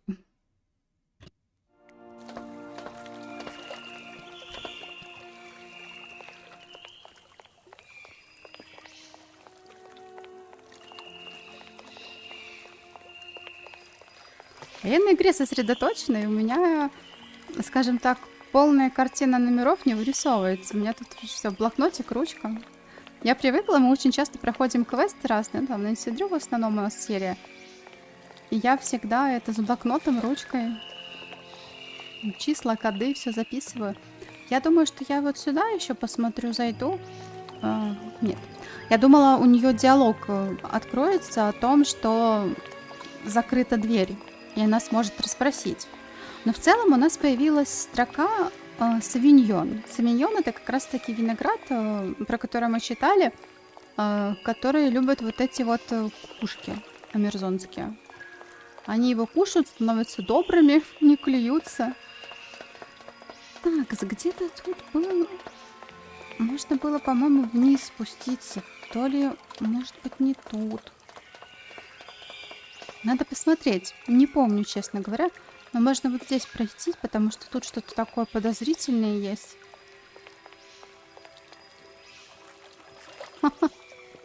А, ну, кстати, да. Можно даже и дороже, чтобы еще себе осталось. Как-то Кейт у нас не подумала про вот этот вариант. Здравствуйте. Вы на поезде приехали, я смотрю? Да, из Владилены. Давненько оттуда поезда не приходили. Студентов возили? Нет, я путешествую одна. Ну, почти одна. Помню, пока не начался кризис, студентов сюда со всего света возили. Зоология, ботаника, палеонтология, все такое. Это был знаменитый университет. А что, теперь это не так? Теперь, скажете тоже, теперь. Прям, не знаю, как будто какой-то моряк тут такой суровый. Еще и одежда такая. Ага, ребята. Давайте не будем лишние диалоги вести. Не подскажете, где здесь найти лесной савиньон? Нигде. Не водится он тут, и вообще я в первый раз о нем слышу. Поезжайте на Амерзон, там и ищите себе эту птичью отраву. Знаете, что для человека, который в первый раз слышит об этом растении, вы, пожалуй, многовато о нем знаете. Ну, Амерзон, Перу, Папуа-Новая Гвинея. Для меня это все едино. Извините, мне пора. Подождите. Похоже, он что-то не договаривает. Да неужели? Так. Угу.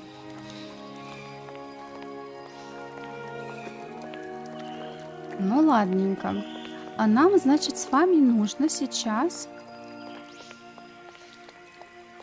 идти в ректорат, чтобы хоть как-то договориться по поводу сделки. Наверное, он нас отругает. Простите, что отрываю, но мне опять нужна ваша помощь. Вы что, не видите? Я страшно занят. Страшно? Если честно, не вижу. Что? Ну так я занят, ужасно занят. Ну ладно, пара минут у меня есть. Что там у вас? Я тут ищу такие маленькие сочные ягоды. Не Нас подскажете, скинет с где моста. мне их найти? Слушайте вы, на станции нет никакого савиньона, тем более лесного. Да, забавно. А мне как раз лесной савиньон и нужен. Савиньон, малина, смородина, я в них не разбираюсь. И здесь ничего такого не растет. А вот вы знаете, я тут прочитала одну интересную книгу, так там написано, что савиньон выращивают как раз здесь, в знаменитом Баракштадтском птичнике. Но если в книжке написано, неужели вы верите всему, что пишут в книжках? Не знаю почему, но мне кажется, что вы меня обманываете. Это еще почему? Слушайте, я в глаза не видел вашего дурацкого винограда. Идите, спросите у своего профессора, как там его у Понса. Но это же вы начальник станции. Вы тут должны все знать. А мне никто ничего не рассказывает. И ничего я не знаю. Идите к своему любителю древности, а меня оставьте в покое. Перевел стрелки. Просто перевел стрелки на профессора, ну и мы понимаем, что значит это. Будем дожимать. Давайте тогда сперва к профессору, а потом уже к ректорам зайдем и попросим, у них помощи финансовой, так сказать. Так, этот противный студентишка. Мы его обходим стороной. Кейт все равно не хочет доставать ключ от завода, поэтому Смысла нет с ним разговаривать. Ой, в колонну врезалась, как обычно. Так, с мамонт у меня. Наверное, Прошу Савиньон. прощения, профессор. Профессор, это снова я. Да в чем дело, мисс? Скажите, если бы здесь в Бракштате выращивали савиньон, вы бы об этом знали? А что вы считаете, что здесь есть савиньон? Я читала об этом в одной книге из местной библиотеки. Ну, попробуйте спросить у начальника станции. Если такое растение здесь есть, он должен об этом знать. Вообще-то это он меня к вам послал. Я удивилась, но он сказал спросить у палеонтолога. Вы ведь здесь единственный палеонтолог, верно? Да, здесь единственный. Ой. Ясно. Большое спасибо. Нажала нечаянно. Ладно. Профессор, извините, что снова вас отрывают. Скажите, а... Нет, не припоминаю, не припоминаю. Жаль. Когда я вспоминаю о Гансе, мне на ум... Так, стоп, это я Ганс нажала. Так. Ну, давайте отдадим ему. Профессор, я принесла вам кое-что. Возможно, это вас заинтересует. Посмотрите. Дайте-ка сюда. Так, фигурка мамонта. Да это же кукла Ганса, верно? Точно. Дедушка, как же вам удалось? Господи, боже мой, я держу ее в руках. Она существует. Прошу прощения, я просто потрясен. Вот видите, ваш Ганс и мой господин Форальберг – это один и тот же человек. Боже мой, невероятно! Сколько лет прошло! Как мне благодарить вас, дитя мое? Я не могу тратить ни минуты, мне нужно в лабораторию. Эту фигурку необходимо досконально изучить. Можно позаимствовать у вас это сокровище, детонька? Ну, вообще-то...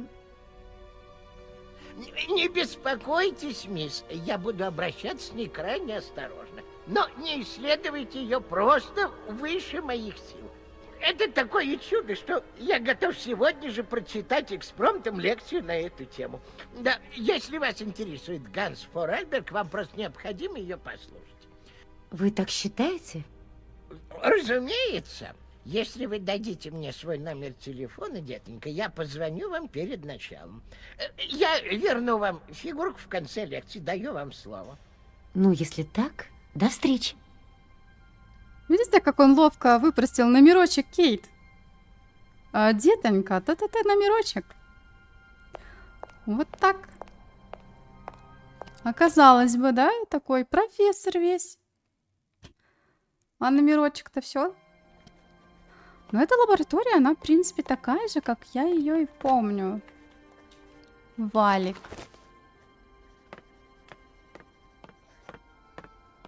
Так.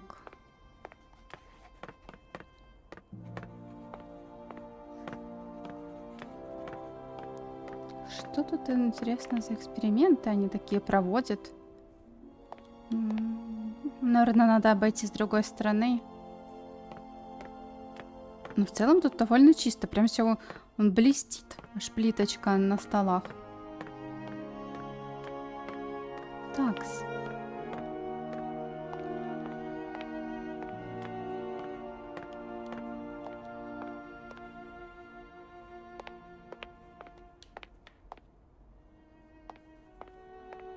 Тут нет ничего. Этот с мамонтом. Но пока самый радостный был все-таки Момо, когда мы ему нарисовали мамонта. Профессор на втором месте по радости, то есть по выражению своей радости. Юнга Кола, щипчики. Вот тут, кстати, в полу есть сливы, то есть можно прям хорошенько тут прибираться, видимо. Так, прям намывать, и тут сливы, все предусмотрено, прикольно. Видимо, какие-то опыты. Юнга Кола как раз на доске, я не заметила. Нарисован. Так, я тщательно тут смотрю, чтобы ничего не пропустить. Вот, знаете, мало ли что. Я не прям на 100% там помню, что тут и как. Так, ну все, в ректорат. В ректорат спрашивать у них по поводу денежек. Ну, они же хотят, чтобы мы поезд брали, вот. Надо, значит, как-то выкручиваться совместно. Единственное, что баржа и вот этот номер, может, я там что-то не дожала, раз он не появился у меня в диалоге. Такие лампы, не знаю, мне больше похоже на какие-то египетские вот эти мотивы. Как раз голова, лампа, не знаю, линии такие вот четкие. Прошу прощения за беспокойство, господа, но у меня небольшая проблема. Проблема? Сейчас у всех свои проблемы, знаете ли. И земной шар от этих проблем пока не остановился. И поезда со станций не прекратили уезжать. О, зараза, решил нас уколоть. Я слышала, что вы хотите видеть владельца... Ну это, да, это может уже все, чего это она... Так. Я нашла матросов, которые согласились отбуксировать поезд со станции, но у меня нет денег, чтобы им заплатить. Не могли бы вы одолжить немного? Как это интересно! Конечно, совершенно не вот она, господин директор. Но ведь это же не понимаю. Я могла бы заработать эти деньги. Параграф 1, параграф 2. Ну да, конечно. Прошу прощения, мисс. Нам нужно обсудить один важный вопрос. Совершенно верно. По этому вопросу нам необходимо срочно прийти к соглашению. Надеюсь, вас И не высоча. затруднит немного подождать. Да, ну, конечно. Это сильно как это... А почему бы нет? Если мы при этом и от поезда избавимся. По-моему, прекрасная идея. Так что же вы решили, джентльмены? Вы уже, должно быть, видели великолепный механический оркестр, который украшает главную площадь университета. Да, уникальный образчик механической игрушки, который, к сожалению, перестал действовать. Мы все хорошо помним его прекрасные мелодии. Мы предлагаем вам определенное вознаграждение, если вы сможете его восстановить. С удовольствием. А что нужно делать? К сожалению, дитя мое, время и ржавчина сделали свое черное дело. В наших автоматах больше нет пружин. Вам придется немного поразмыслить над этой задачкой. Честно говоря, в Баракштадте есть немало сложных механизмов, но, к сожалению, инструкции к ним утрачены. Тем не менее, ваш поезд — это такое чудо техники, что вам такие автоматы вряд ли в диковинку. Мы рассчитываем на вас, мисс. Надеюсь, я оправдаю ваше доверие. Ну что ж, коллеги, вот и еще одна проблема с плеч долой. Прошу прощения за беспокойство. Проблем? И земной, и поезда. Так, и савиньон, ребята. Вы абсолютно уверены, что здесь нет амерзонского савиньона? Я только что говорила с начальником станции и с палеонтологом, и, судя по их словам, здесь явно что-то не так. Мы полностью отвечаем за свои слова. В Барокштадте нет савиньона. Видите ли, мисс, амерзонский савиньон — это очень редкое и прихотливое растение. Да, природные условия тропиков очень трудно воспроизвести, поверьте. Трудно, но не невозможно. К счастью, наша оранжерея прекрасно справляется с задачей. Оранжерея? Так в Барокштадте есть оранжерея? Оранжерея? Ну, если бы у нас и была оранжерея, то это был бы всего лишь маленький садик за зданием станции. Наш начальник станции им очень гордился бы. Он бы о нем очень заботился. Если бы у нас была оранжерея, там все чудесно росло бы и исключительно его заботами. Мы бы очень им гордились. Да и заслуг нашего палеонтолога мы тоже не забыли бы. А при чем здесь палеонтолог? А без него и без его лаборатории мы не смогли бы делать вино. И это было бы очень хорошее вино, верно, коллеги? О да, восхитительный нектар, способный скрасить нашу рутинную работу и тяжелые обязанности. Мы бы каждый год с нетерпением ждали нового урожая. Так значит, если я вас правильно поняла, в Барокштадте растет савиньон. Его выращивают в саду за станцией. Затем под присмотром палеонтолога делают из него вино, которое уже в готовом виде попадает к вам на стол. Если я не ошибаюсь, джентльмены, это называется подпольный бизнес. Мисс, вы все неправильно поняли. Мы ничего подобного не говорили.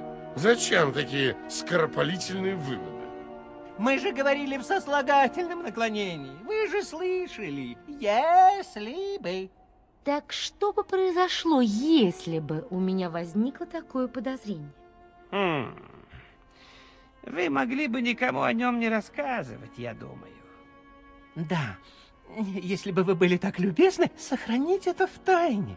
Это ведь всего лишь небольшое предприятие местного значения. Всего несколько бутылочек в год. Совершенно верно. Это даже бизнесом назвать нельзя. Иначе нам, конечно же, пришлось бы уплатить штраф.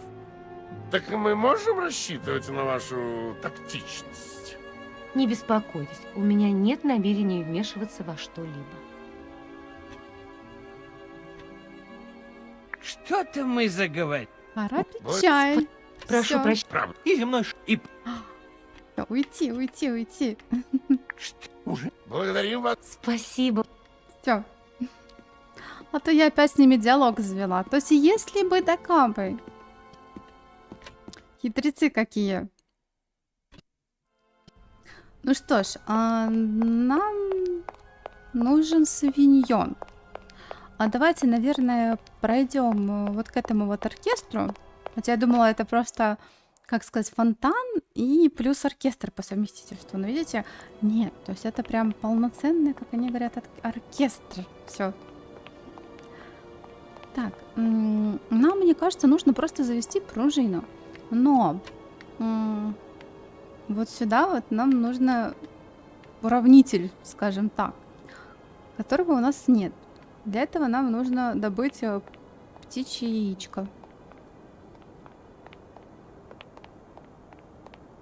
А для этого нам нужно забраться наверх к птичьим гнездам. А вот эти вот 3 кукушки, они нам портят всю малину и не пускают Кейт. А Кейт их боится. Но с другой стороны, если она полезет, они начнут на нее нападать, клеваться, там все такое, ну, то, наверное, ей будет не особо приятно. Давайте-ка я подойду еще раз к этой штуке. Сейчас. Вот. Тут нету. Почему она не хочет?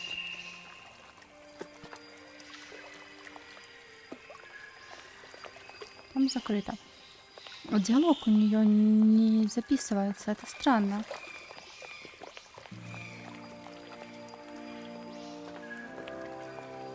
Я думала, что вот эти люди с баржи нам смогут Простите, ключ что дать. отрываю, но мне опять нужна ваша помощь. Вы что, не видите? Я страшно. Страшно. Если да. честно, не вижу. Так, все. Мы все выяснили. Вы меня обманывали все это время. Вы прекрасно знали, что в станционной оранжерее растет савиньон. Да нет, Женни, не видел я вашего савиньона или как его там. Послушайте, зачем вам меня обманывать? Я все знаю. Вы с ректорами в сговоре. И в лаборатории профессора устроили самую настоящую винокурню. Да у вас тут целый подпольный бизнес. Ну, этого уж слишком. Ну да, делаем винишко помаленьку, но только для себя. Честное слово. Как не стыдно. Вас что, не волнует репутация университета? А вас давно пора сообщить куда следует. Но мы же ничего противозаконного не делаем. Откройте, пожалуйста, ворота в оранжерею. Конечно, конечно, без проблем. Сию минуту, мисс. Ну вот. Напала на бедного мужчинку. Так, у нас есть ягодки. Ну, скоро будут, по крайней мере. Ну, кстати, ребята, нам же сказали, что сложно воссоздать тропические условия. Но вот здесь вот, да, видно, что тропики, пальмы, какие-то вот растения, кустарники, ну, что-то вот похожее на тропики. Ну, плюс звуковое вот это вот сопровождение. А когда мы выйдем вот в эту вот оранжерею вот сейчас, то мне кажется, что тропиками там не пахнет.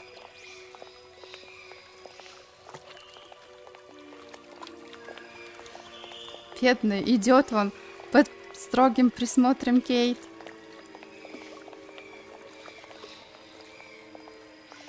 Ну, сам виноват. Еще двери такие прям. Пожалуйста, не беспокойтесь. Ходите сколько хотите. Да. Просто хотел сказать, я вообще-то не обманщик, честное слово. Мне велят, ну я и... И о чести университета надо подумать, и начальство уважать. Вот, и делаю, что могу. Я все понимаю, не беспокойтесь. Спасибо вам, мисс. Тайное становится явным. Раскрыть тайну Барахштата. Достижение в Steam. Вот, но здесь тропиками не пахнет. Это простой, не знаю, какой лиственный, наверное, больше лес. Ну, хвои, правда, есть. А нам говорили, что это там оранжерея, тропики, все такое.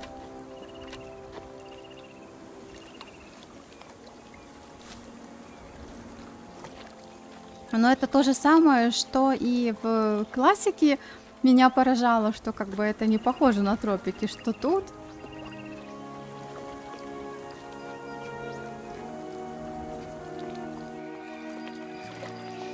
А возможно, ключ нам дадут, когда мы деньги добудем, ну, как вариант. Поэтому я так предлагаю, пока не как бы особо не заморачиваться по поводу ключа к плотине, ну, к этой вот, к уровню воды в шлюзах, а сосредоточиться на добыче денег, а дальше уже посмотрим. Может быть, действительно, когда мы дадим деньги, то нам они скинут ключ. Но мне почему-то казалось, что именно вот эти вот путешественники на барже, они нам скинут ключ. Так, ну что, курочки? Курочки, кукушечки. Дать. Цып, цып, цып. Где она? О. Еще так прыгает. Так. Я немножко боюсь высоты. Мне кажется, что я бы сюда... Орнитолог. Прогнать птиц достижения. Я бы сюда, мне кажется, особо бы не залезла. Или прям с большими усилиями. Так, стоп, взять. Не достать. Хорошо. Тогда надо взять вот эти щипчики. Они как раз просто кругленькие. И это... То есть, видимо, кукушки подложили кому-то в гнездо свое яичко, мы его стырили. Прикиньте, если там уже птенчик растет. Короче, Кейт — расхитительница гнезд.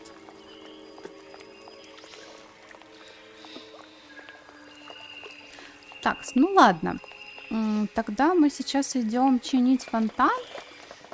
Ну, смотрите, по идее нам ничего не надо. Ну, мы открываем механизм, заходим внутрь. Мисс, можно вас на минутку? Господин начальник станции, не беспокойтесь, мой поезд больше на вашей станции не появится. Да, спасибо, конечно, я просто хотел это... Что? Но, понимаете, я хотел извиниться за то недоразумение. В общем, я вам тут принес бутылочку. Это баракштадтский савиньон. Хорошего урожая. Вы уж не откажите в любезности. Я очень тронута. Большое спасибо. Счастливого пути, мисс. Спасибо. Омлет случится там. Как раз там металл, тут солнце светит. Кстати, она тут нам рассказывала о том, что вот там подпольный бизнес, все такое. А когда он бутылочку-то ей предложил, она такая, ну, спасибо. И даже не сказала, ой, не надо, это ваш подпольный бизнес. Спасибо, спасибо.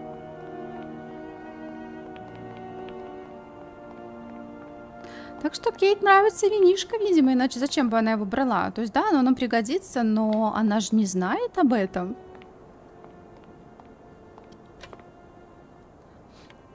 Явно не Оскурут она его. Такс, вот она.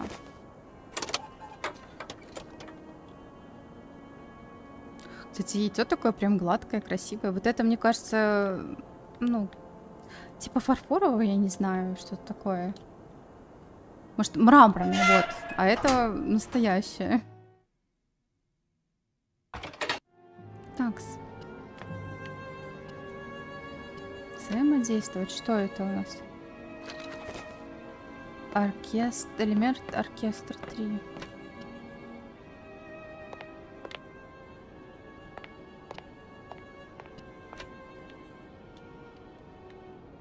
Вот этого не было. То есть раньше мы в оригинале, по-моему, просто-напросто заводили вот этот вот оркестр и все.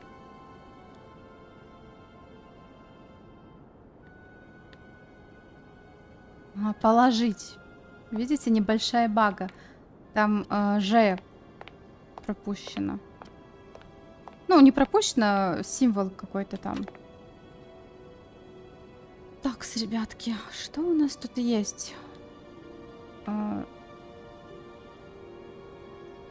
Такс.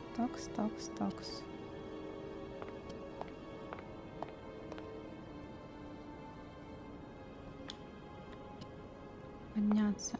Вот это новшество. Вот что-то там.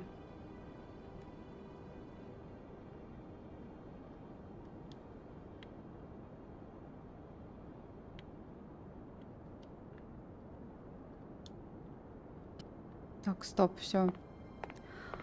Ага, я пропустила где-то один элемент оркестра, что ли? Сейчас сфоткаю, это у меня уже что-то голова к вечеру плохо варит. Я просто сфоткаю все дело. Оба. Чтобы мне потом... Так. Все, я сфотографировала. Теперь можно посмотреть. Блин, я надеюсь, что я нигде сильно... Но, предположим, вот тут зеленый, например, элемент, если логически, то можно вот сюда положить. Но в целом, мне кажется, не важно, какой я. Хорошему сюда бы надо один, и сюда, раз, два. То есть у меня нету одного элемента, получается. Оркестра.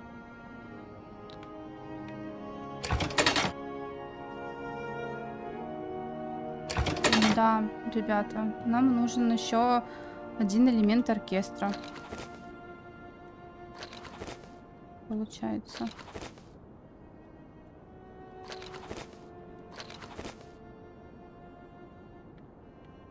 Вот он красный, и как раз таки там были красные символы. Ех.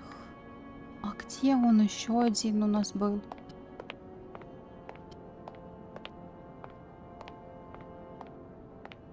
Знаете, где мы, по-моему, еще не смотрели?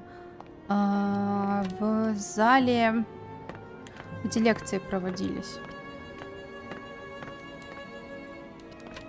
Давайте туда сходим.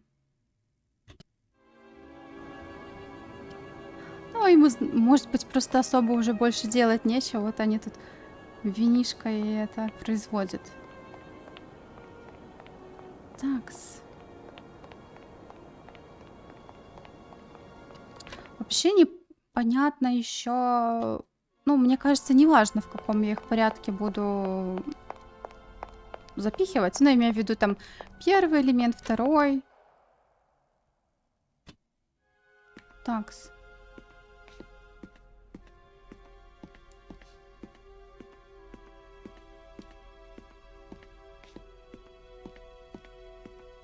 Похож этот элемент на кирпич.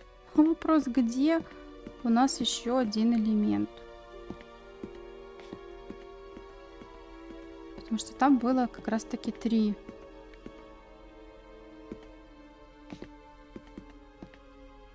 Блин, вот тут лежат ну, что-то типа портфелей, еще что-то.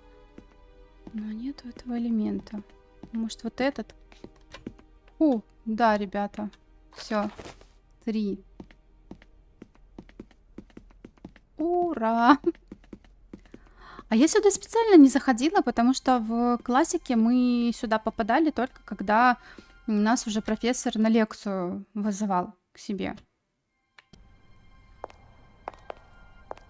А я уже ну, как бы стала напрягаться, думаю, блин, а что, а где? А сейчас мы еще застопоримся, мало ли. Как-то не хотелось бы на такой простой вещи. Ну, я не понимаю, почему на некоторые загадки немножко поменяли. Ну, просто чтобы скучно, наверное, нам не было. Чтобы жизнь медом не казалась. Такс. Ну, это и пока, получается, у нас на первой локации одна была загадка. Так, вот. Так, я открываю свою картинку. Сейчас. Так, ребята, картиночка. У нас получается... Раз, два, три, четыре, пять, три. Раз, два, три, четыре, пять, три. Давайте сюда первый элемент оркестра. Где он? Так, положим. Дальше вот тут. Тут второй давайте. Ну, чтобы они шли, знаете, по порядку. У нас второй. И получается у нас два вот сюда, вот третий. Так, вот он, 3. И теперь, ну...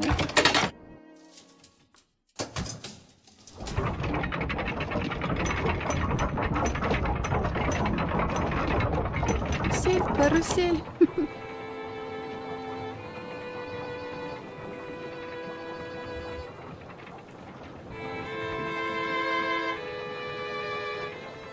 Блики на окнах, как светомузыка такая была.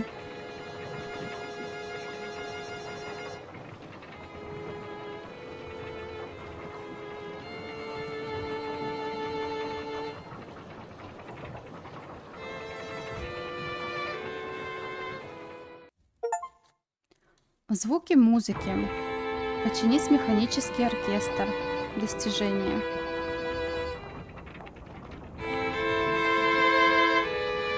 Ну все. Музыка, правда, такая немножко... Я не скажу, что грустная, такая в задумчивое состояние вводящее. Вот. Раздумье. Все, теперь нам нужны денежки. Денежки мы возьмем и пойдем ну, к этим вот, которые на барже, муж с женой смешные, которые. Такс. Прошу прощения за беспокойство. Проблем? И земной шар, и поезд. Такс, денежки, все, я все сделала. Господа, я починила ваш оркестр. Он снова играет? Отличные новости. Мы вам очень благодарны, мисс. Да-да, благодарны. Будем всегда рады видеть вас у себя. Что ж, теперь наша очередь держать слово. Сколько вы хотите, мисс? $100, если это вас не затруднит. Черт, я никак не могу понять, что такое... Мы согласны выплатить вам вышеозначенную сумму. Теперь можете спокойно уезжать. Кстати, когда вы собираетесь уехать? Да, потому что поезд нужно убрать как можно скорее. Так, ну, Кейт все свой волшебный кармашек, как обычно. Прикольно. Денежки прям в мешочке. Как будто они там по каким-то центам собирали. И выдали потом Кейт. Так, ну все.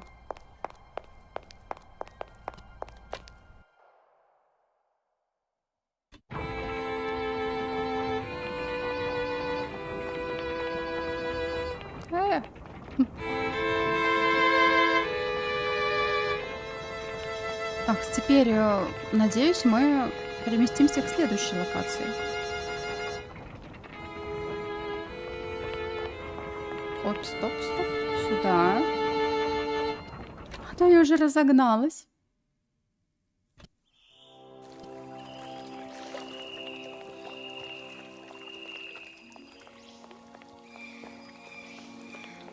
Так, вот они.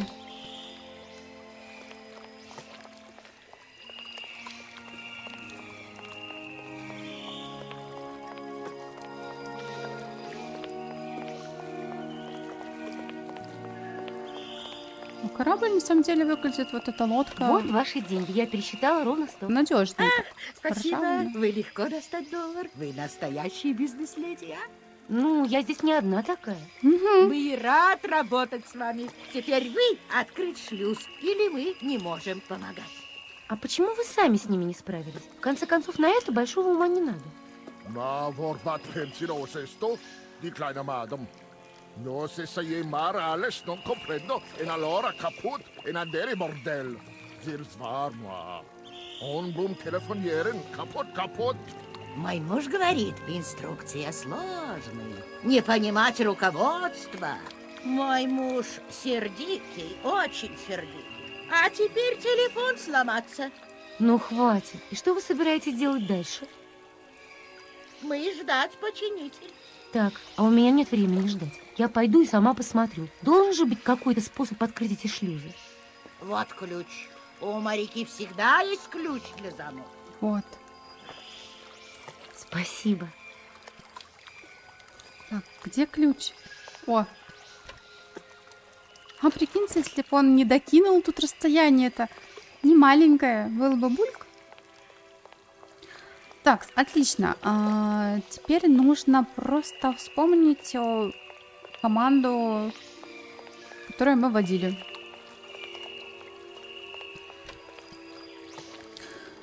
Я попробую ввести, что я делала. По-моему, 4-1 звездочка. Блин. Если вдруг она не сработает, то я просто-напросто еще раз наберу номер вот этого сервиса. Блин, да кто там? Мама, Оливия, мне кажется. Дэн, начальник, звонили недавно. Алло. Кейт, ну как ты там, крошка? Я вчера видела потрясающую шубку и сразу вспомнила о тебе. Ты там тепло одеваешься? Эти иностранцы совершенно не умеют одеваться по погоде. Мам, ты у меня такая заботливая. Со мной все в порядке, правда. Путешествую с ветерком, все хорошо. Правда, вот... Так когда ж ты вернешься? Фрэнк Смерть как хочет с тобой познакомиться. Какой Фрэнк? А, твой певец. Так вы встречаетесь? Ни за что не угадаешь, какой он мне сделал вчера сюрприз. И какой? Он пригласил меня на благотворительный концерт в пользу...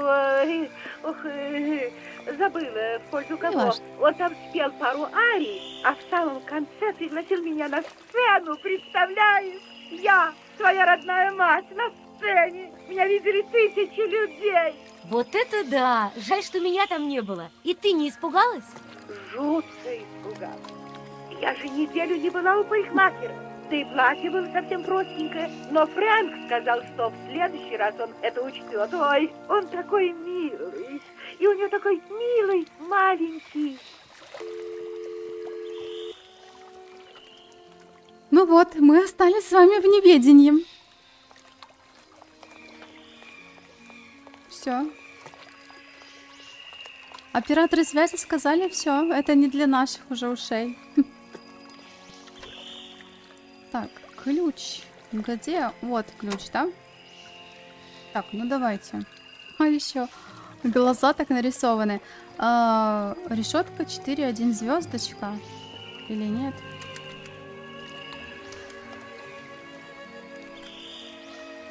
Или вот так.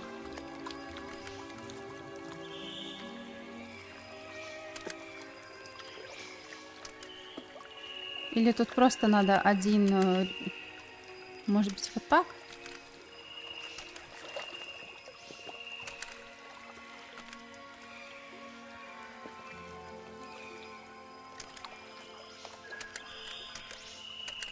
Это скидывает.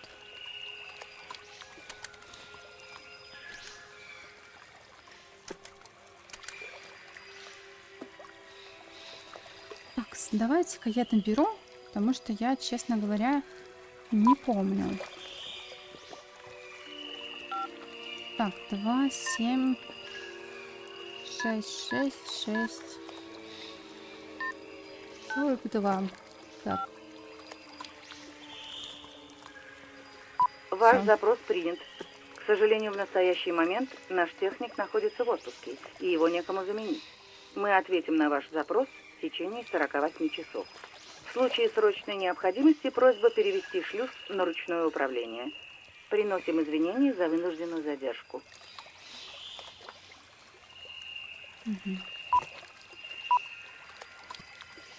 Так, хорошо. А если мы сделаем вот так, 4-0, опустим уровень. Да ё-моё.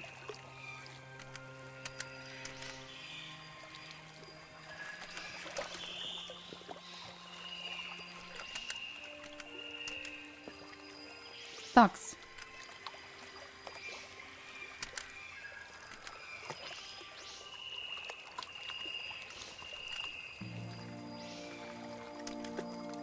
Что там у нас было-то?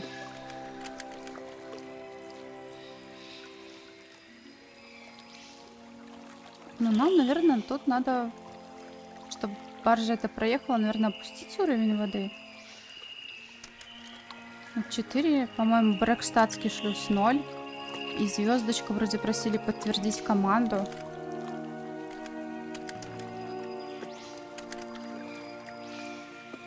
Хорошо, если 4-0 решетка.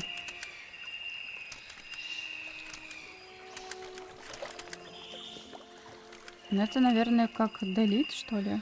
Такс.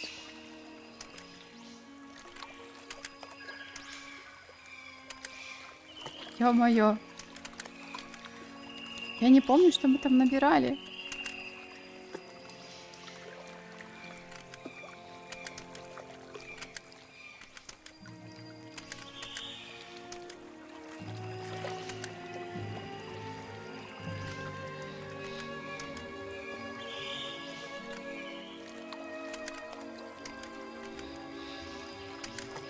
Так, ребята, у нас проблема, я не помню, что тут надо набирать.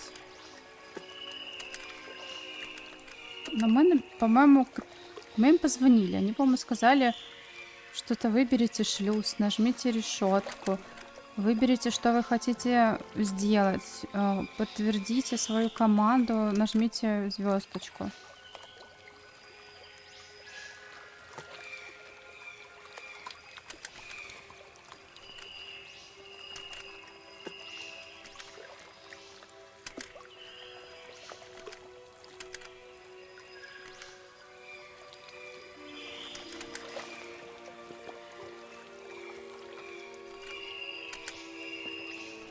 Блин, как-то не так. Блин. Ай-яй-яй. Может, не получится все-таки им набрать еще, чтобы они проговорили вот этот цифровой код.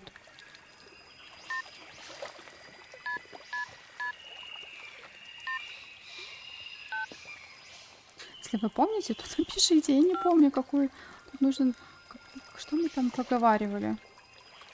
Ваш запрос принят. О, нет. К сожалению, в настоящий момент наш техник находится вот. Блин. Комбинация задана неверно. Ваш запрос принят. К сожалению, в настоящий... Комбинация задана неверно. Ваш запрос принят. К сожалению, в настоящий момент наш техник находится в отпуске, и его некому заменить. Мы ответим на ваш запрос. Так, ребят, ну давайте, не знаю, еще попробуем разок. Если нет, то попробую поискать тогда. Просто я, правда, что-то я не записала, и все. Что там, какие у нас эти были?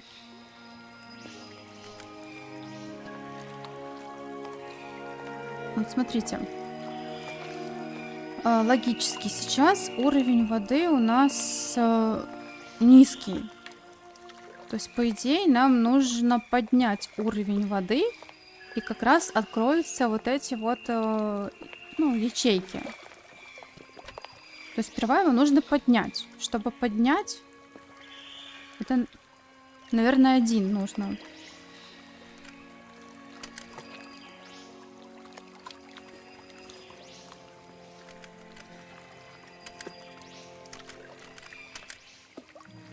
Вот на Брекштадтский был 4.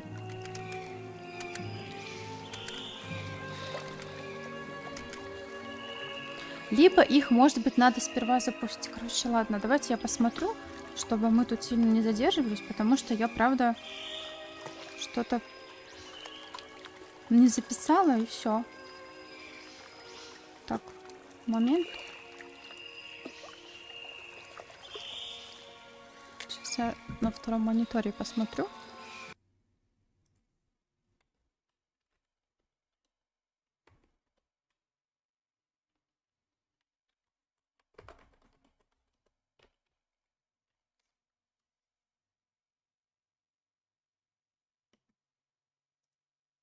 Это будет просто быстрее, чем я сейчас буду очень долго это возиться. Надо, как и в этой, как и в Нэнсюшке, прям все записывать. Так.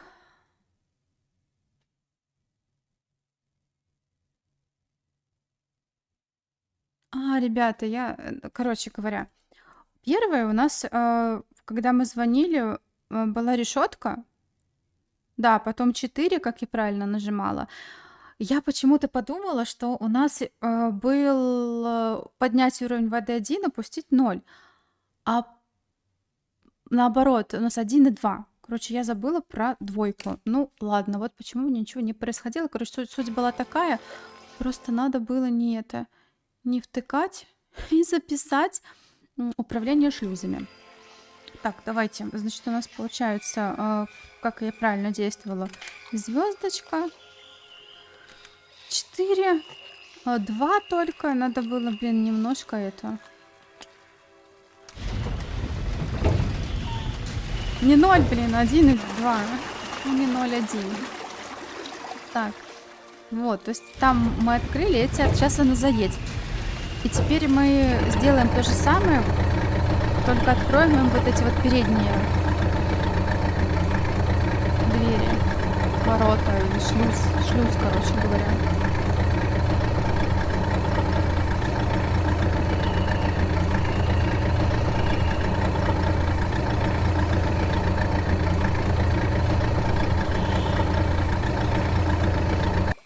Я думаю, они сами рады, что мы им помогли.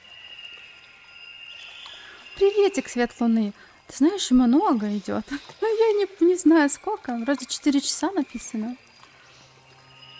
Но у нас в первой части очень много было материала, который мы читали. То есть там дневник Анны было вообще 18 листов. И мы, наверное, его полчаса читали, еще болтали. Вот.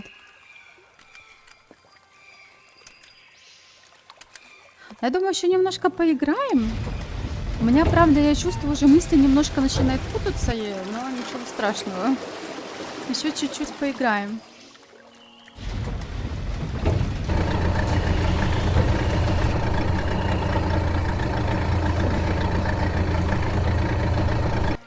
Все. Мы их выпустили. Теперь надо бежать, чтобы они не уплыли от нас. И мы им это... Ну, там сейчас все сделаем с поездом.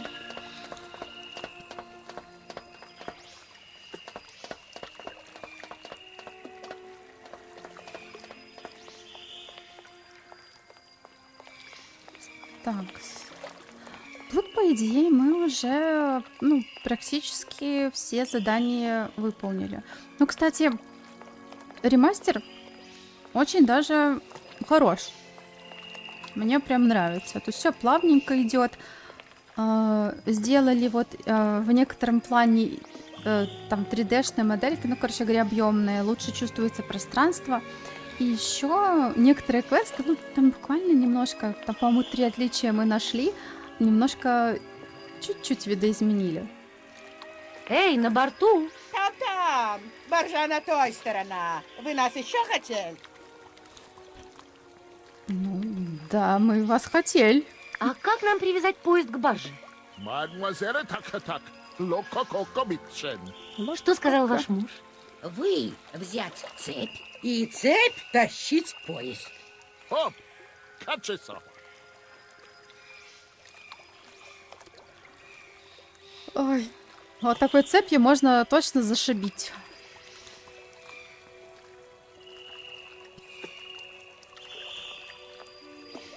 Так, ну что, ля-кача-качак-чак-чак. По-моему, это старый ролик.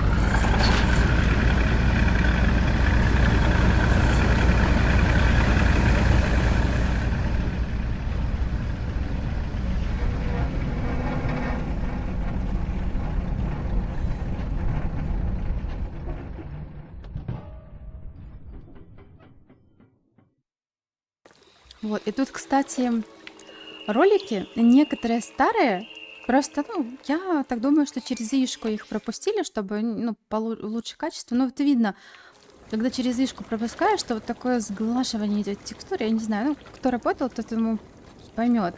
И это... Ё-моё, что за люди, а? Не поговорить, ничего. Алло, Кейт Уолкер у телефона. Мисс Уолкер, это профессор Фолс. Я скоро начну лекцию о юколах, не опоздайте. Хорошо, постараюсь. Прекрасно. Мы собираемся в главной аудитории. До встречи, милая. Профессор Понси у нас молодец. Он у нас добыл номерок. Здравствуйте, мисс Уолкер. Молчу. Заходите, присаживайтесь. Мне не терпится начать лекцию. Дорогие друзья, всего несколько часов назад я и думать не мог, что в мои руки попадет реликвия, которая позволит мне завершить, наконец, изучение таинственного племени юколов. Свет, пожалуйста, дайте. Да. Кто такие юколы? Юколы — это одна из народностей Крайнего Севера, которая известна очень мало. Живут они очень далеко, у северных границ Сибири. Удаленность от цивилизации и суровые климатические условия привели к сильному сокращению их численности. Эти несколько слайдов являются по существу единственным достоверным материалом, который имеется в нашем распоряжении. Что? Да. Один русский исследователь выполнил эти рисунки и отснял фотографии около 100 лет назад. Именно ему мы обязаны нашими знаниями о юколах и их культуре. Насколько нам известно, корни юколов уходят к последнему ледниковому периоду. Интересно, что следы их пребывания обнаружены в Западной Европе, а точнее в центре Альп. Прикройте окно, мне дует. За последующие столетия этому народу пришлось проделать долгий путь до Крайнего Севера, их последнего места обитания. Причиной их миграции была сильная зависимость от мамонтов. Мамонты использовались как верховые и грузовые животные, служили источником мяса, шкур, жира и слоновой кости. Не вызывает сомнения, что юколы находились с мамонтами во взаимовыгодном симбиозе. Когда ледник начал отступать, мамонты стали мигрировать на север, а вместе с ними откочевали и люди. Я попью водичку, устал немножко. Да. Доисторические наскальные рисунки, приписываемые юколам, первыми натолкнули меня на мысль, что этот народ как-то ухитрился приручить мамонтов. Насколько нам известно, это единственное доисторическое племя, среди рисунков которого встречается изображение мамонта с наездником на спине. Да. Сегодня, благодаря этой подлинной фигурке из шкуры мамонта, которую я датирую и верхним неолитом, я нашел подтверждение своей гипотезы. Предки юколов действительно умели приручать мамонтов. Доисторический человек не обладал буйной фантазией, он изображал лишь то, что видел. Эта фигурка всего лишь детская игрушка. Перестаньте там разговаривать. Как мы выяснили, существование юколов было напрямую связано с мамонтами. Из шкур мамонтов шили одежду. Их использовали и как строительный материал для хижин. Из бивней изготовляли инструменты, оружие и украшения. Известно, что исчезновение мамонтов около 12 тысяч лет назад не сразу сказалось на бытии юколов. Похоже, что этот народ и в дальнейшем существовал за счет мамонтов. Невероятно, но вплоть до начала нашего века юколы все так же продолжали использовать шкуры и мясо мамонтов, да и обработка мамонтовой кости с веками не прекратилась. Принесите, пожалуйста, чай с сахаром.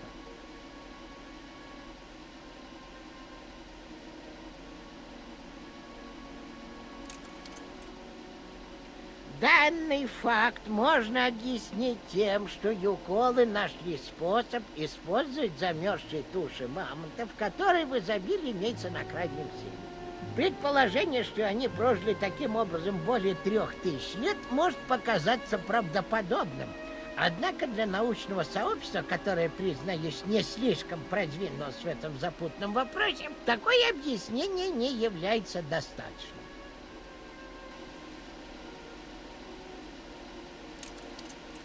Да.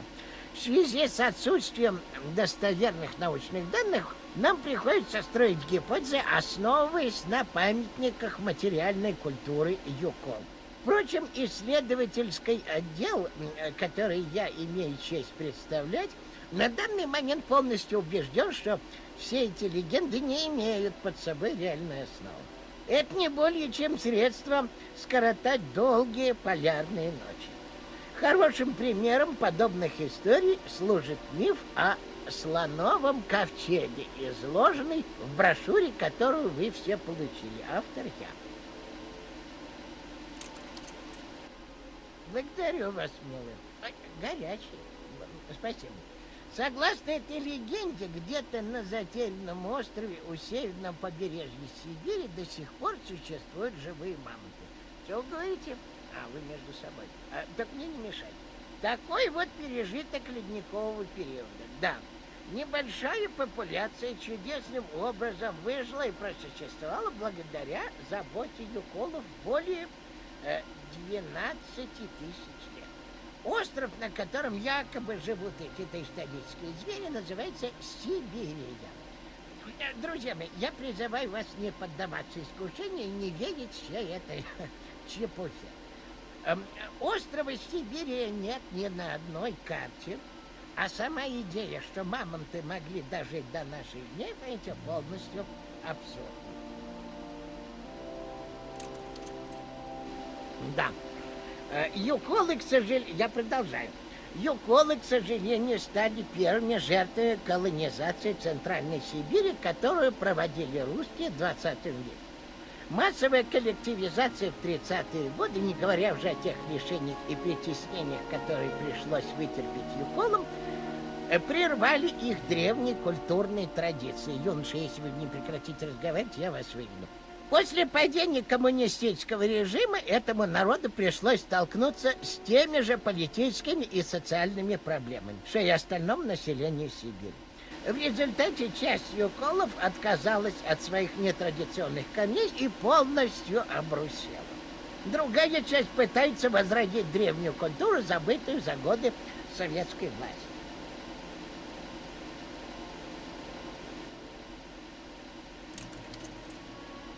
В начале 21 века остатки племени юколов вернулись на земли предков.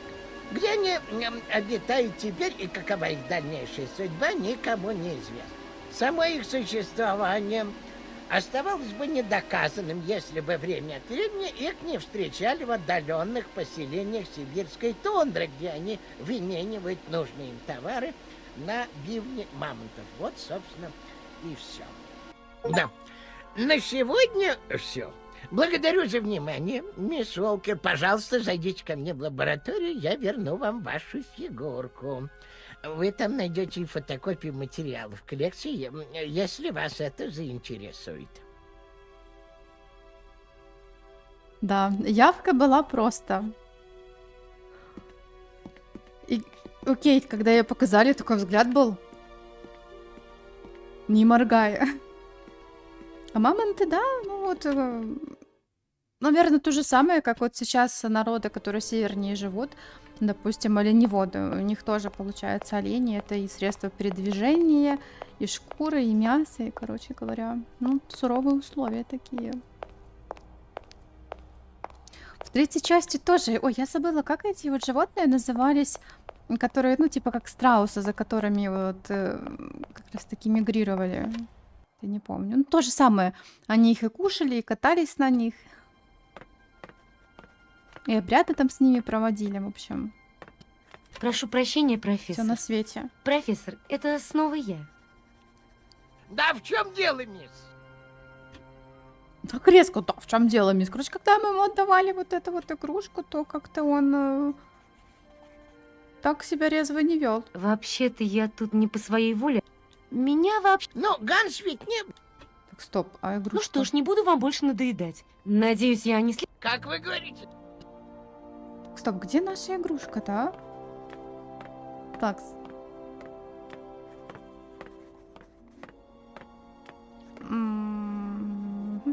Инвентарь.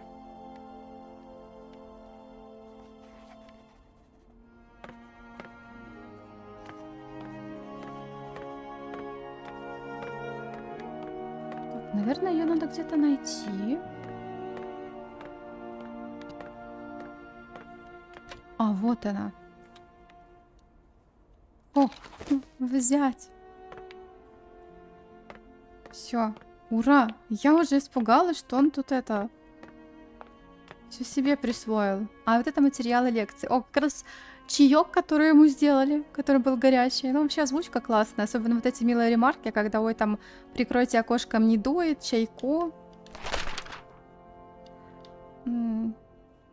Да. Собственно, весь вот этот вот материал добавлено в инвентарь.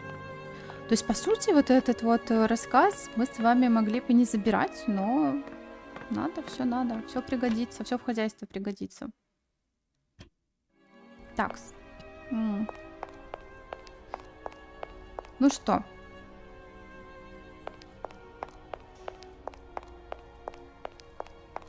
Теперь на поезд заводим.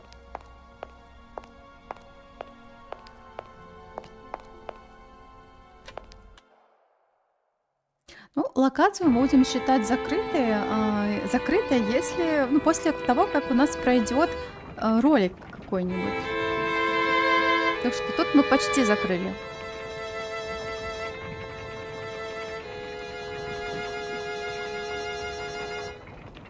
Так, бежим. Ножками перебираем. Ну, знаете, хорошо, что нас телепортировали к лекции. Я, кстати, не помню, в классике нас тоже телепортировали, скажем так, к лекции? Или мы пешочком добирались? Вот я не помню, честно говоря. Ну, сейчас нам надо на поезд в любом случае. Вот хотя со станции-то мы поезд убрали, но он стоит в пару метрах. Мне кажется, тут 100 метров, я не знаю, может 100 от силы. До станции, до этой.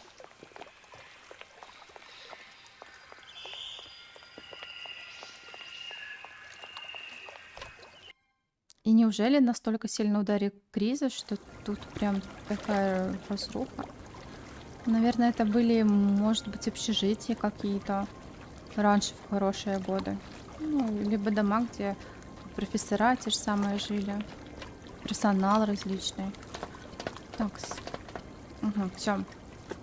Мы на этой стороне. Замечательно. Машина. Икс. Все. Знакомый механизм.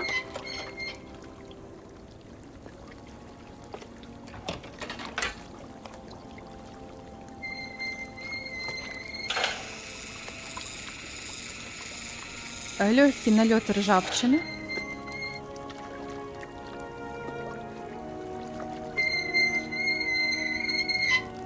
О, он сам закрутил. Стоил стены достижения. Да кто ж там опять набирает-то? Да ё-моё, дайте поиграть. Алло. Ты где? Привет, Дэн. Я в Баракштате. Как? Это что, город такой? Надеюсь, твой наследник там живет? Когда ты возвращаешься? Знаешь, тут огромный университет, а на станции держат редких птиц. Жаль, что тебя тут нет. Если бы ты только видел, тут повсюду деревья и птицы. Такое странное место. Неплохое местечко для отдыха, как я понял. Так когда ты возвращаешься? Не знаю, но думаю, не скоро. У меня тут поезд. Ну, можно сказать, сломался. Пришлось нам сделать остановку. Вам? Ты там что, не одна? А с кем? С Оскаром, это машинист. Ты теперь с машинистами романы крутишь? Не глупи, Дэн, пожалуйста. Оскар — это автомат. Его сделал мистер Форальберг. Тот человек, которого мне надо найти. И это не просто какой-нибудь там старый робот. Он очень умный, но немного зануда, понимаешь? Как дворецкий из анекдотов. Кейт, не знаю, чем ты там занимаешься, Я но тебя тебе не не поцеловал. кажется, что тебе пора домой? А моя работа? Мое задание еще не выполнено. Да к черту твою работу! Не понимаю, почему она для тебя важнее всего. Если бы у тебя с приоритетами было все нормально, мы бы не влипли теперь в неприятности. Мы? Если у кого-то неприятности, то это здесь и у меня, понял? Это у меня тут голова пухнет от этих проблем, а ты, дорогой, дома задницу просиживаешь. Насколько я помню, у нас не было возражений, когда я уезжала. Тогда ты говорила, что это на 2-3 дня. Послушай, Кейт, ну поставь себя на мое место. На твое место? То есть я должна не только в твое расписание вписываться, но еще и на твое место становиться. Может, мне еще куда-нибудь встать, сэр? Слушай, я не хочу разговаривать в таком тоне. Перезвони мне, когда успокоишься. Я была абсолютно спокойна, когда ты позвонил. Мне нужно было немножечко сочувствия, а ты разорался. Или посочувствовать для тебя это слишком сложно? Ты иногда такая эгоистка. Дорогуша, на себя посмотри. Знаете, честно говоря, Дэн мне не нравится, но Кейт тоже иногда такую чушь бывает несет.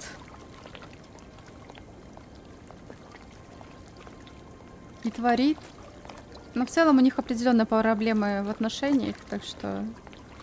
Кстати, у нас получается, смотрите, тут Дэн. Мэтт у нас в Нэнси в текущем расследовании. Ой, Мэтт, да. Нет, это парень Нэнси. Короче, Мэтт, Дэн, Нет. И я вот сейчас тоже, когда пыталась вам сказать, что это Дэн, и я так думаю, так, а кто это? Мэтт, Нет, Дэн. Короче, все похоже. Ну Оскар, что? у тебя все в порядке? Ну, то, что Да, нравится. Кейт Уолкер, я ожидаю ваших инструкций. Ну, поехали. Ну вот, Оскар, можем отправляться. Кейт Уолкер, я вынужден вам напомнить одно из правил. Ай, ёшкин кот, точно. Не понимаю. О, Господи. Пожалуйста, Все. Оскар, я пошла. Чао, Пока. до встречи. Так, все. А, кстати.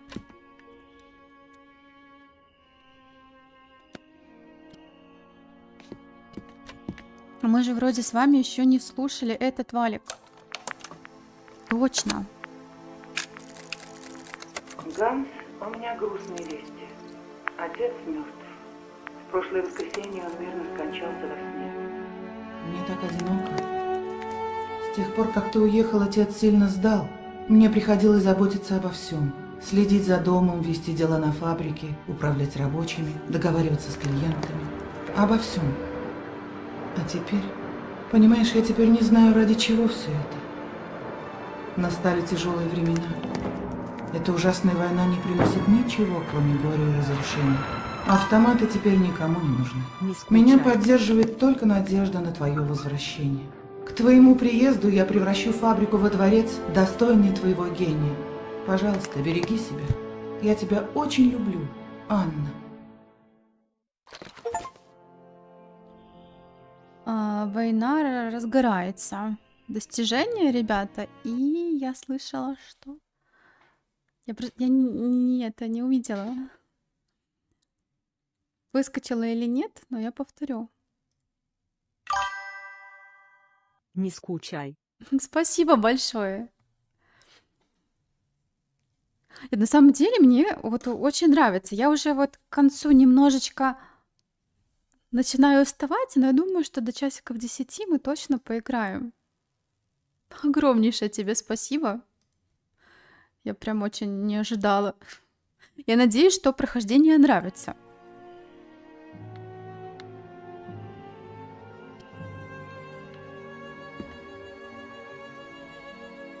Прямо правда, очень-очень приятно. Я даже не ожидала.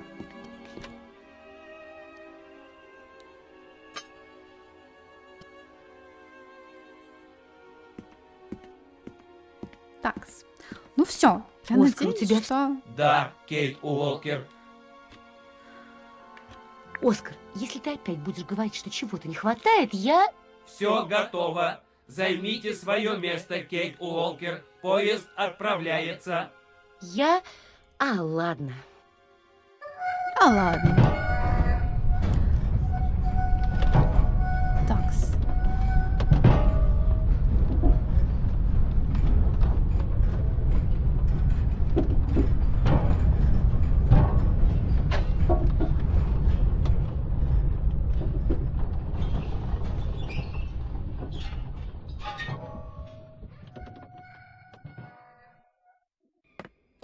Ну, ролик прошел, поэтому я считаю, что Баракштадт у нас официально закрыт. У нас начинается, ну, скажем, подлокация небольшая, да?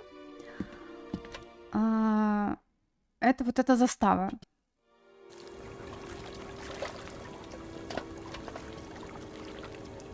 Угу. Я, наверное, куда-то не туда вышла. Либо тут у нас Оскар.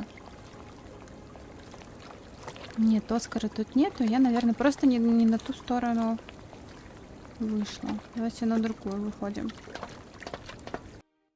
Так. Все, я уже это... Все. Не, да ё-моё.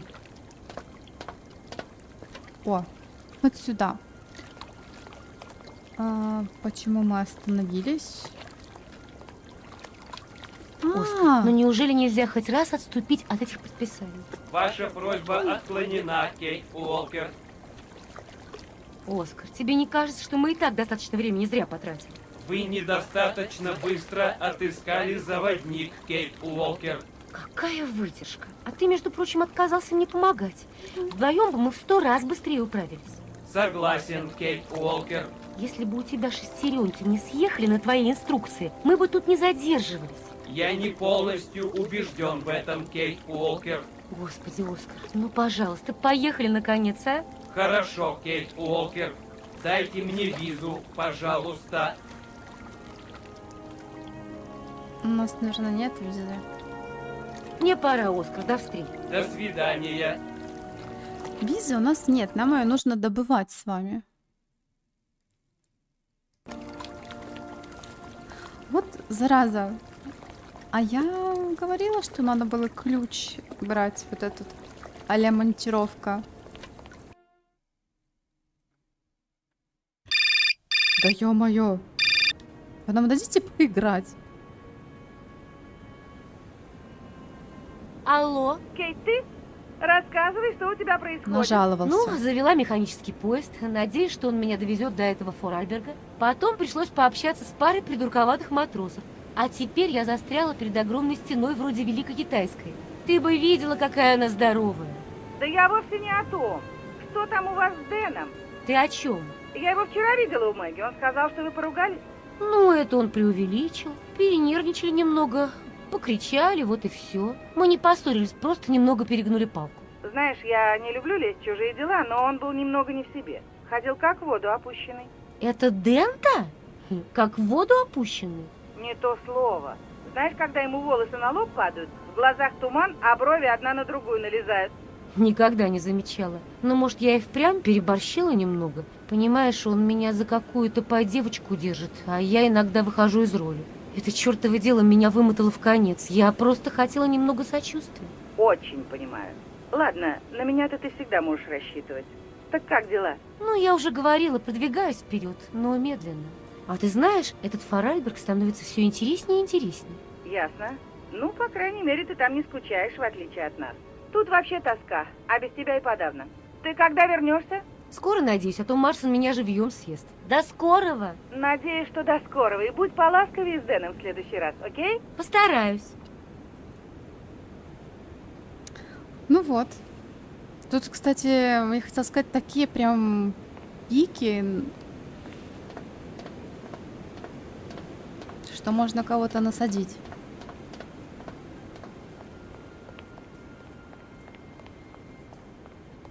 Такс. Все персонажи тут, они настолько колоритные. По-моему, сейчас у нас один из таких вот интересных. Баракштадтский университет. Исследовать университет полностью. Достижение вылетело. Добрый день, сэр. Капитан Малатеста, командующий Баракштадтской пограничной заставой, к вашим услугам, мэм. Чтобы ехать дальше на восток, мне нужна виза. Мне сказали, что ее можете выдать только вы. Верно. За визы отвечаю я. Но сейчас я перестал выписывать визы. Пересекать границу теперь нельзя. А почему? Это слишком опасно. Особенно для такой леди, как вы, которая к тому же путешествует без охраны.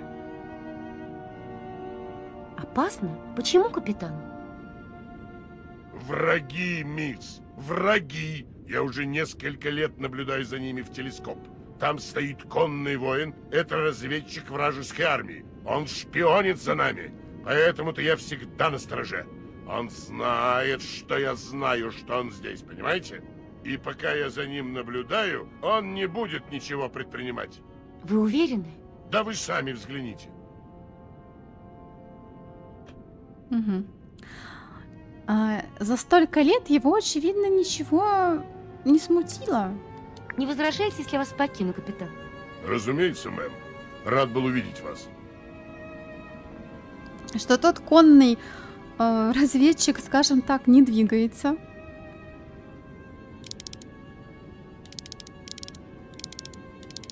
Так. О. Ага.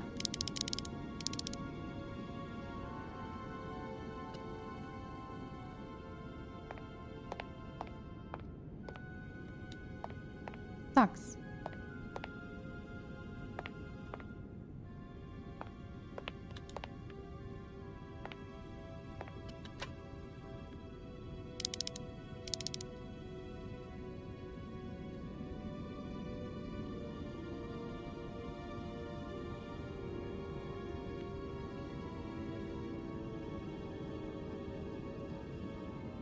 Где? Странно, О. не вижу никакого казака. Только сухое дерево. Да, у капитана явно проблемы с глазами. А я-то думаю, что не так. А видите, по-моему, в классической части мы не могли двигать. Ну, то есть только резкость настраивать могли. Разбитые очки? Если это очки капитана, у него явно проблемы со зрением.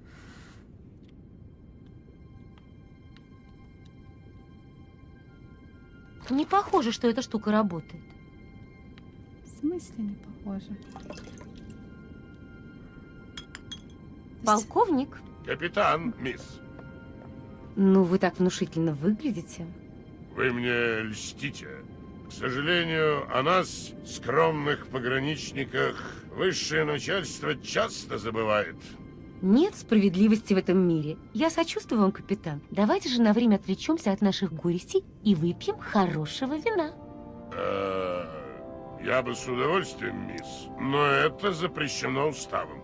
Один бокал еще никому не причинил вреда. К тому же никто не узнает.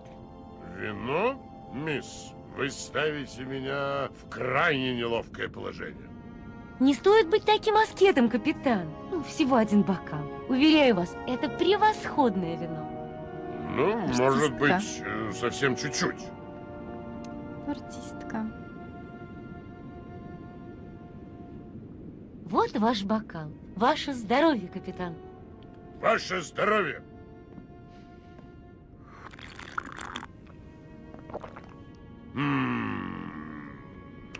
Давненько я не пил вина в такой превосходной компании. Вы правы, оно превосходно. Вот-вот. Даже не верится, что оно местное, верно? Его готовят из амерзонского савиньона, который растет в оранжерее на станции. Так, значит, университетское начальство припрятало такую роскошь для себя. Вы знаете, капитан, мне просто необходимо проехать дальше на восток. Даже и не просите об этом. Я ведь говорил, это крайне опасно. Враг не дремлет. А может быть, ваш казак — это вовсе не то, что вы предполагали? Может быть, это просто сухое дерево странной формы? Попробуйте, посмотрите еще раз. Кто знает? Попробуйте, капитан, пожалуйста. Ну ладно, только ради вас, прекрасная леди. Но, честно говоря, мне это кажется сущей нелепостью.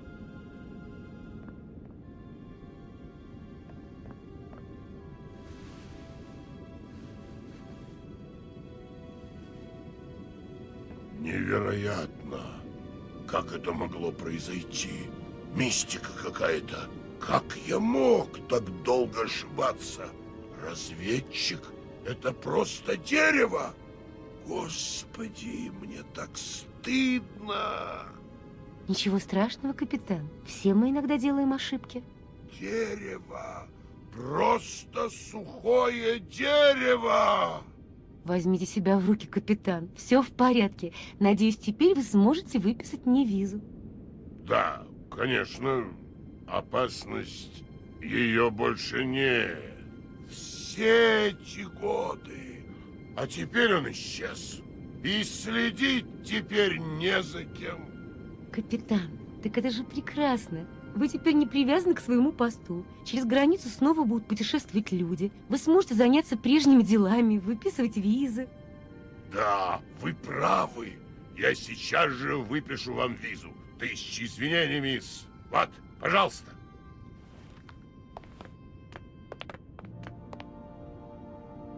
Спасибо, капитан. И больше не поддавайтесь обманам зрения. Мисс, можно этот инцидент останется между нами? Понимаете, это вопрос моей чести. Обещаю вам, капитан. Такс. Единственное, что мне не понравилось, ваше здоровье, достижение, так это то, что Кейт направо и налево, ну, как бы рассказывает по поводу, вот, например, вот этих вот университетских дел про вино. Ну, в целом, зачем? Он же не спрашивал, откуда вино, что, как. Поэтому, ну, зачем болтать?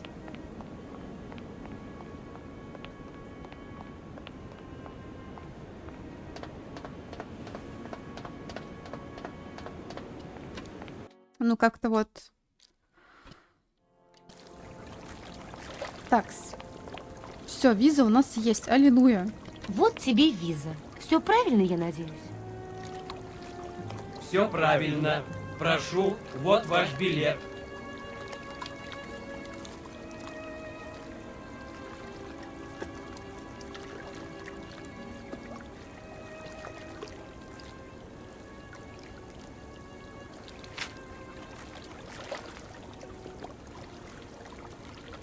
Так, все. Желаю вам счастливого пути, Кейт Уолкер.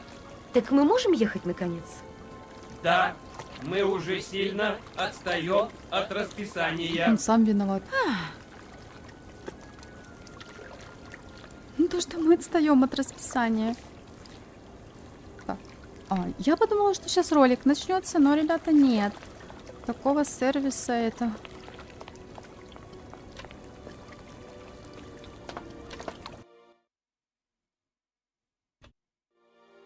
Пожалуйста, Оскар.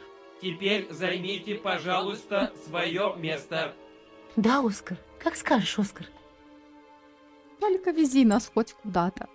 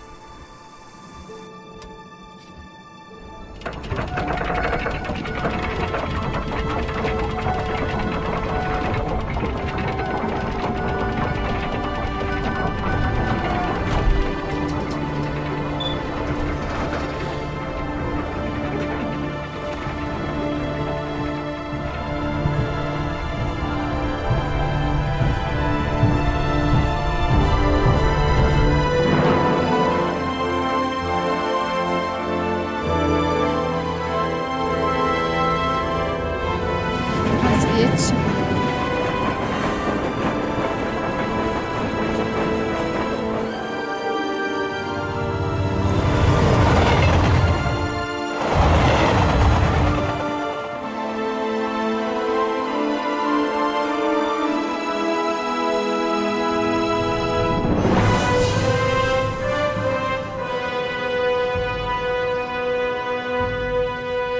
Впереди уже видна жопа. Грубая такая вот атмосфера.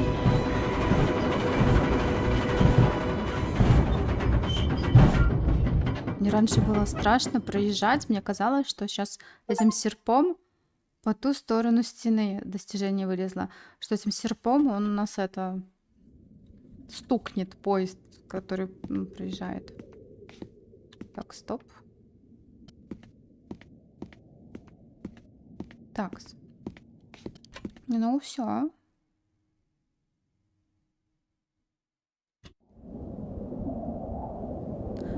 Так, ну, завод кончился. Кстати, ребята, а когда вам будет удобнее? В воскресенье или в субботу?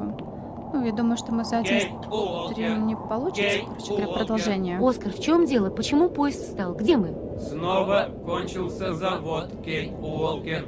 Что касается наших возможных географических координат, не имею ни малейшего представления. Что ж, старина, давай искать заводник. Надеюсь, что он тут есть.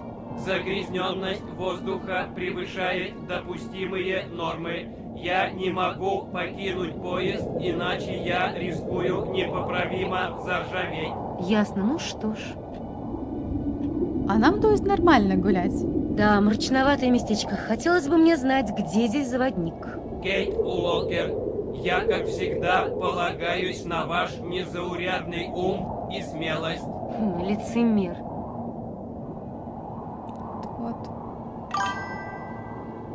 Выключи компьютер, ложись спать. Так, я не знаю, котик тут появляется или нет. Сейчас надо посмотреть. А, все, прошел. А3, спасибо тебе огромное. Правда. У меня уже там в мыслях, что ага, надо мой этот список желаний, короче говоря, в Стиме. Ну, я думаю, что мы вот дойдем, наверное, до момента с апподромом, как это называется? С аэродромом, ипподромом, боже мой, все, надо, походу, точно уже. Ну, посмотрим, постараемся дойти, и тогда уже будем Я ненадолго. спать. Я никуда не уйду, Кейт Тогда я уже возьму Уолкер. кошку, и будем с ней отдыхать. Спасибо тебе, правда, огромное. Мне очень-очень приятно. И непривычно, даже неудобно. Так, ну я надеюсь, что стримчик понравился. Ну, нравится, он еще не закончился. Так, смотрим, что у нас тут и как. А по стримам у нас еще планируется надо... Ой, я ушла отсюда. Silent Hill пройти. Я его начинала, но как-то у меня все. Последний валик. А я вот думала, кстати, где валик? Видно, что у него в ноге заводник, короче говоря.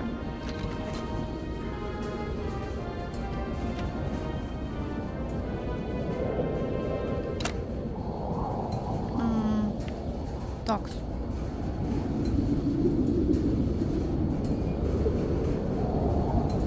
Но надо еще.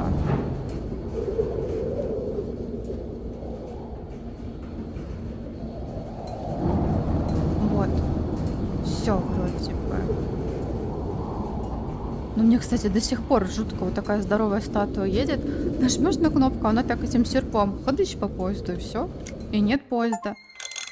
А железный исполин. Завести поезд с помощью робота-великана. Еще одно достижение вылезло. Так. И теперь надо просто отъехать. Чуть-чуть. Так. Нет, все, я, кстати, тут припоминаю, что... Кажись. Я вот эту локацию помню не так на самом деле хорошо, как предыдущая. Вот этого Эй, там! ранца я помню.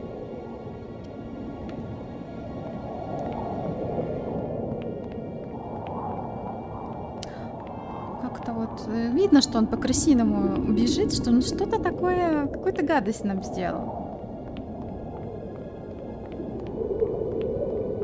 И ветер еще такой в наушниках прямо.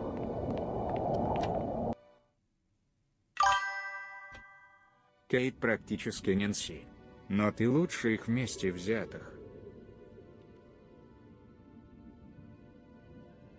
Ой, спасибо большое. Ну, у меня есть вы, ребята. Как бы я как-то у меня случилась неприятность, а я в телеграм-канале об этом говорила. И вот вы мне написали, ну, вот кто-то из ребят в телеграме, о том, что в Нэнси, допустим, ну, там есть только сестрички, ну, братья, вот Харди и Бэс Джесс. Ну, как бы нет. А у меня есть все вы. Так что, ребятушки, огромное спасибо. И за поддержку огромное-огромное спасибо. Мне, правда, очень приятно. И я все пущу в наше развитие или в новые игры. Вот. У меня как раз есть задумки. Список желаний. Он у меня огромный в Стиме. Но все равно я смотрю так, чтобы было интересно. Господи, Оскар, скажи что-нибудь.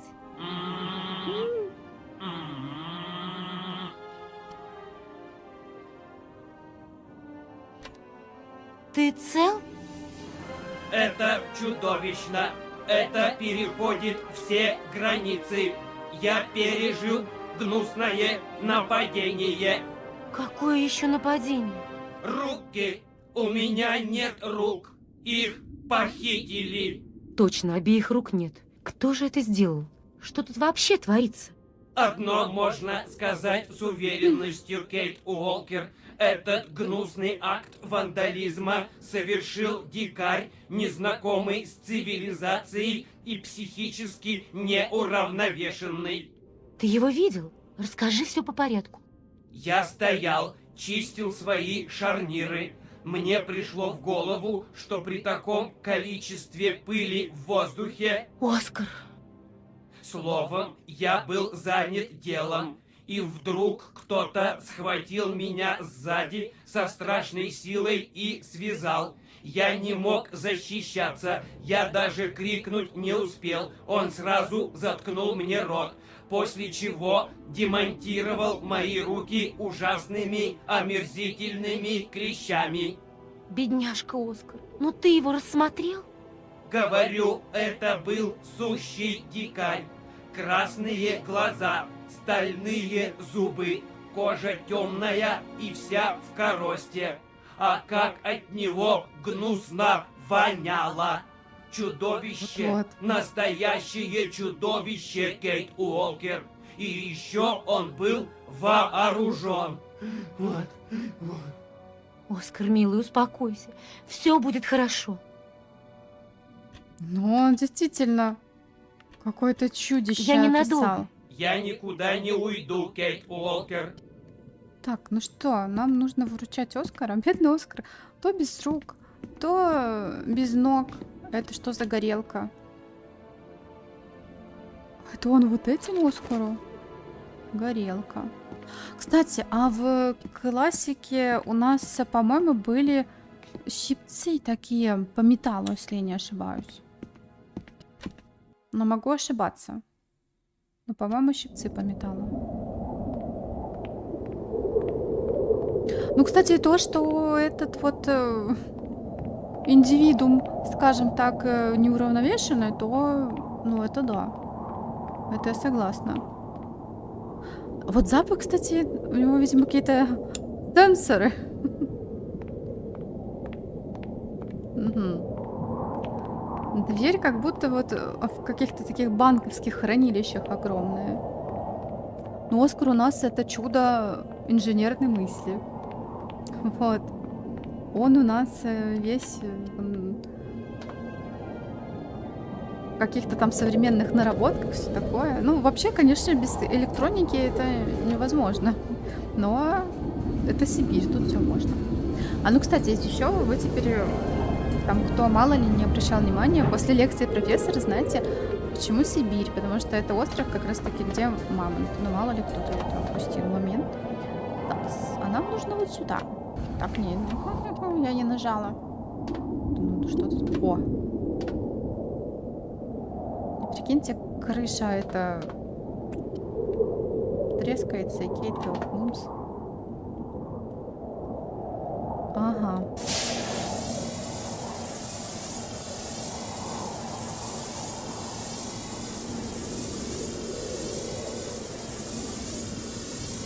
А вот это что-то новое. Но я, по сути, просто навожу курсор и нажимаю А, и ну, горелка идет. Правда, по-моему, в оригинале у нас щитчики были. А тут уже вот решили немножко усовременить момент. Так, войти. Ну, опасно, конечно, проходить через такие эти штуки. Вдруг они порежут там. А, ну, кстати, ходячий, да. Может быть, это нюх-нюх и все.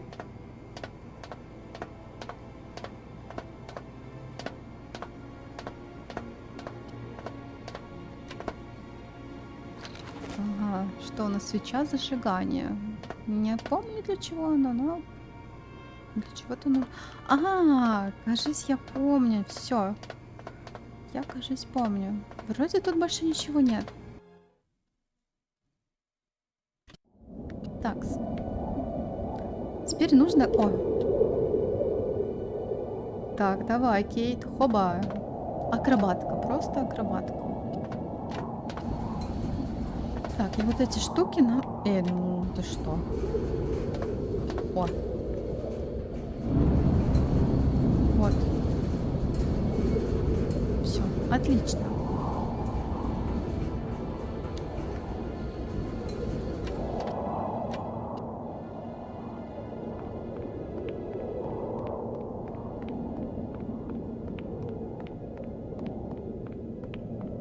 И, по-моему, нам надо вот сюда.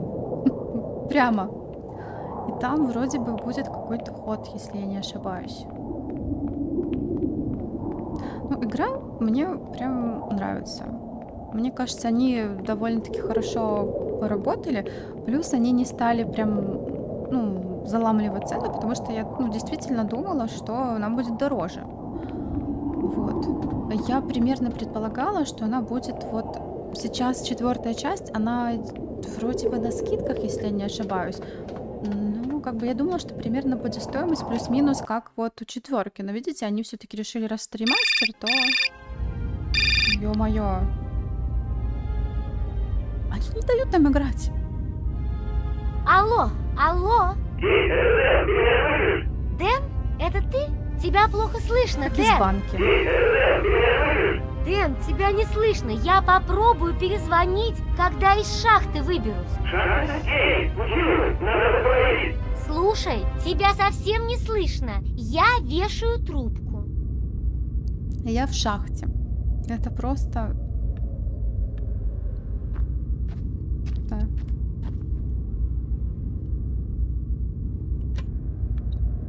Вот, тут нам надо эту... Она вообще на куколку, да, какую-то такую похожа?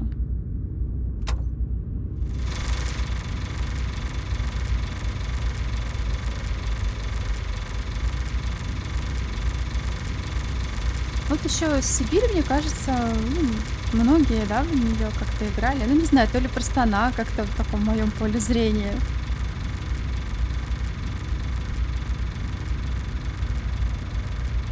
Ну все, будем ждать ремастер 2-й части.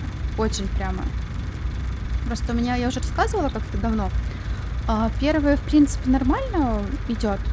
А вот 2-я, там немножко FPS как-то подглючивает. Ну, короче, есть свои какие-то технические штуки. И если выпустить ремастер, это будет прям очень хорошо. Я прям очень жду. Ну... О, мышка. Если они как у резиков, то тогда будет, скорее всего, год новая игра, год ремастер. А, это тут шипит. А я слышу, что-то шипит, и думаю, это у меня дома что-то зашипело. А это тут. А, ну это завод, видимо, он шипит. Все. Такс. Что у нас тут и как с вами есть? Давайте смотреть. Так. Механический орган. Но орган просто, это не орган, это органище. Органелла. А, вот и ручки. Вот и ручки Оскара. Кейт не хочет никак прокомментировать ситуацию. Нет. Situation не прокомментейшн. Ладно. Идем дальше.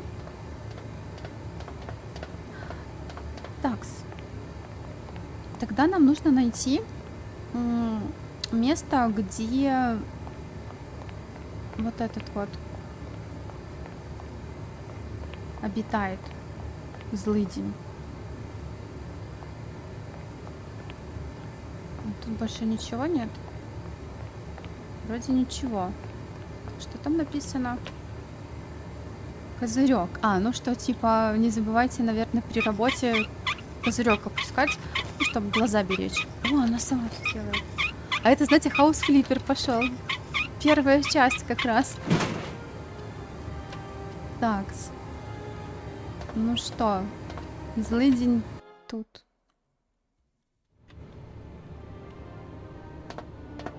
Вот, ребята, это еще очередной случай. Ой, я подумала, что это кровь, это какие-то провода, я не знаю, что. Это красная, как паутина. Это... ну да, паутина какая-то красная. Вот еще один случай, где бы Кейт понадобилась монтировочка. Сейчас бы тюк и все. И нет вообще никаких проблем. Начальник Комсомольска достижение. Вылезла. Эй, кто вы такой? Имейте в виду, я вас не боюсь. Так что без фокусов. Зачем вы это сделали? Что вам надо? Произошло недоразумение.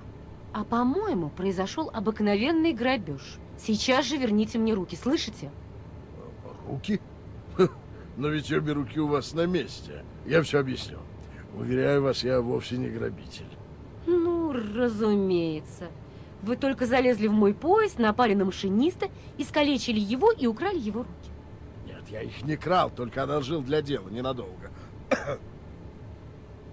Издеваетесь? Да что вы! Разве я способен над кем-нибудь издеваться? Это руки Оскара, моего машиниста-автомата. Зачем вы их украли? Они великолепны. Неповторимое чудо техники. Я бы не смог собрать такие даже за 1000 лет. Блестящая конструкция и ювелирное исполнение. Не механизм, а настоящее произведение искусства. То есть они вам так понравились, что вы решили их присвоить? Да нет же! Я их не крал, я просто одолжил. На время. Как только они освободятся, я с радостью их верну, честное слово. Освободятся? Это была последняя недостающая деталь.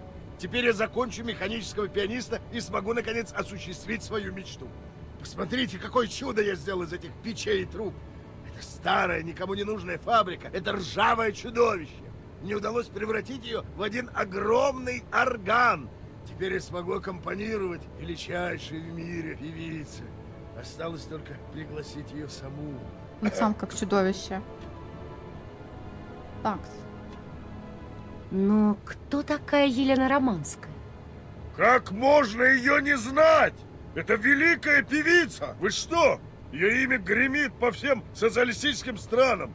На мою долю выпало счастье однажды присутствовать на ее концерте прямо здесь, в Комсомольске. 2 июля 69-го года это было. Дверь вагона открылась, и нам предстало дивное видение. Я подал ей руку, она сошла на платформу так грациозно. Мы соорудили сцену. Ну, конечно, она и в сравнении не шла с тем, что я сейчас построил. Но Елена не погнушалась и спела для нас. Такой вдохновенный, чистый голос. Тра-ла-ла-ла. Ну, помните эту вещицу, да? Мы все, простые металлурги, понимаете, плакали от счастья, и слезы текли по нашим черным лицам. Я никогда в жизни не слышал ничего прекраснее. Вы так живо все помните? Забыть ее невозможно.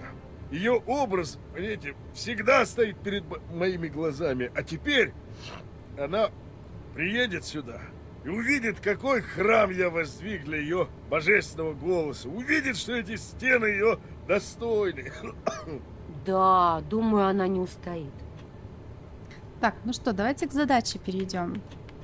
Простите, но из ваших объяснений я ничего не поняла. А поезд не может ехать дальше без машиниста. Понимаете, мои изобретения, мой труд, годы и годы моей жизни, все ради нее. Для нее, понимаете? Для того, чтобы снова услышать ее голос в этих стенах. А кто она? О ком речь? Елена, единственная, несравненная моя богиня, Елена Романская. Однажды она приезжала в Комсомольск. Мы тогда были центром тяжелой промышленности. Она дала здесь концерт. Я до сих пор помню каждую ноту. Сказочные, неземные звуки. А потом, через много-много лет, она спасла меня из бездны отчаяния, стала моей путеводной звездой, как говорится, новым смыслом жизни. Когда я услышал, что шахты закроют, что Комсомольск будет передан забвению, а я останусь директором ржавеющих развалин, да, вот тогда меня впервые посетила мысль: пусть Елена Романская снова споет здесь, но на сей раз она будет петь для меня одного. А она не против? Ну, разумеется, когда она увидит, что я превратил фабрику в орган, какому позавидует любая консерватория, и все ради нее. Такая перестройка, между прочим, не всякому под силу.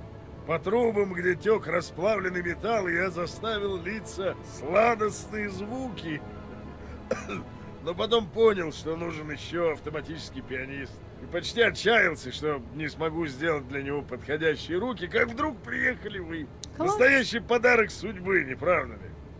Да, кому-то крупно повезло, это точно. И когда приезжает ваша мадам Романская? Когда вы сможете вернуть мне руки? Не знаю. Кто-то должен найти ее, сказать ей. Послушайте, а ведь я могу послать вас. Чем скорее вы ее привезете, тем скорее отправитесь по своим делам, а? Отличная мысль. Но вы обещаете вернуть руки от автомата сразу после ее концерта? Ну, разумеется, даю вам честное слово, что вы. Что ж, выбора нет, придется поверить. И где проживает эта певица? Не могу сказать.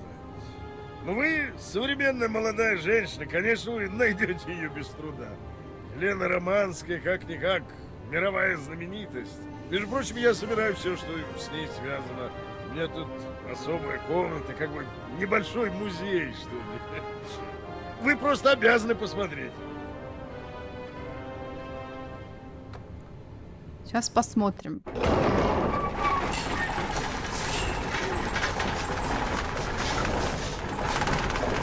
Все это полный бред сумасшедший. Мгм. Так, ну что ж, а давайте смотреть этот вот музей, так сказать. И дальше уже будем по ходу действия ориентироваться. Ну, я предлагаю постараться доехать до этого. Как мне спуститься-то? Ё-моё. А, вот тут. Ну, до санатория. Вот. Ну, если вдруг я уже совсем начну путаться, то я тогда, наверное, в другую сторону. А, нет, вот он там, что ли? Или сбоку? Наверное, в другую сторону. Вот тогда раньше закончим. Ну, короче говоря, будем смотреть по обстоятельствам. А мне игра прям очень-очень нравится. Приятно вспомнить.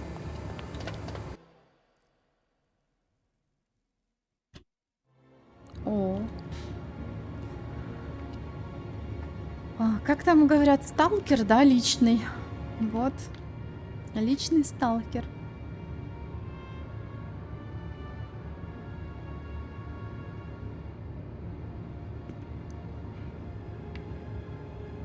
Что тут у нас?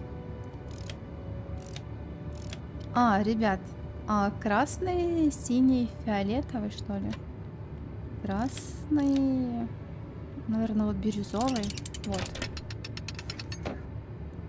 Это еще одна новая загадочка. Кристально чистый голос юной Леночки Романской потряс и любителей, и профессионалов, собравшихся на 9-й фестиваль Вуадор в Брюсселе. Юная певица из России с великолепным сопрано стала открытием фестиваля. Исключительно талантливую 20-летнюю певицу, несомненно, ожидает блестящая карьера.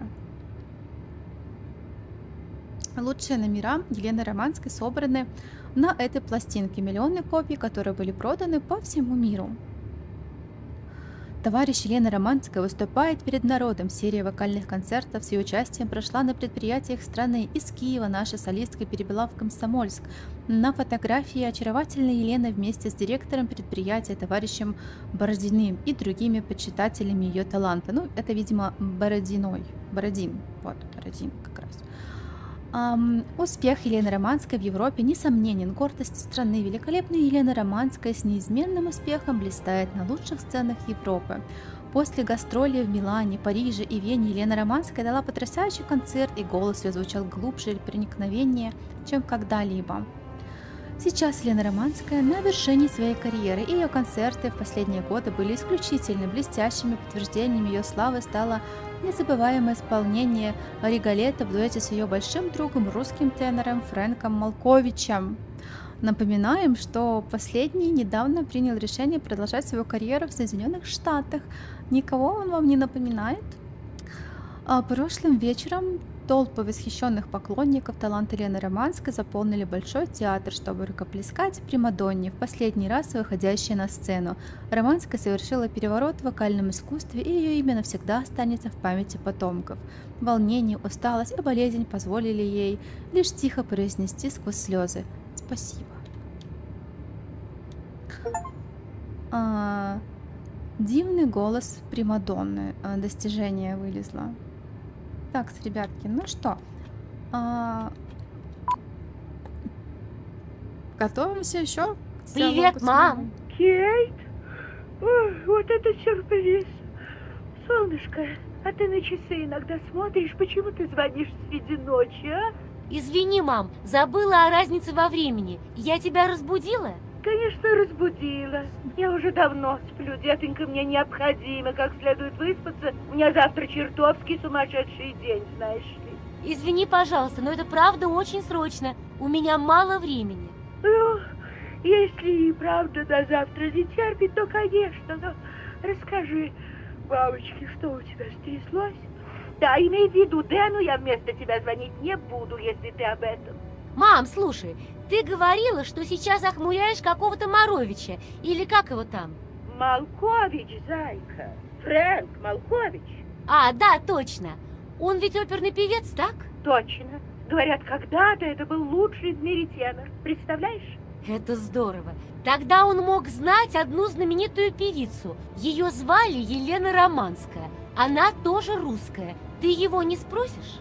Роднули, если ты увлекаешься знаменитостями, Фрэнк тебя с любой познакомит. Сейчас я его разбужу, и пусть он сам тебе все расскажет. Ты хочешь сказать, он... Фрэнки, это Кейт. Кейт, ты слушаешь? Фрэнк говорит, что он когда-то за этой Романской ухаживал. Ничего серьезного, просто платоническая влюбленность. Говорит, у нее потрясающая сопрано. Отлично! А он знает, где она сейчас? Она еще поет? Где мне ее найти? Минутку, зайка.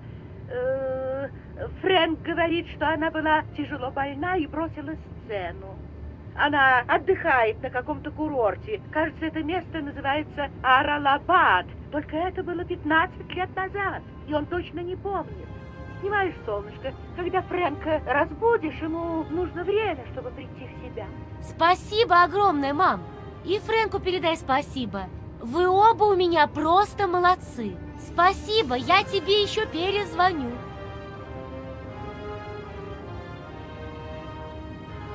Так, ну что ж, сейчас нам с вами нужно, наверное, как его зовут-то?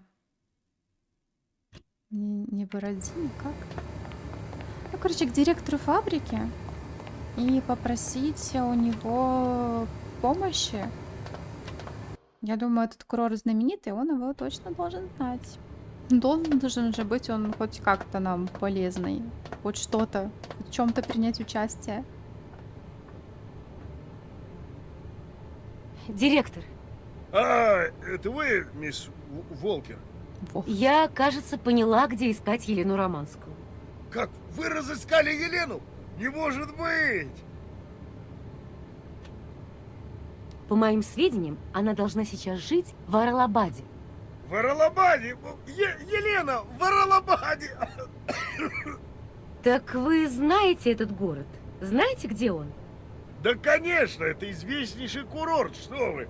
Все высокое начальство ездило туда на воды. Получить путевку в Аралабад было все равно, что заслужить орден. А теперь ни орденов, ни генералов, ни великой страны. Все смыли волны времени, все. Наверное, там хорошо отдыхать, восстанавливать здоровье. Думаю, для госпожи Романской больше подходит Комсомольск. Она должна оценить, как здесь мирно, спокойно, тихо. Ай!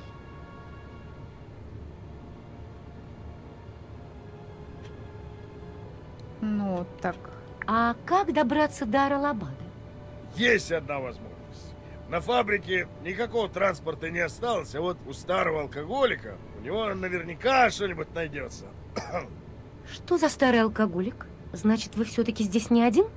Вы что ж, не заметили космодром на холме? Там сидит один ветеран, такая же развалина, как все вокруг. Охраняет объект. Правда, звезды для него уже давно остались только те, что на коньяке. И вы думаете, у него можно попросить машину? Наверняка не скажу.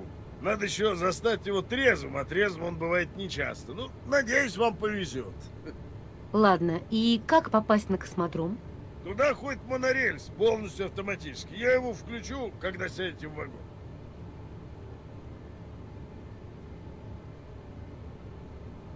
Так, ну ладно. Пойдемте к старому развалившемуся алкоголику. Так, а где там этот монорельс? Да ё-моё. Оливия, наверное. Алло? Кейт, Дэн. теперь слышно? Да, теперь отлично слышно.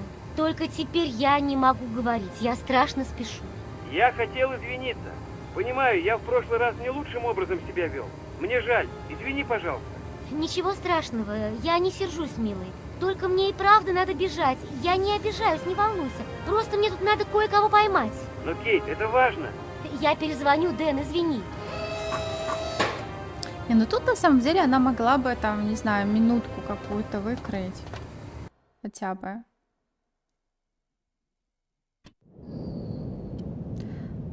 Ну, мы уже с вами определили, что у них там все сложно. Так, мы на вот этом вот космодроме. Блин. Ну...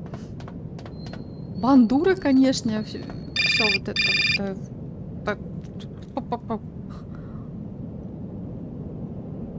Алло? Кейт, это ты? Как дела? Оливия? Отлично, тебя-то мне и нужно. Слушай, ты что-нибудь слышала о Елене Романской? Нет. Это что, русская модельерша? Нет, это певица знаменитая. Я должна с ней скоро встретиться. Вот только найду способ добраться до Аралабада. Представляешь, как мне повезло? Не совсем. А при чем здесь певица? Ты же игрушками занимаешься.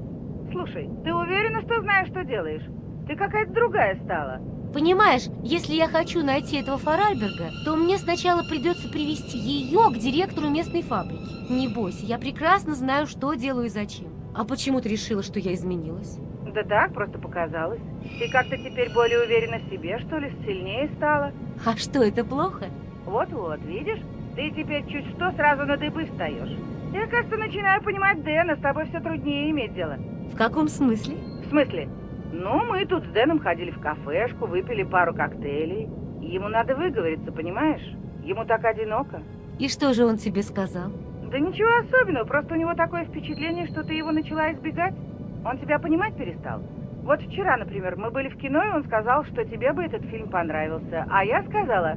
Ты хочешь сказать, что ты встречаешься с моим женихом? Да нет, ты что? Просто поддерживаю его, пока тебя нет. Ну и заодно присматриваю, чтобы он чего не натворил. Что бы я без тебя делала? О, ревнуешь? Это хороший признак. Значит, он тебе нужен. Это его здорово порадует. Так вы скоро снова увидитесь? Завтра вечером мы к Гольдбергам идем. Ты ведь не возражаешь? Нет, не беспокойся. Слушай, мне пора, счастливо. Так, они нам не дадут поиграть. Нам тут надо вообще-то важные дела делать, а не с ними тут фифить. Так, что нам нужно делать? Нам нужно, во-первых, все тут рассмотреть. Территории огромнейшие. Как это все могли только, ну, как это сказать, запустить, да? Так, вот туда нам надо. Я не туда свернула. Вот у нас космос пошел. Космическая тематика. Ех. Ну, вот этот вот товарищ у нас в данной капсуле обитает. Это я помню.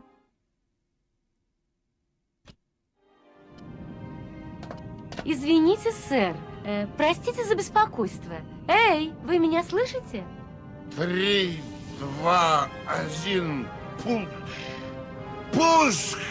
О, мать честная, кто к нам пожаловал? Какие девушки теперь по космодромам гуляют? Пожалуйста, не волнуйтесь. Мне просто нужно немножко информации. Да ты что, коза, с луны свалилась? Никакой информации, ни единой военной тайны никто здесь не выведает. Никто и никогда. Так по уставу положено, ясно?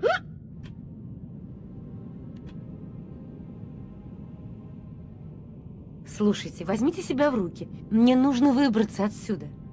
Мне тоже. Меня эта свалка достала уже.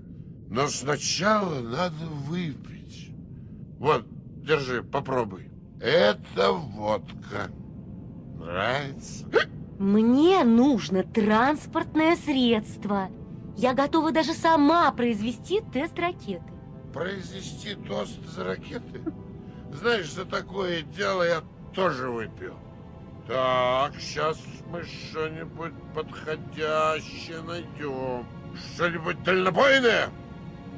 3, 2, 1. Контакт. Пуск. Может, хватит?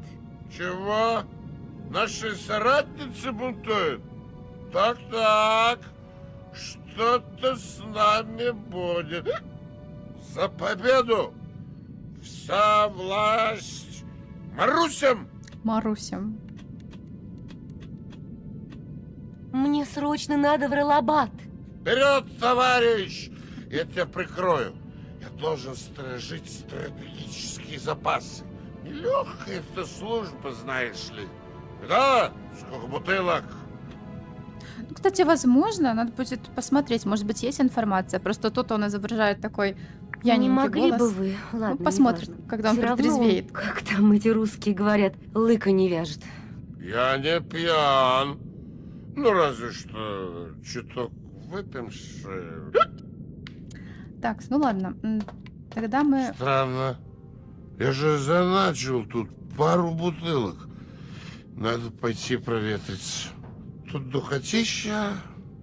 Мы с тобой потом еще тяпнем, ладно?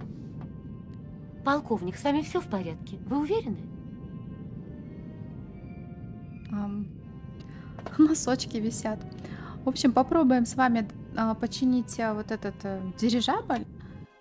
И потом будем, наверное, уже заканчивать. Из-за острова нас отряжа на паразатор речной волны.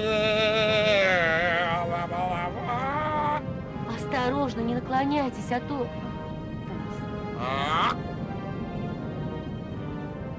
Брык. Так, ну понятненько. Нам нужно его немножко привести в состояние. Так.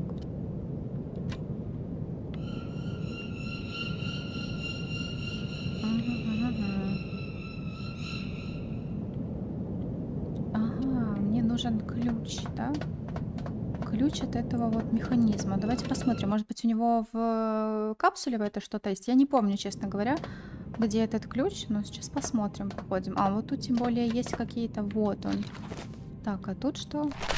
Сейчас читать. Комсомольский космодром. Заключение экспертной комиссии. Программа XP-25. Проект пружинной пусковой установки Форальберга. То есть он еще и ракеты в космос хотел запускать. Товарищи, после проверок, проводившихся в течение прошлого года, члены Государственной комиссии пришли к отрицательному заключению в отношении проекта Форальберга. Ну, короче говоря, космическую программу и некую ракету, которую Ганс пытался построить, прикрыли. Она не понравилась. Ну ладно. Так, ключ. У нас есть розовая горелка. У нас есть ключ.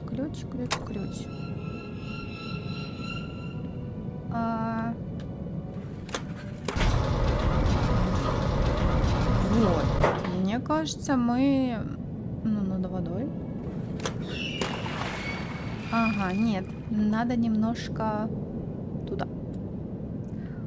А если так... Ну, мне кажется, процесс сейчас пойдет. И раз, два, три. Шалость удалась. Похмелье. Вода! Достижение. Хватит, прекратите сейчас же!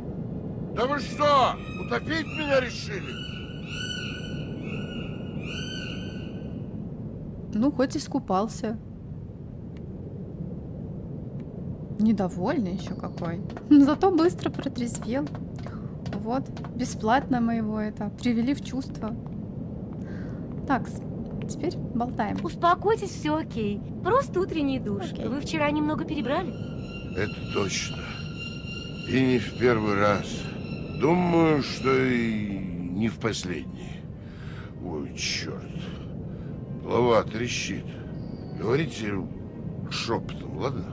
Извините, пожалуйста, я не Это нашла другого вопрос способа куда, привести вас в чувство. кстати. Да, способ вы нашли, что надо. Вижу, вы вообще решительная женщина.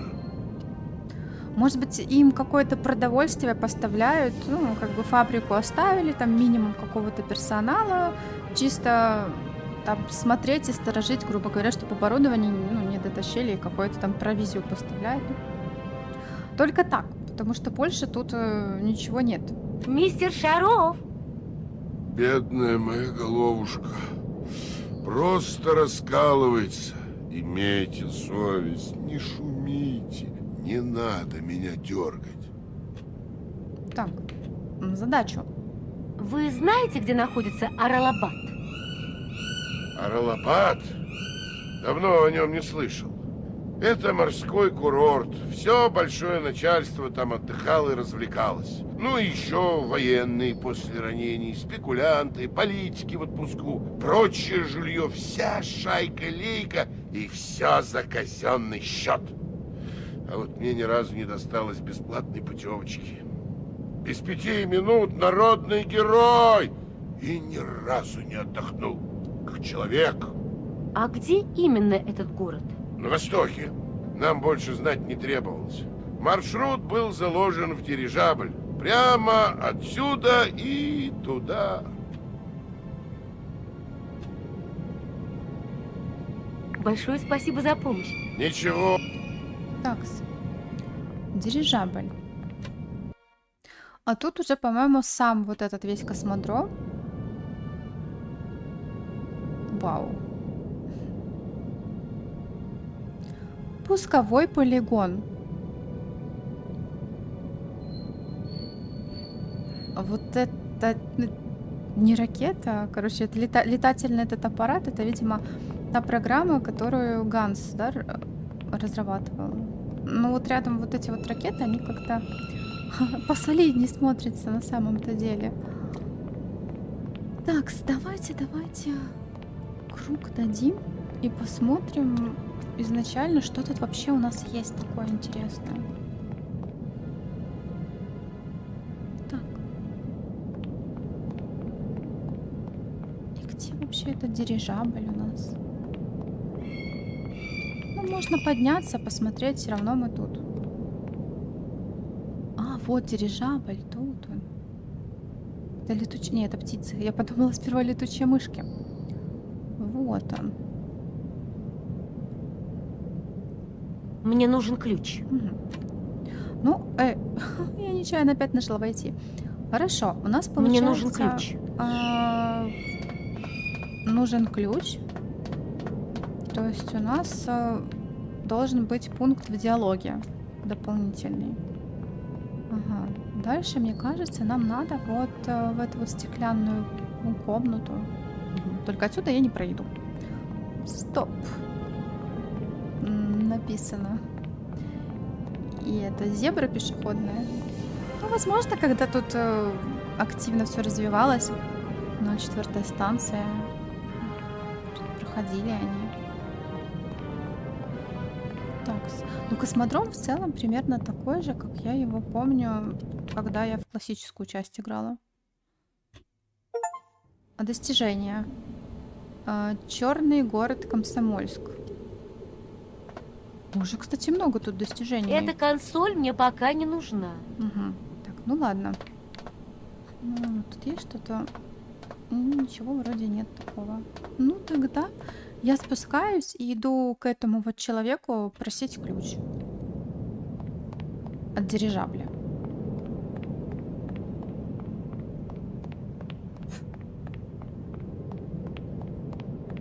Так, где выход?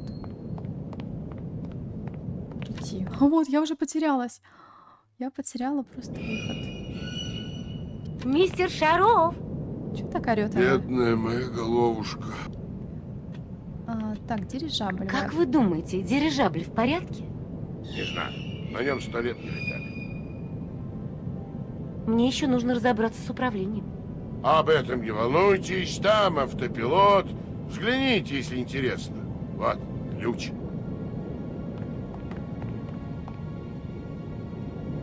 Спасибо. Что? Просто так? Нам отдали ключ? Ну, сейчас посмотрим. Ну, я настороже, потому что тут вроде бы классическое все, но вы помните, на что некоторые задания нам все-таки преподносят немножко другой, так сказать, обертки. Поэтому главное не расслабляться. Так, ключик. Ключик у нас есть. Вот. Но Ганс, опять-таки Ганс все это дело построил. Ух. Не похоже, что эта штука работает. Я бы, наверное, не рискнула на нем лететь. Ага, и этот человек идет за нами. То есть мы в целом все делаем правильно, значит, по сюжету. Идем. Где он?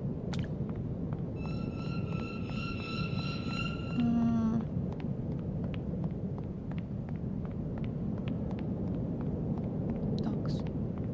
А вот он там. Там вам показываю. Короче, впереди. Он где-то впереди у нас. Такс. Ой. А, вот вы где. Я вас искала. Я запустила автопилот, но дирижабль не желает лететь. Не знаете почему? Ну, может, и догадываюсь. Но вы, насколько я погляжу, неплохо разбираетесь в технике. Скажем так, за время пути я успела познакомиться с машинами Ганса Форальберга. И пока что справляюсь. Знаете что? У меня предложение. Вот я сижу на космодроме, черт знает сколько, и все эти годы твержу себе, что когда-нибудь отправлюсь в космос. И лучше бы поскорей, пока водка не совсем меня доконала. Но для этого нужно знать, как работает это летающее крыло. Сдается мне, что вы можете меня просветить по этой части. Помогите мне полететь к звездам, а я вам за это объясню, в чем дело с дирижаблем. Согласны? Почему бы и нет? Попробуй что-нибудь сделать. Мне кажется, когда его сзади показывают, у него штаны немножко приспущены. И попа видна. Но я могу ошибаться. Я могла что-то просмотреть. Так. Ага. Ключ. Опс. Такс.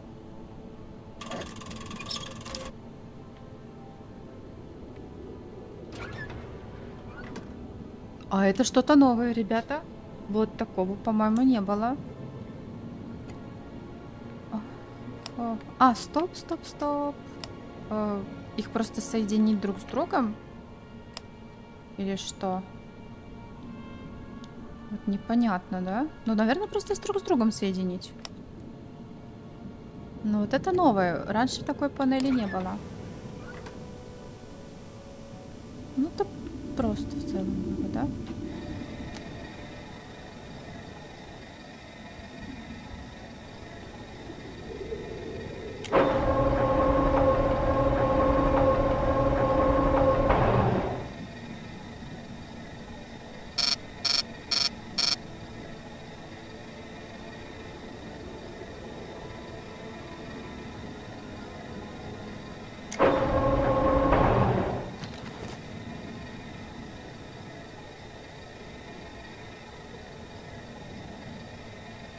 Образец крови. Так, Кейт, ну выходи. Значит, мы идем и добываем его. Кровушку. Такс.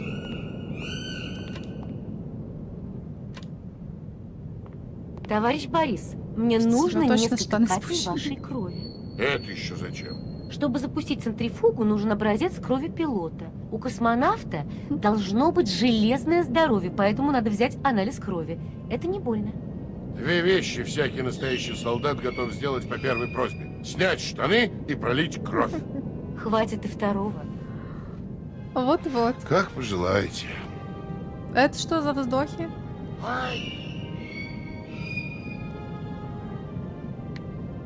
Так, ну что ж, мне так кажется, что, в принципе, мы с вами скоро запустим наш дирижабль, и тогда уже будем отдыхать, запускаться и завершать стрим. Боже мой, это первый мой стрим такой долгий.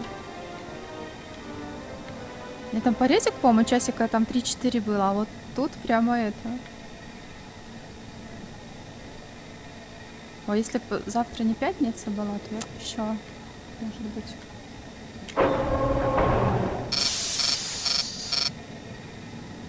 превысил содержание алкоголя. Так.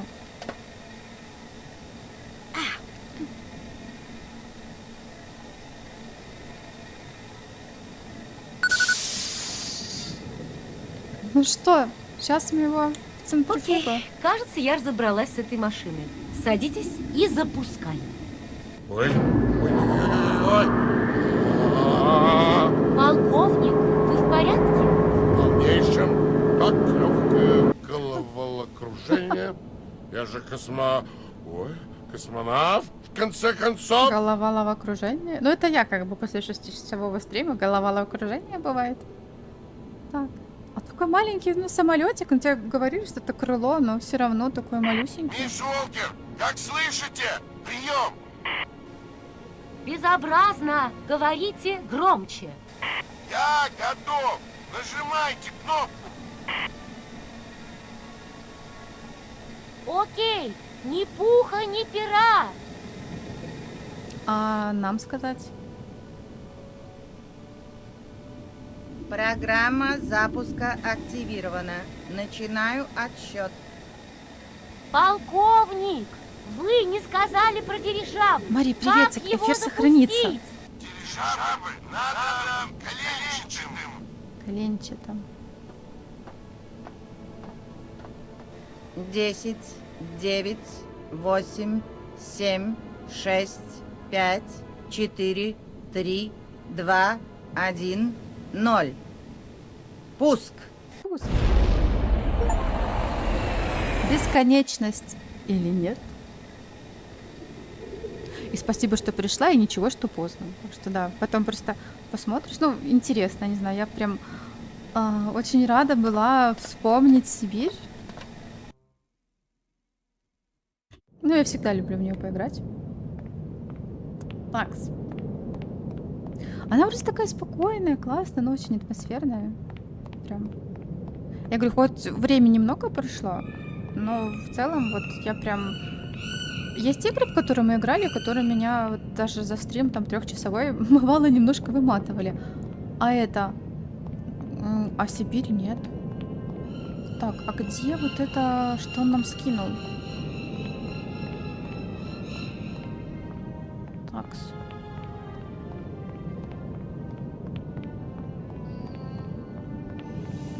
Надо найти.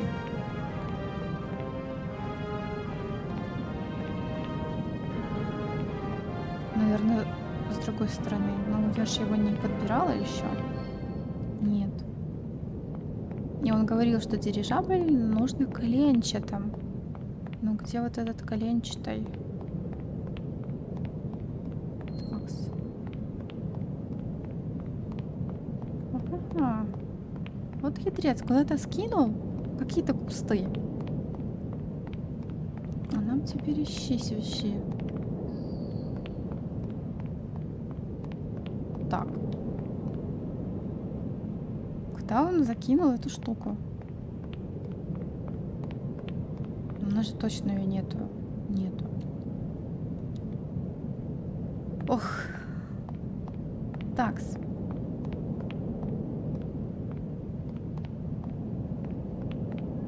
Ну что, у нас теперь квест.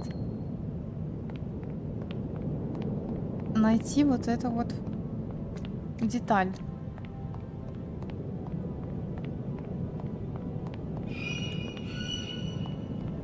А вот она, да? Ура! Рычаг какой-то. Да, рукоятка. Так, это выход? Да, это выход. Я примерно помню, что нам надо делать.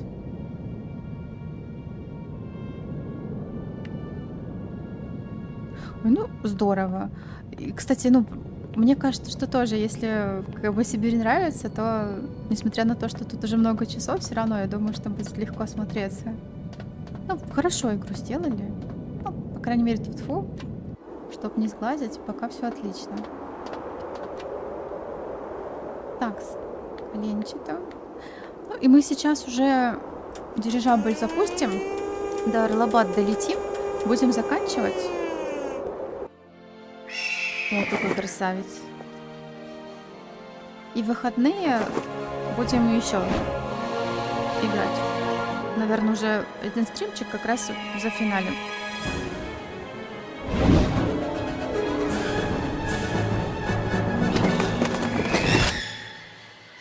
Остались рожки до ножки, все.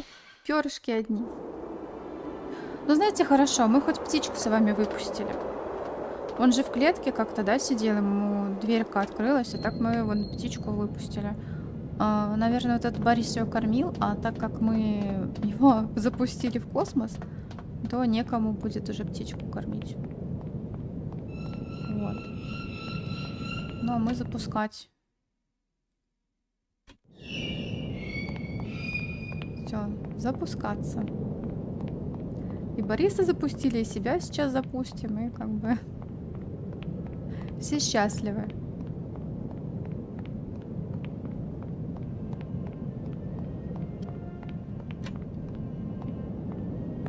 Так.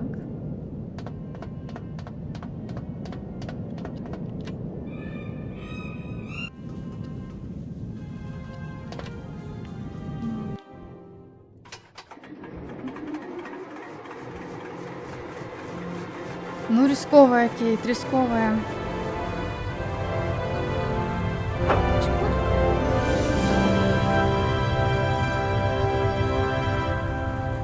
И музыка такая, как приключение.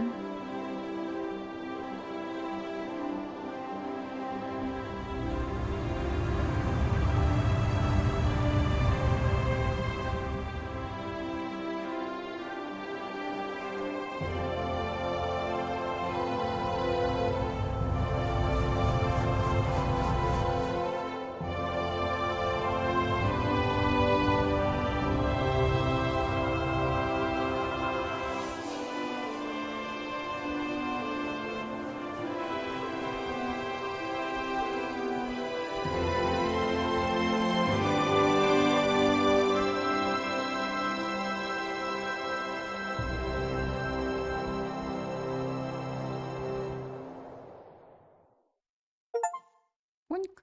Над облаками.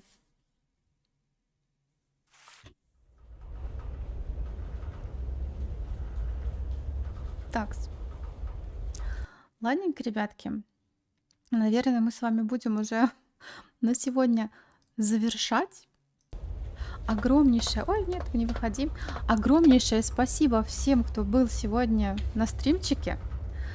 Атри, Марис, Сергей, Свет Луны, Валерий. Так, ребята, вроде бы никого не забыла. Котелок аниме. В общем, если вдруг кого-то не назвала, то не обижайтесь, это тоже просто вечер. И Атри, огромнейшее спасибо за поддержку. И Мари. Атри, это просто, конечно, гигантское спасибо. Вот.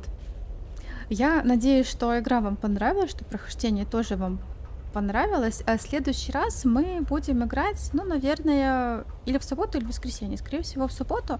Но я в телеграм-канале вам напишу точно, когда будет. Ну, там день в день я просто утречком напишу, что вот тогда-то будет стрим. А завтра точно не будет, а в субботу или воскресенье, и тогда уже будем играть и за финалем. Ну, мне, правда, в Сибири очень нравится. Я прям отдыхаю душой, скажем так. В общем, всех обнимаю и спокойной ночи. Тоже отдыхайте. Пока-пока.